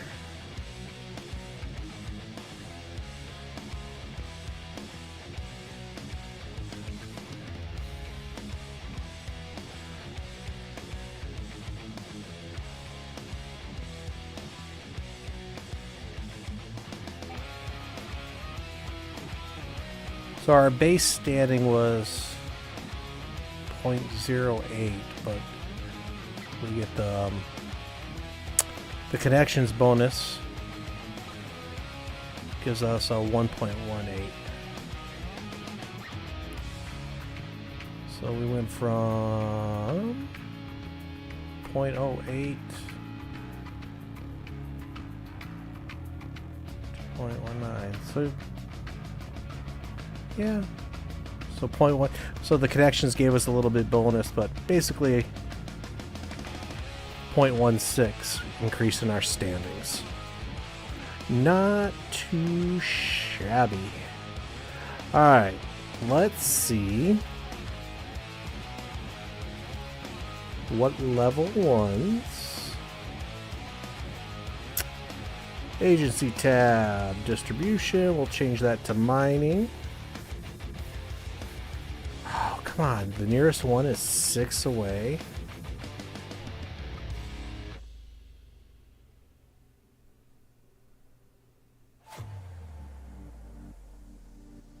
Oh, this is in the current system. So, cool. So let's go ahead and jump in that venture.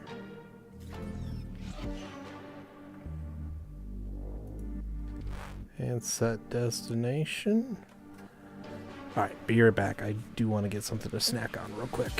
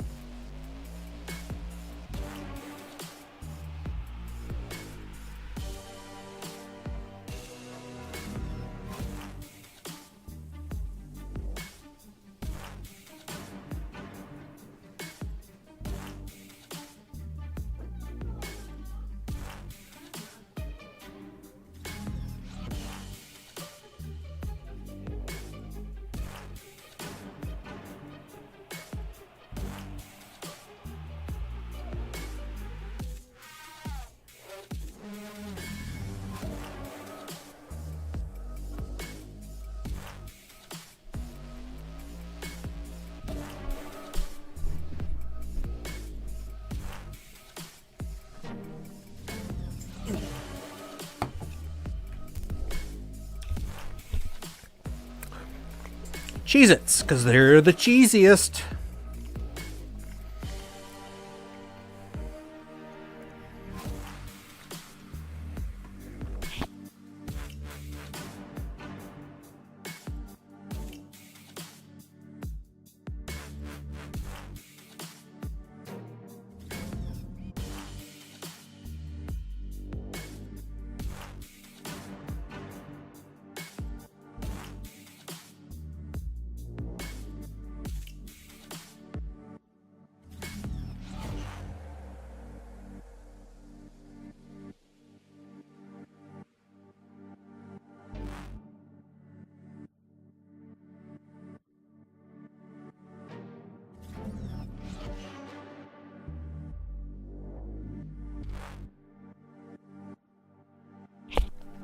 And let's be honest, cheeses are definitely a garbage food, but, you know, they are what they are.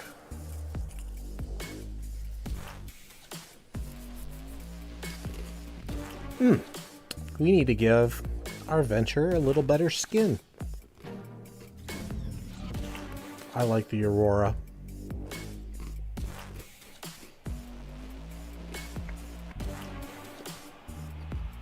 I don't even remember where I got those.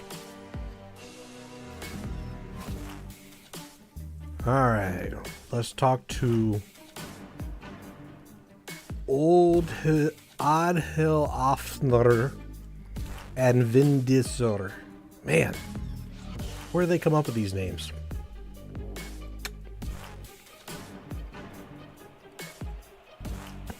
You know, I'm gonna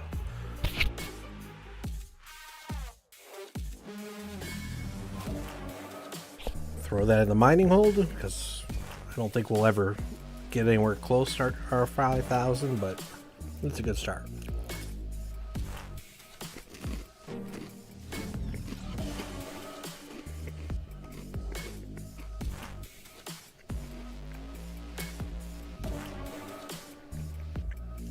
And we'll start our timer.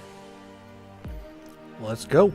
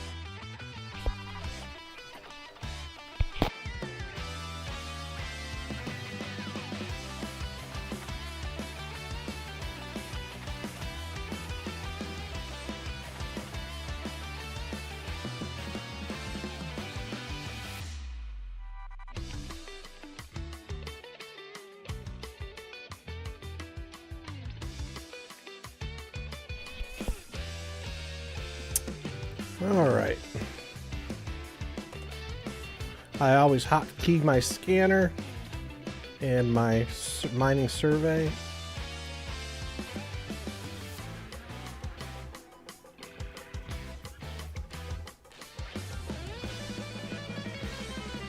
Most of these mining missions, let's see how many M3 per. So we have 54 M3. So every 30 seconds is, or every 15 is 100.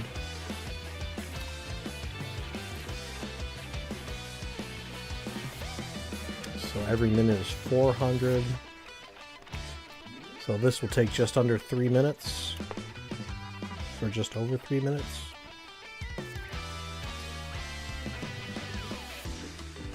So most of these level 1 mining missions, you come in, sometimes some rats will pop up, but your drones should be able to handle them. At the very least, if you got a Venture with a medium shield extender, they're not going to touch you.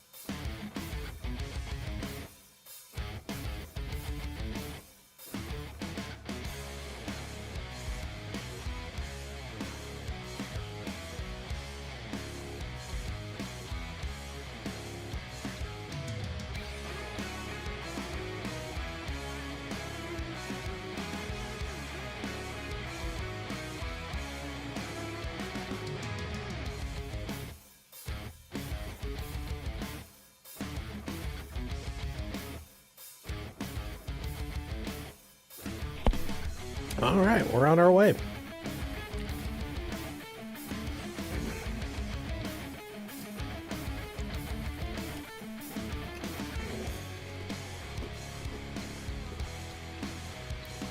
Let's see, we're at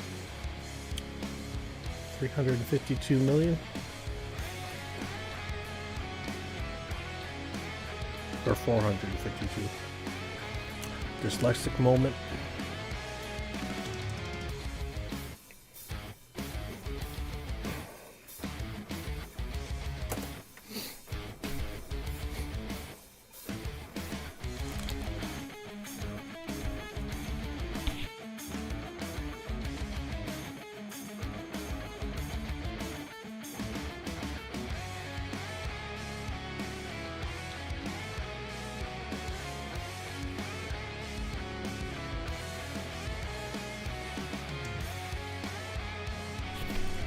Yeah, I think we'll be able to get a good judge on these mining missions, what we'll get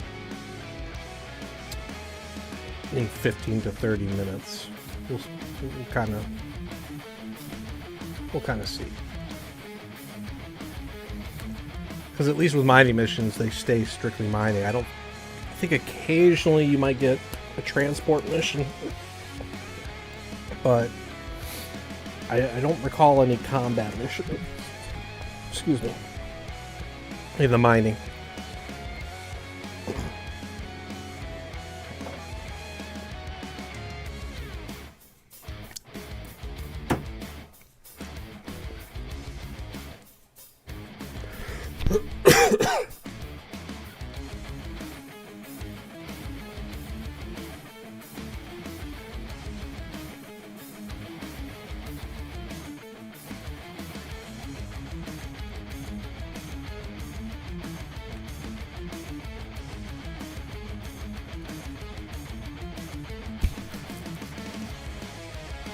Alright, this should take about 5 minutes.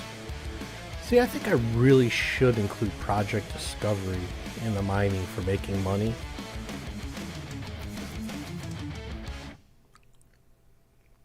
But we're not going to.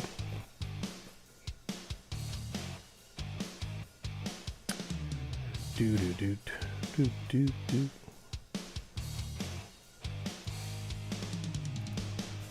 Well, let's see who else is streaming on Twitch today.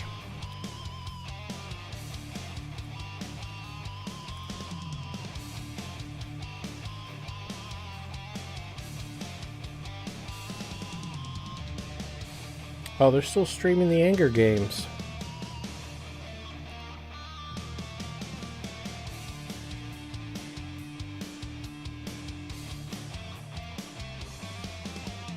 Wow, 2.4K on Anger games.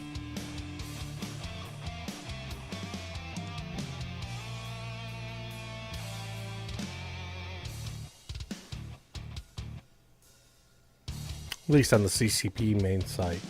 Eve Tournament's only got 284.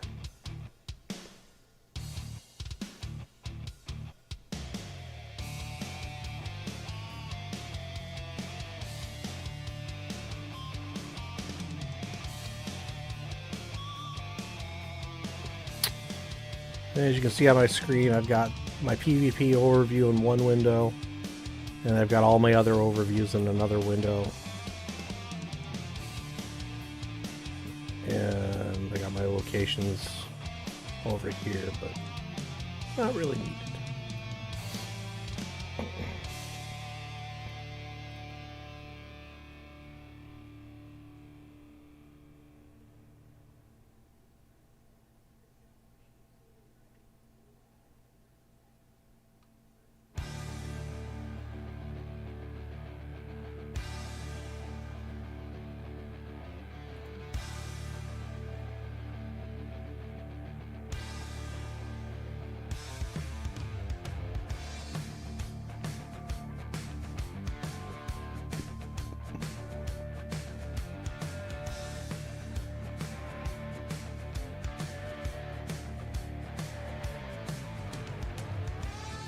Yeah, there's a couple people streaming today.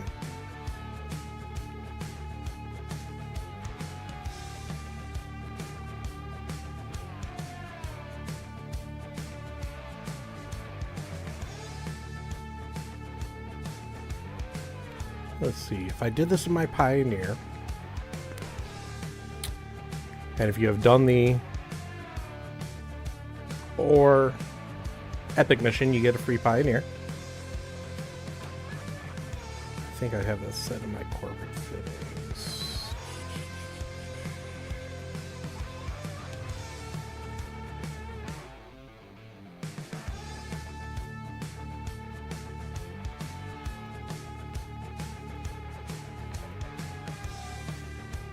What skill don't I have? Oh, that's just the drones. No big deal. So that's 44.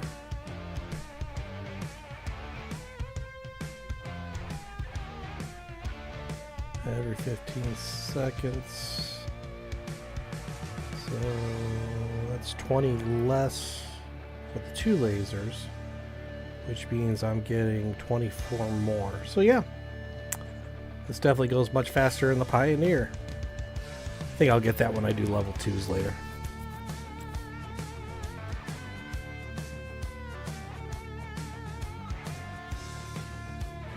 I don't need to hear myself talk from my stream. Ugh.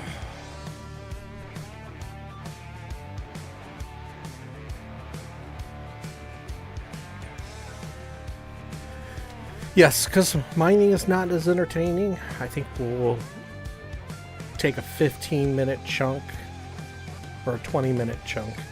Yeah, we'll do 20 minutes. So that should get us 3 missions done, which means, yeah, we should be able to get 9 to 10 missions done an hour mining. And then we'll just kind of do the math to see how much we would have made. In theory. Obviously, it can vary because you never know what missions you're going to get, but I think 20 minutes is enough to kind of give us an average.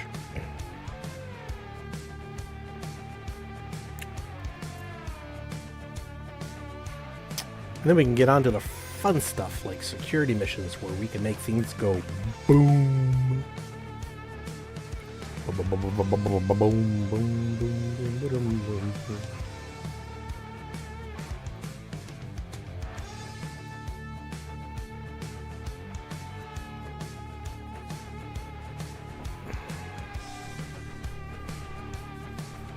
So that's the second mining mission.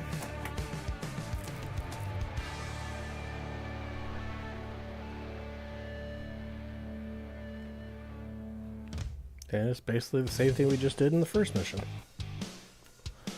Let's go.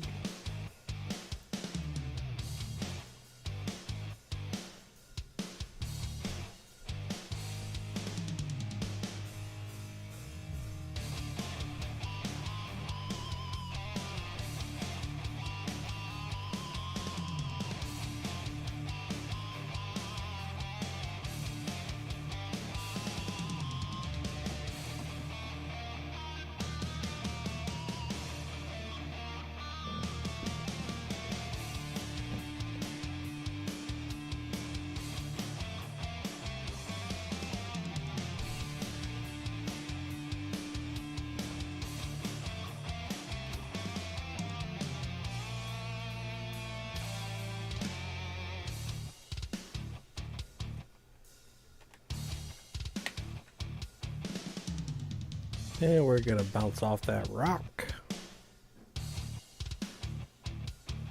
Alright, so we got 1080 M3.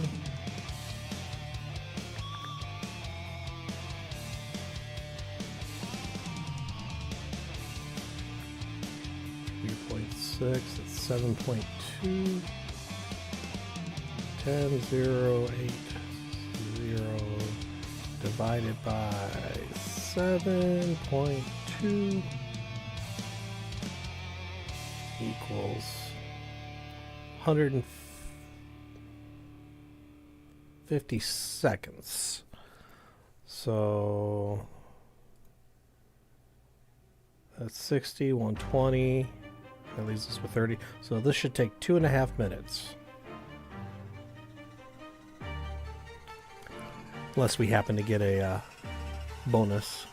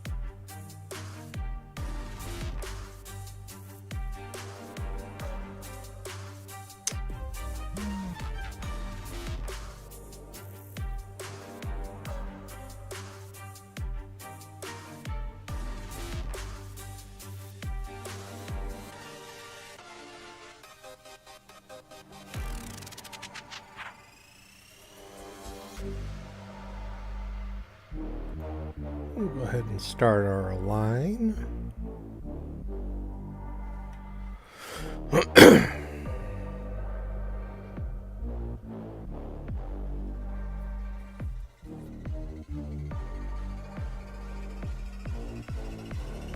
Oh, it's almost gonna be enough.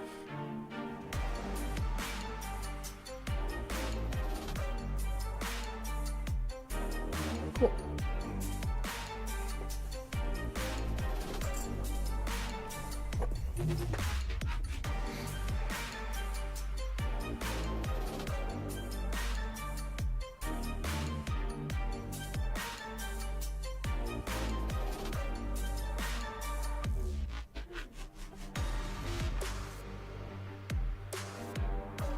So we are currently 17 minutes into the countdown.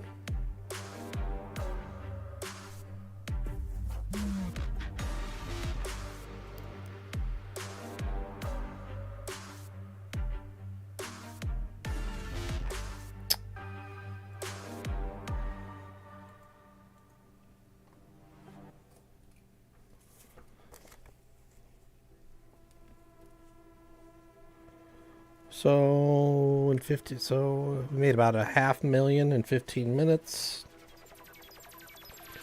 So an hour mining would make, maybe about 2 million. Let's see, our LP store. Oops. We were at 583 and we're now at 816. So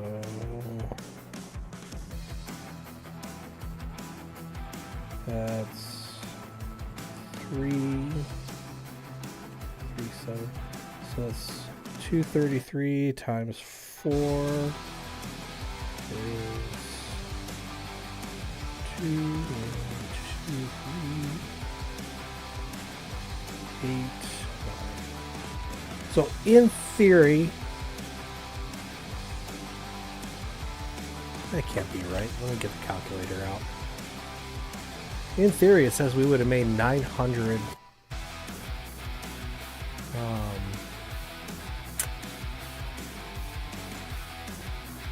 900. So we're at 816 right now. Minus the 583. That's 233. Multiply that out by 4, that's 932.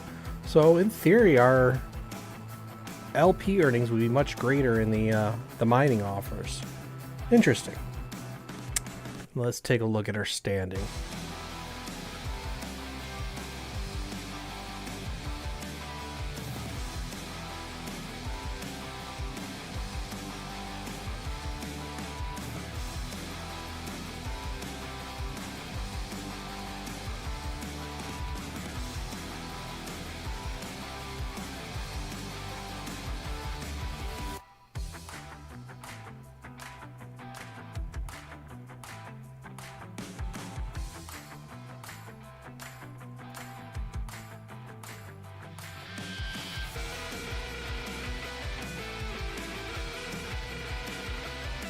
So we average 0.016 0.7 with 3 missions. We'll call it 9 missions. We'll call it 0.016 times 4.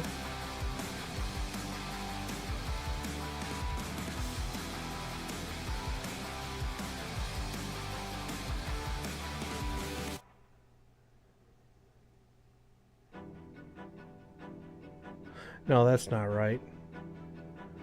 Because that's the average. So it'd be 0.016, and we can probably assume we can run 10 missions an hour. So we're looking at roughly the same gain of 0.16. Because we multiply that out by 10 and move it over. So yeah. So our standings are about the same in an hour of this. Interesting. So our LP earn was definitely much greater. In theory, would be much greater. We would get 900 LP just for mining. That's awesome. And then our LP was a little bit low for the the distribution missions.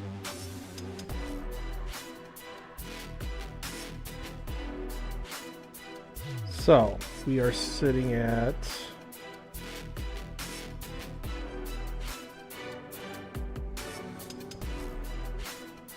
our standing is 1.41. Our LP is 816, and we'll call that 452.5 million. 452.5 million. All right, let's go get our Thrasher and find us a security mission to run.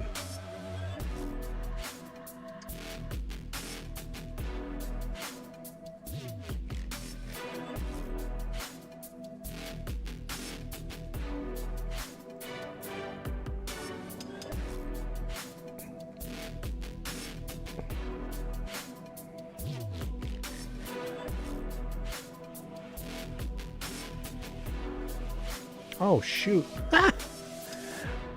I had a frigate 4 jumps away. That's why it always pays to do your search. I had a venture 4 jumps away. Alright, so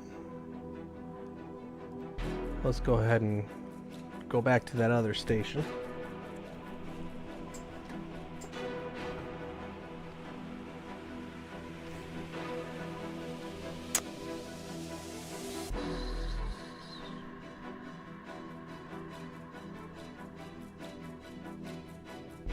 Oh, I forgot my Veldspar. Oh well. Set destination. I just could have just docked. Alright. Let's find a security agent. And we still want it in the core complexion incorporated. Oh, well that sucks.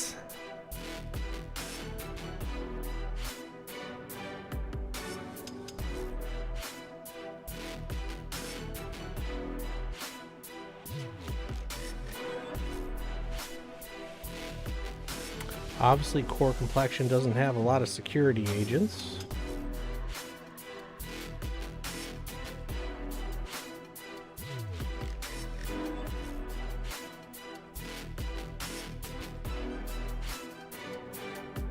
Yeah, I'm not going to worry about insurance. That will affect my numbers.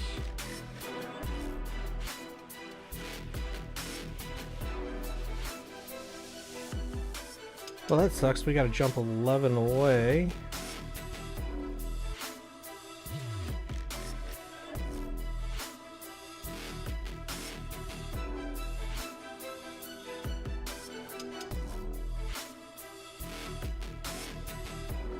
Alright, well that's a storyline mission, that's a storyline mission. So our nearest core complexion is 18 jumps away. Well, that just stinks.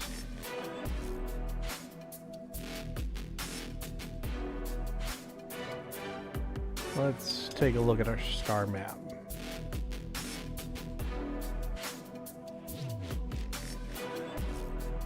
Holy cow. Whose sector of space is that?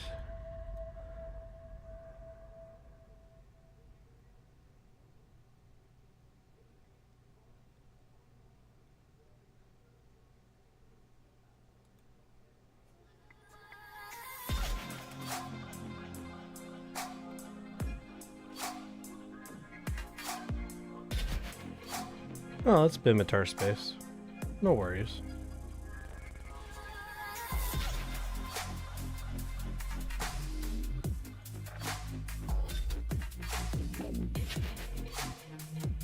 That's a Mar.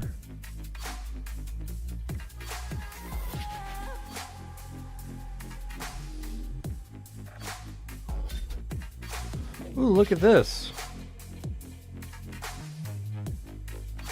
It is the new Extordium section for the new bros. Be interesting when we can get in there. It's only oh, we can go in there. It's only 11 jumps away though. Interesting. Well.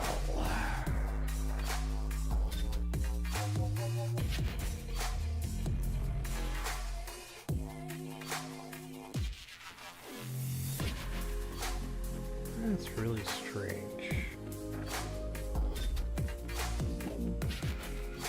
Where's Heck? There's Heck.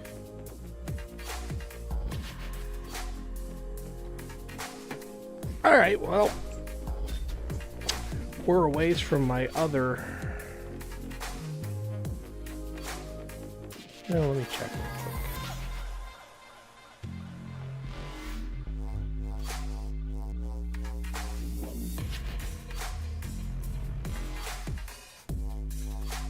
Yeah, that's not gonna work. Alright, so agency tab. We'll just have to make the jumps.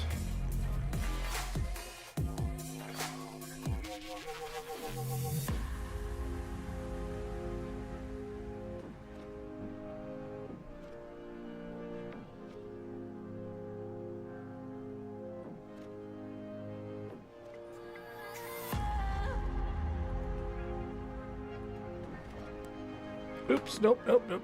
Oh yeah, we're good.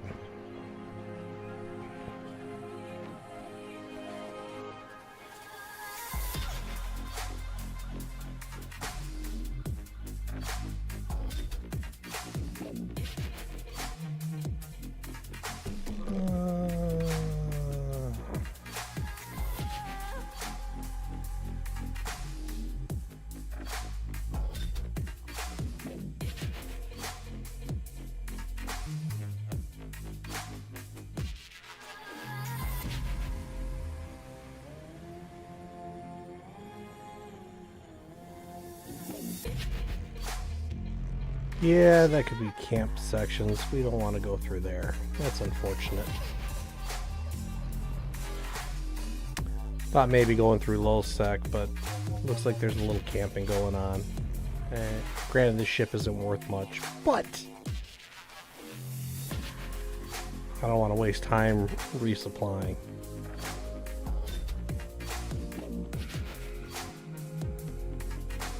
This ship is not quite designed to get through a gate camp.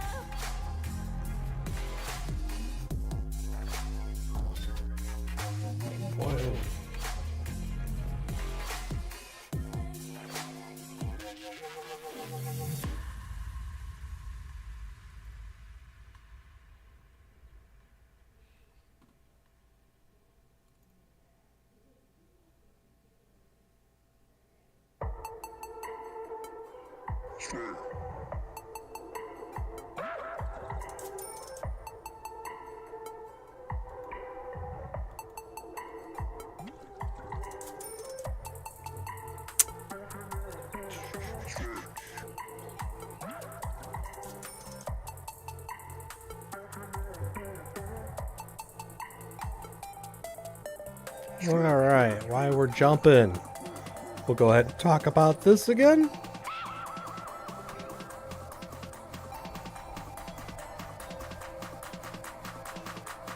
Break it down.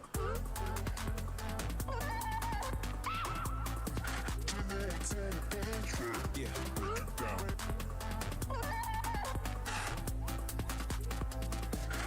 Yeah, come on.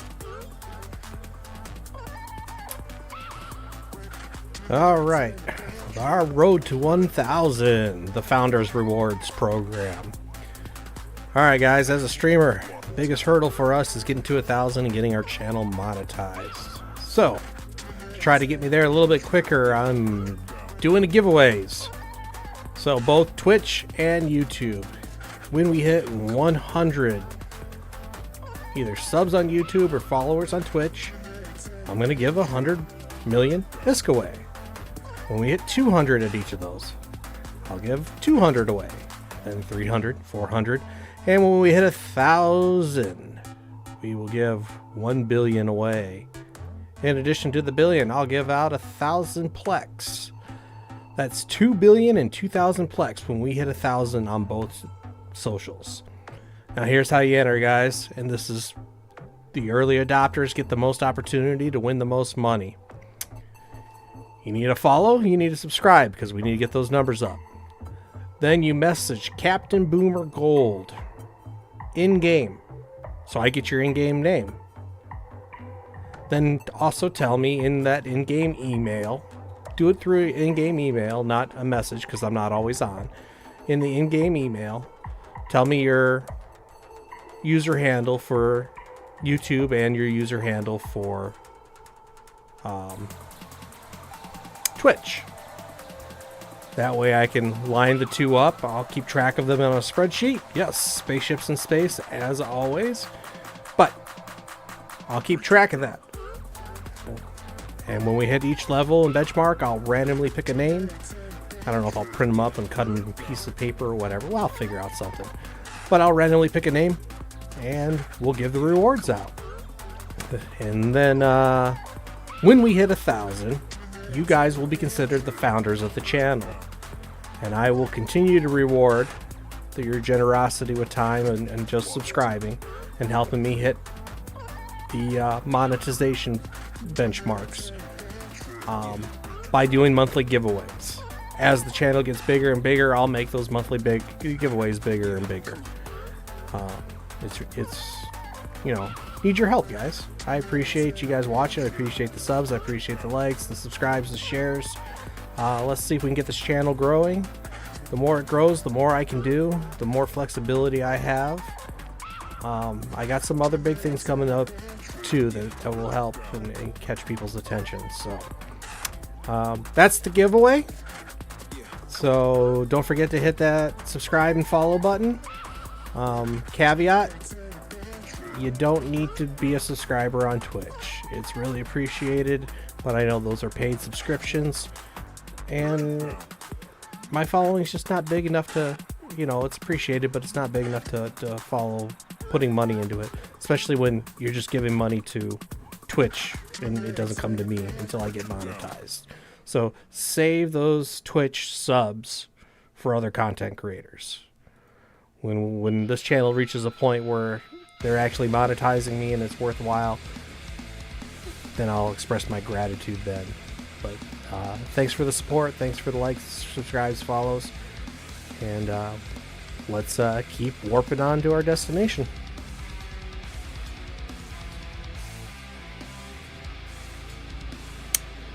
I need to get better at looking at my camera. The art of YouTubing.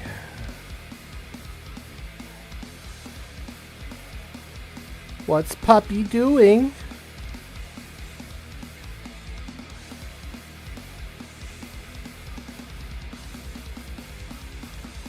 I managed to move my screen a little. Alright, there we go.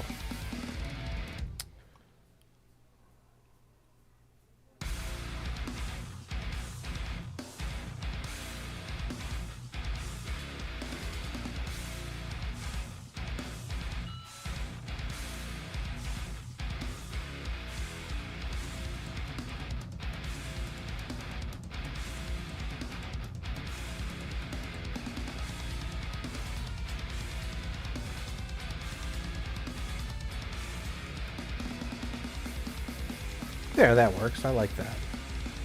Still kind of visible.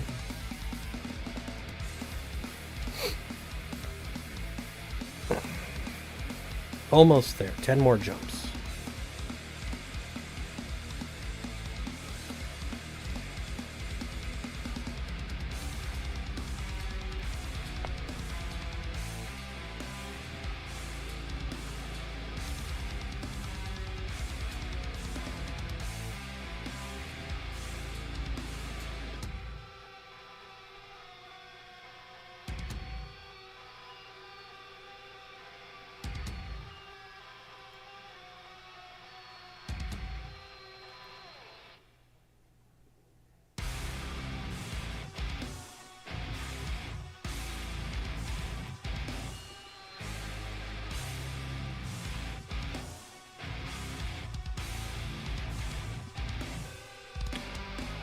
Warping, warping, warping. Keep on warping, warping.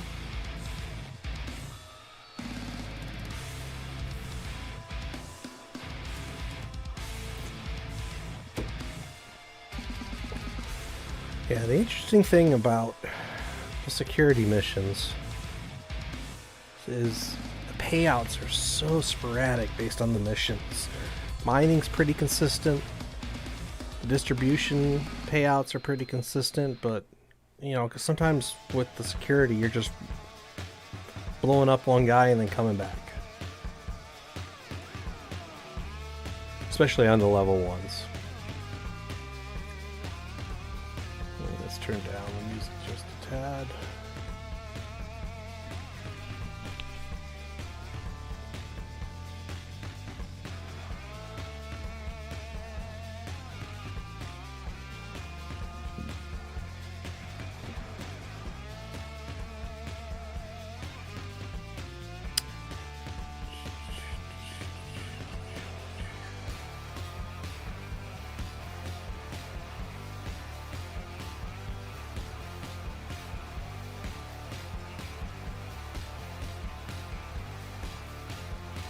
Jump, jump, jump, jump, jump, jump, jump, jump, jump, jump, jump, jump, jump.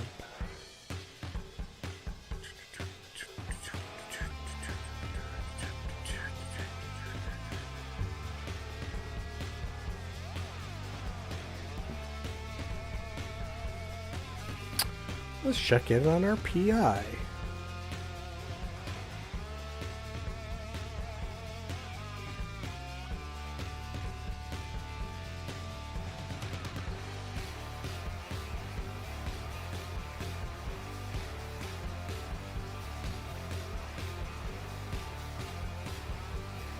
We got 30. 30, yeah. Cool.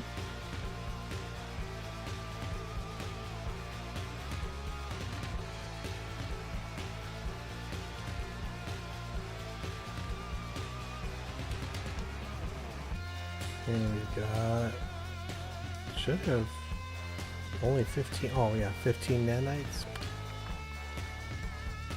Cool. So PI is off and away. We started that earlier today.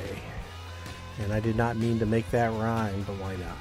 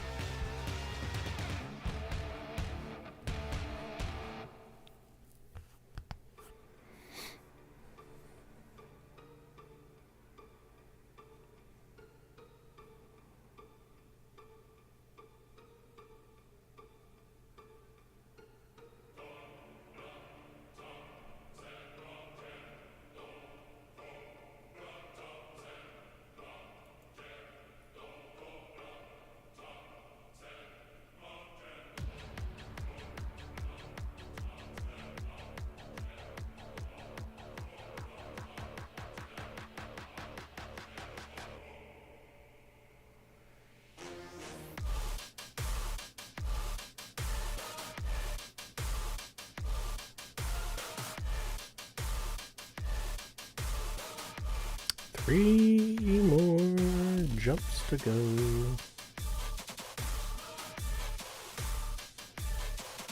The kicker is when I get ready to do that storyline mission, it's going to be so far away.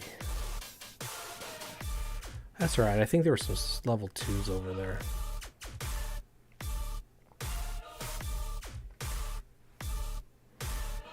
Might as well reload that ammo. Although I should have put the other ammo in. Whatever.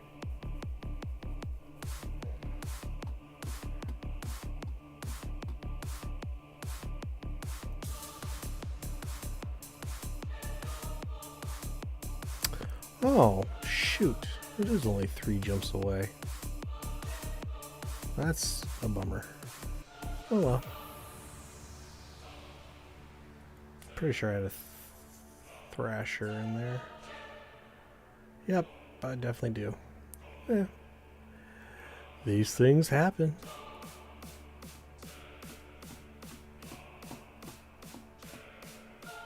The nice part is I'm back in Mimitar space, so I got more options for missions.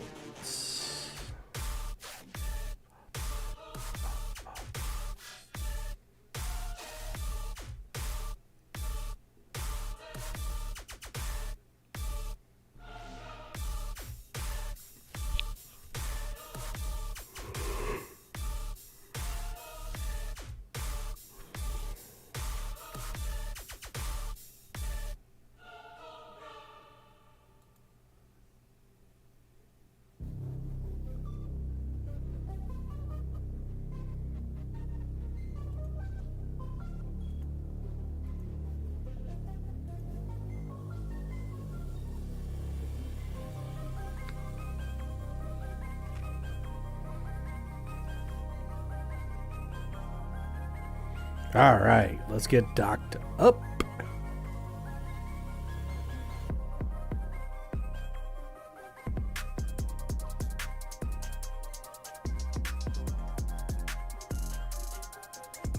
Skill points. I need more skill points.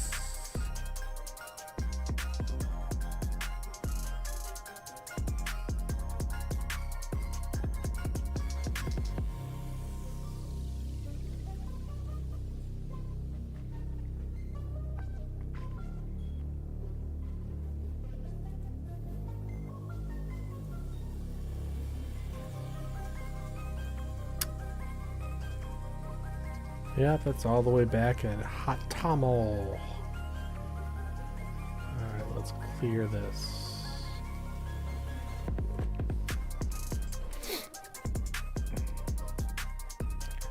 Alright, security mission level 1.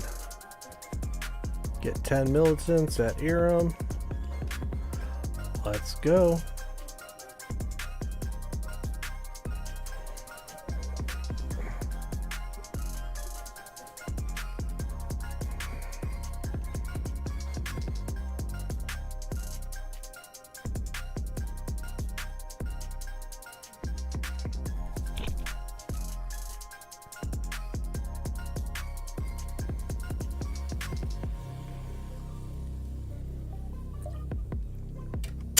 Timer is started. I think we'll do another 20 minutes again, kind of speculate from there if we get good missions.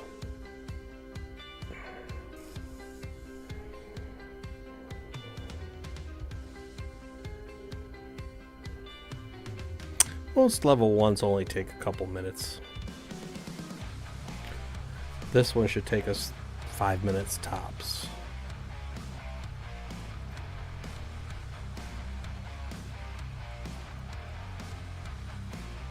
If I change this over to the artillery fit, I can just snipe them from a distance.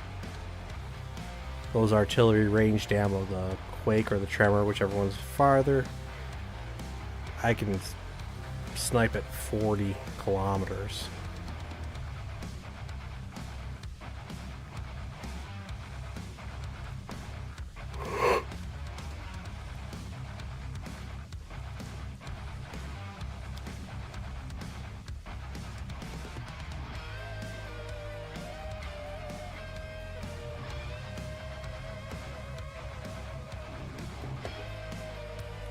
Holy cow. They got cruisers and destroyers I'm fighting in a level 1? That's interesting.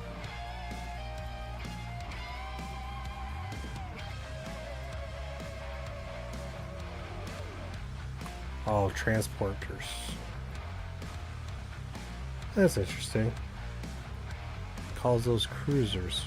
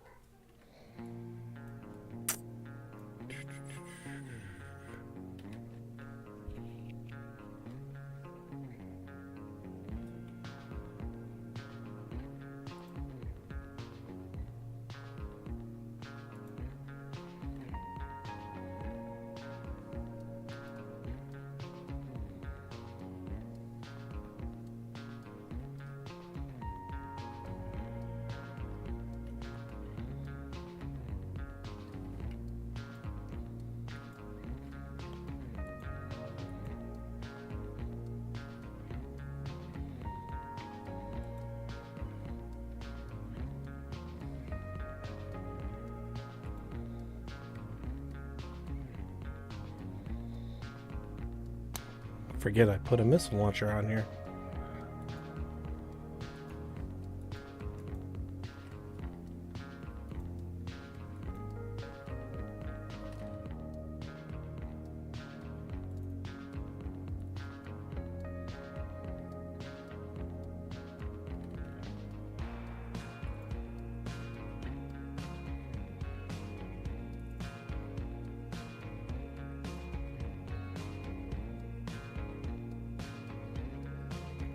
I'll just let the missile launcher finish that guy off.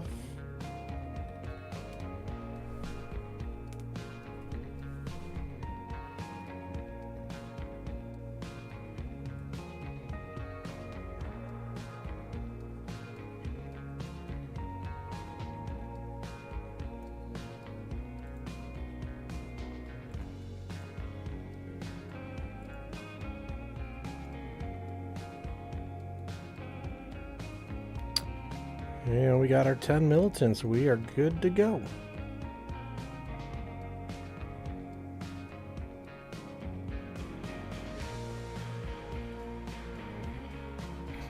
I can smell dinner. The wife is cooking shrimp scampi for tonight. I should have deployed the mobile transmitter, but most level 1 missions is just scrap metal, so it's really not worthwhile. Level 2, you get a little better stuff. 3s and 4s for sure.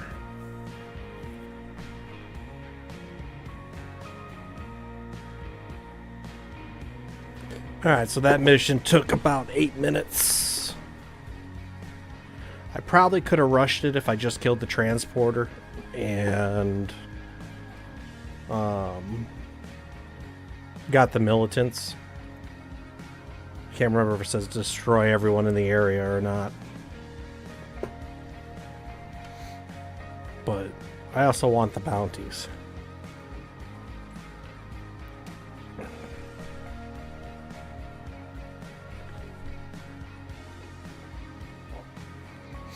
Although bounties come in on a 10 or 15 minute cycle, I forget. Ooh, that shrimp scampi's beginning to smell good.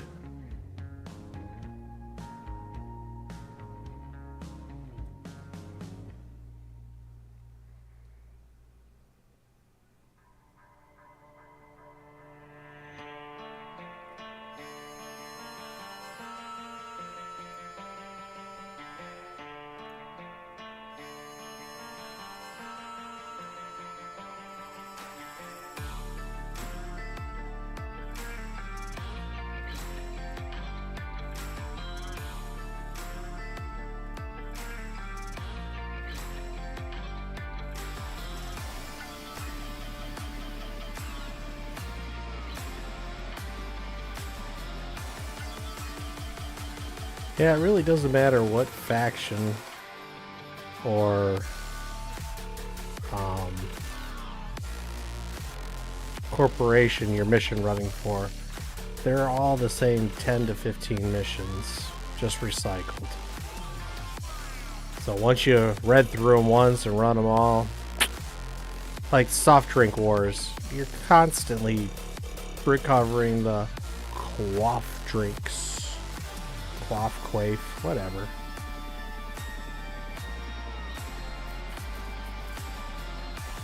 Just don't say it with a hard E instead of an A.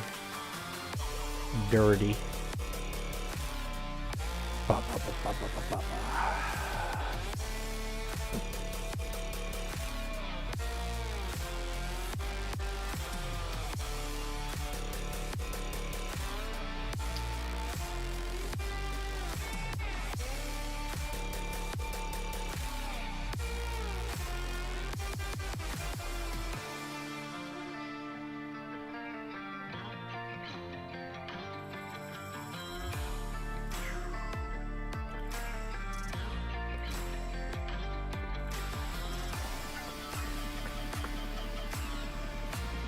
Holy cow.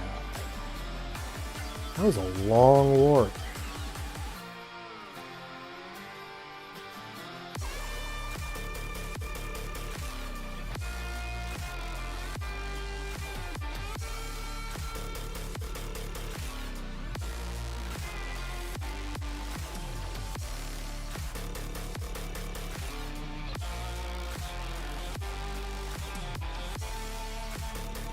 Guess I should have just stood still for a moment.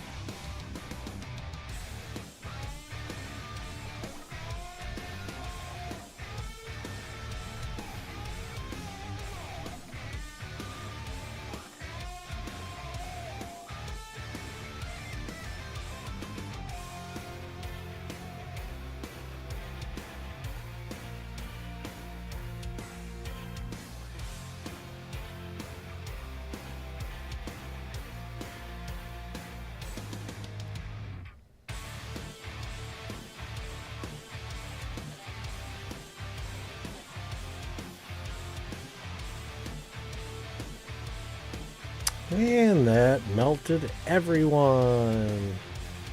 Let's go get this cargo container with the soda pop. Kawafi. Kawafi?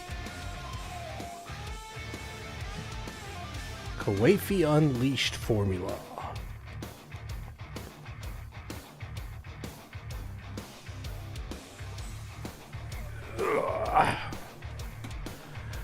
Alright, we're down at the 47-minute mark, so we should have time to run one more. And that will put us at 20 minutes, and then we'll just kind of calculate and extrapolate from there.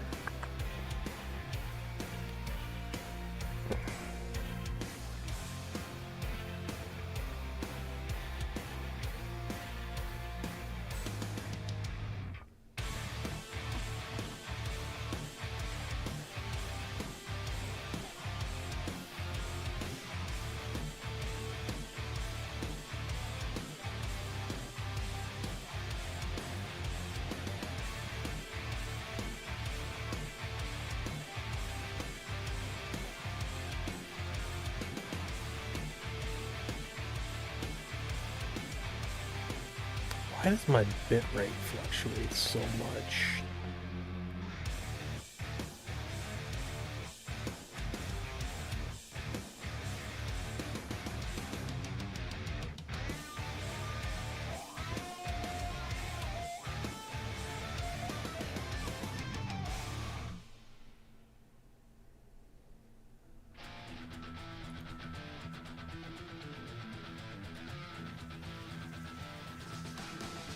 Oh, I do have another viewer in the channel, SpectreeZBZ. Welcome to the Golden Retriever Corp. I didn't even see it pop up. It needed to be refreshed.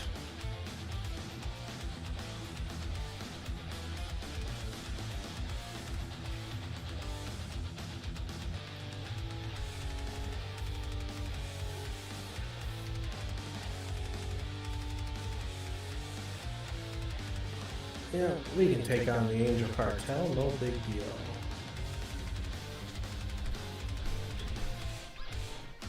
Thanks, dear. You're the best. My wife is the best. Don't make a mess. Who do you think she married? Uh-oh. Oops. I got it, don't worry about it.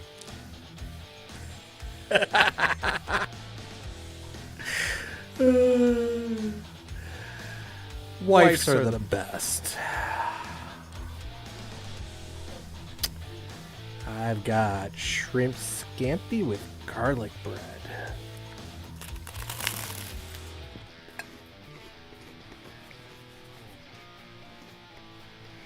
Alright, ooh, this one's nice and close.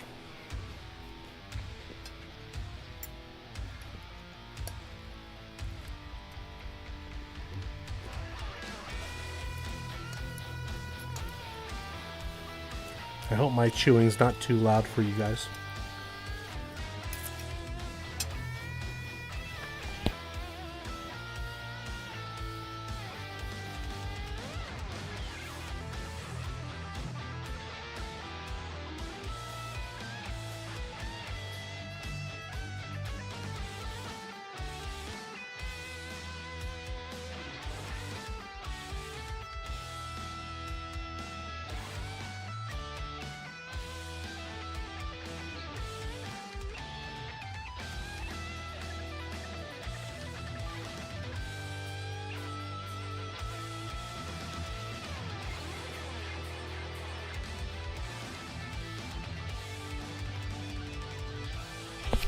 God, this mission takes forever because everyone warps in at 70 kilometers away. Ugh.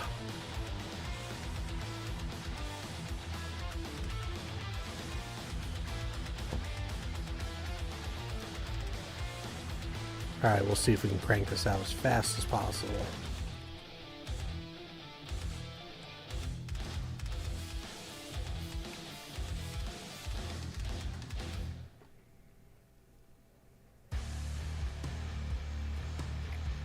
Yeah, this mission with the stasis tower kind of sucks. Especially if you're using a brawler fit. If I had a kiting fit, oh, this mission goes quick.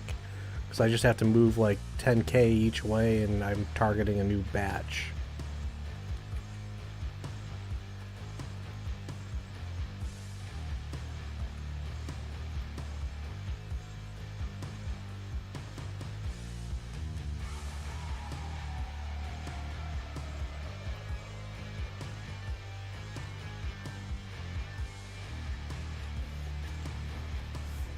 And then warp the next guys. Alright, so let's get this done.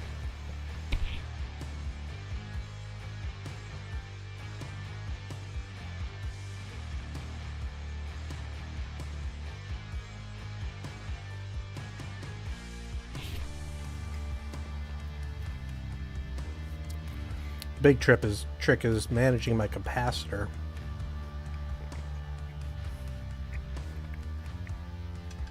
Running the micro warp drive.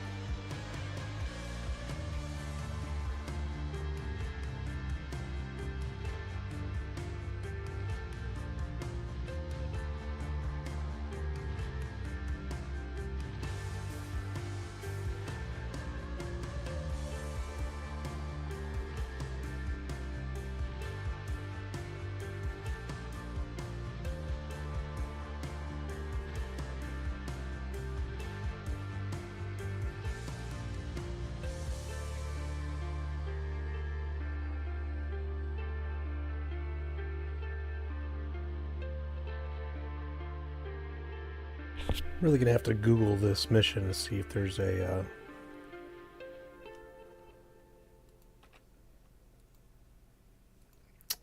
way to blitz it if I take out a certain guy.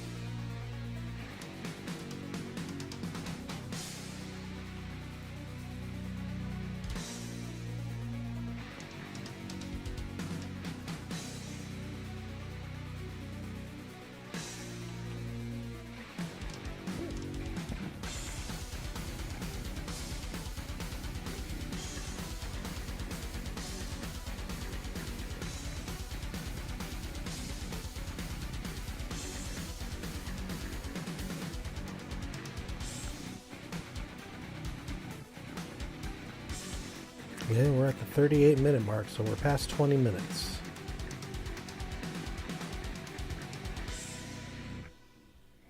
So we may call this the 30-minute mission and calculate it from there.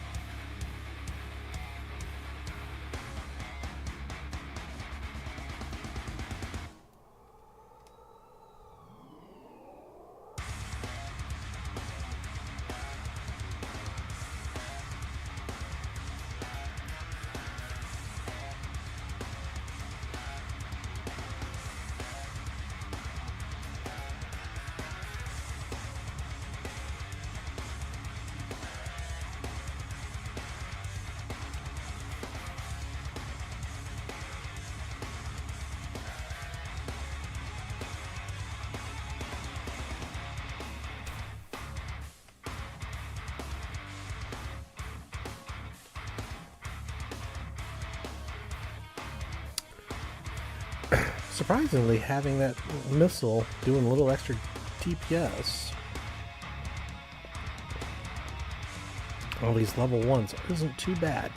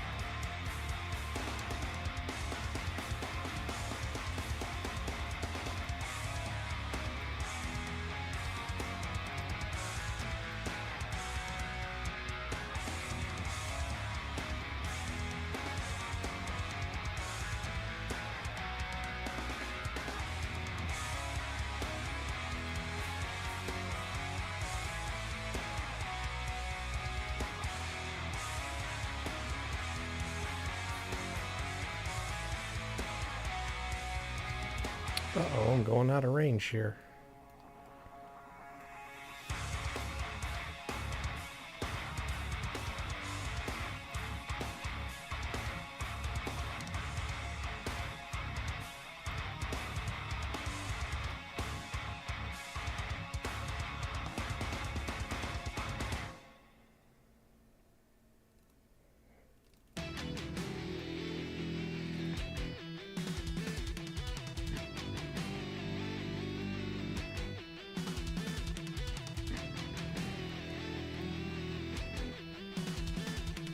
Yep, and we are done. We'll just go ahead and finish these guys off.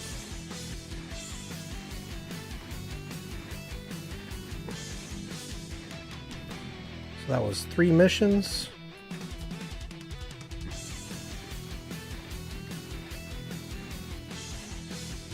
And a half hour, so we're going to call that 6 missions an hour.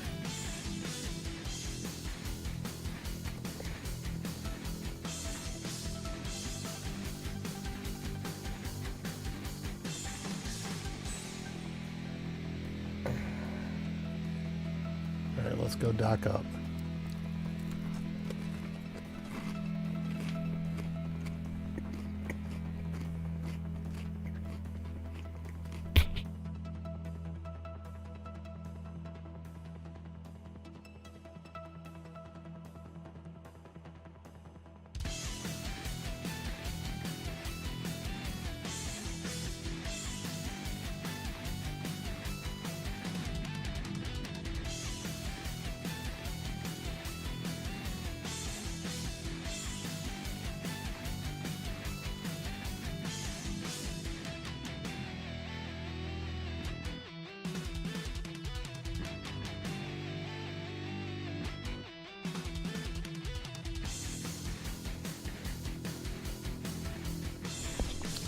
Alright, so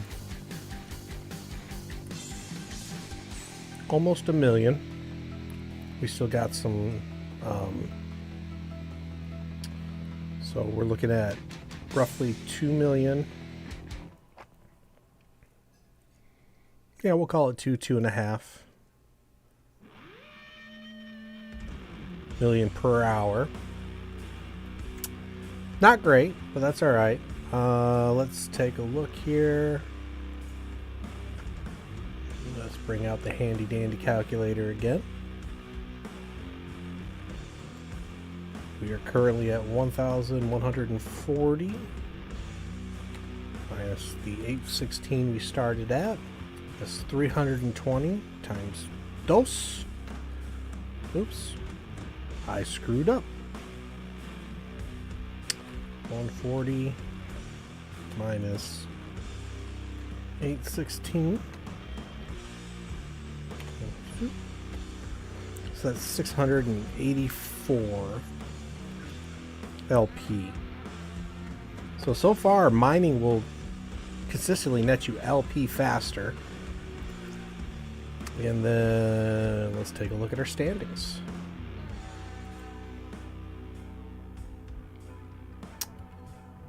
So 0.39, 0.27, 0.39. So we can say, well, let's calculate it out. 39 plus 27 plus 39. Divide that by 3. Divide by 3.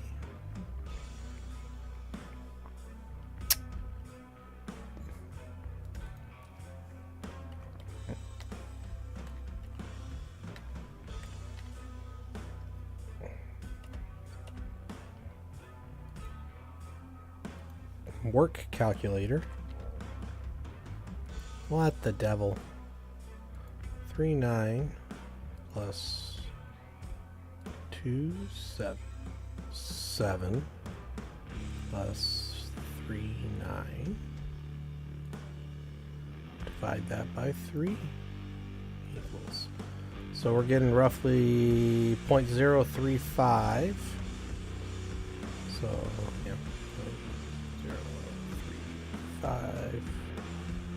And we can figure we can get 6 missions done an hour.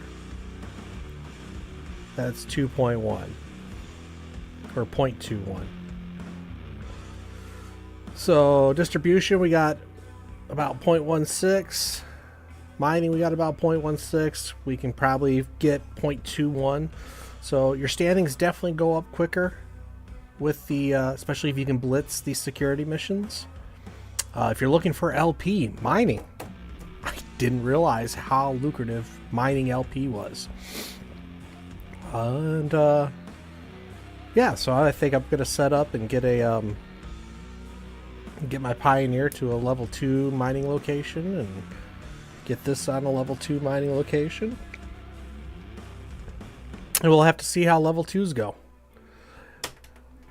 But that's interesting to know. So if you're looking to grind LP at a low level, do the mining missions.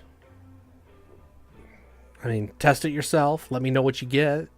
You know, if you've watched this video, throw it down in the comments. And now I've got 2 storyline missions. I didn't even know that was possible. That's cool. All right, so we'll try to get 2 storyline missions later. And then, yeah. But I'm going to call it the end of the stream. I think I might come back and do a Twitch-only stream tonight around 10 o'clock. And I'll just run those level 2 missions. And if anyone comes, anybody comes. Until next time. Well, let's see here.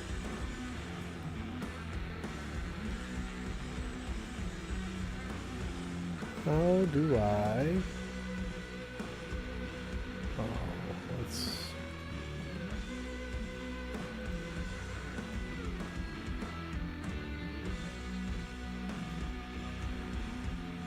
That's alright. Anyway, thanks for all those that have watched. We'll see you in the next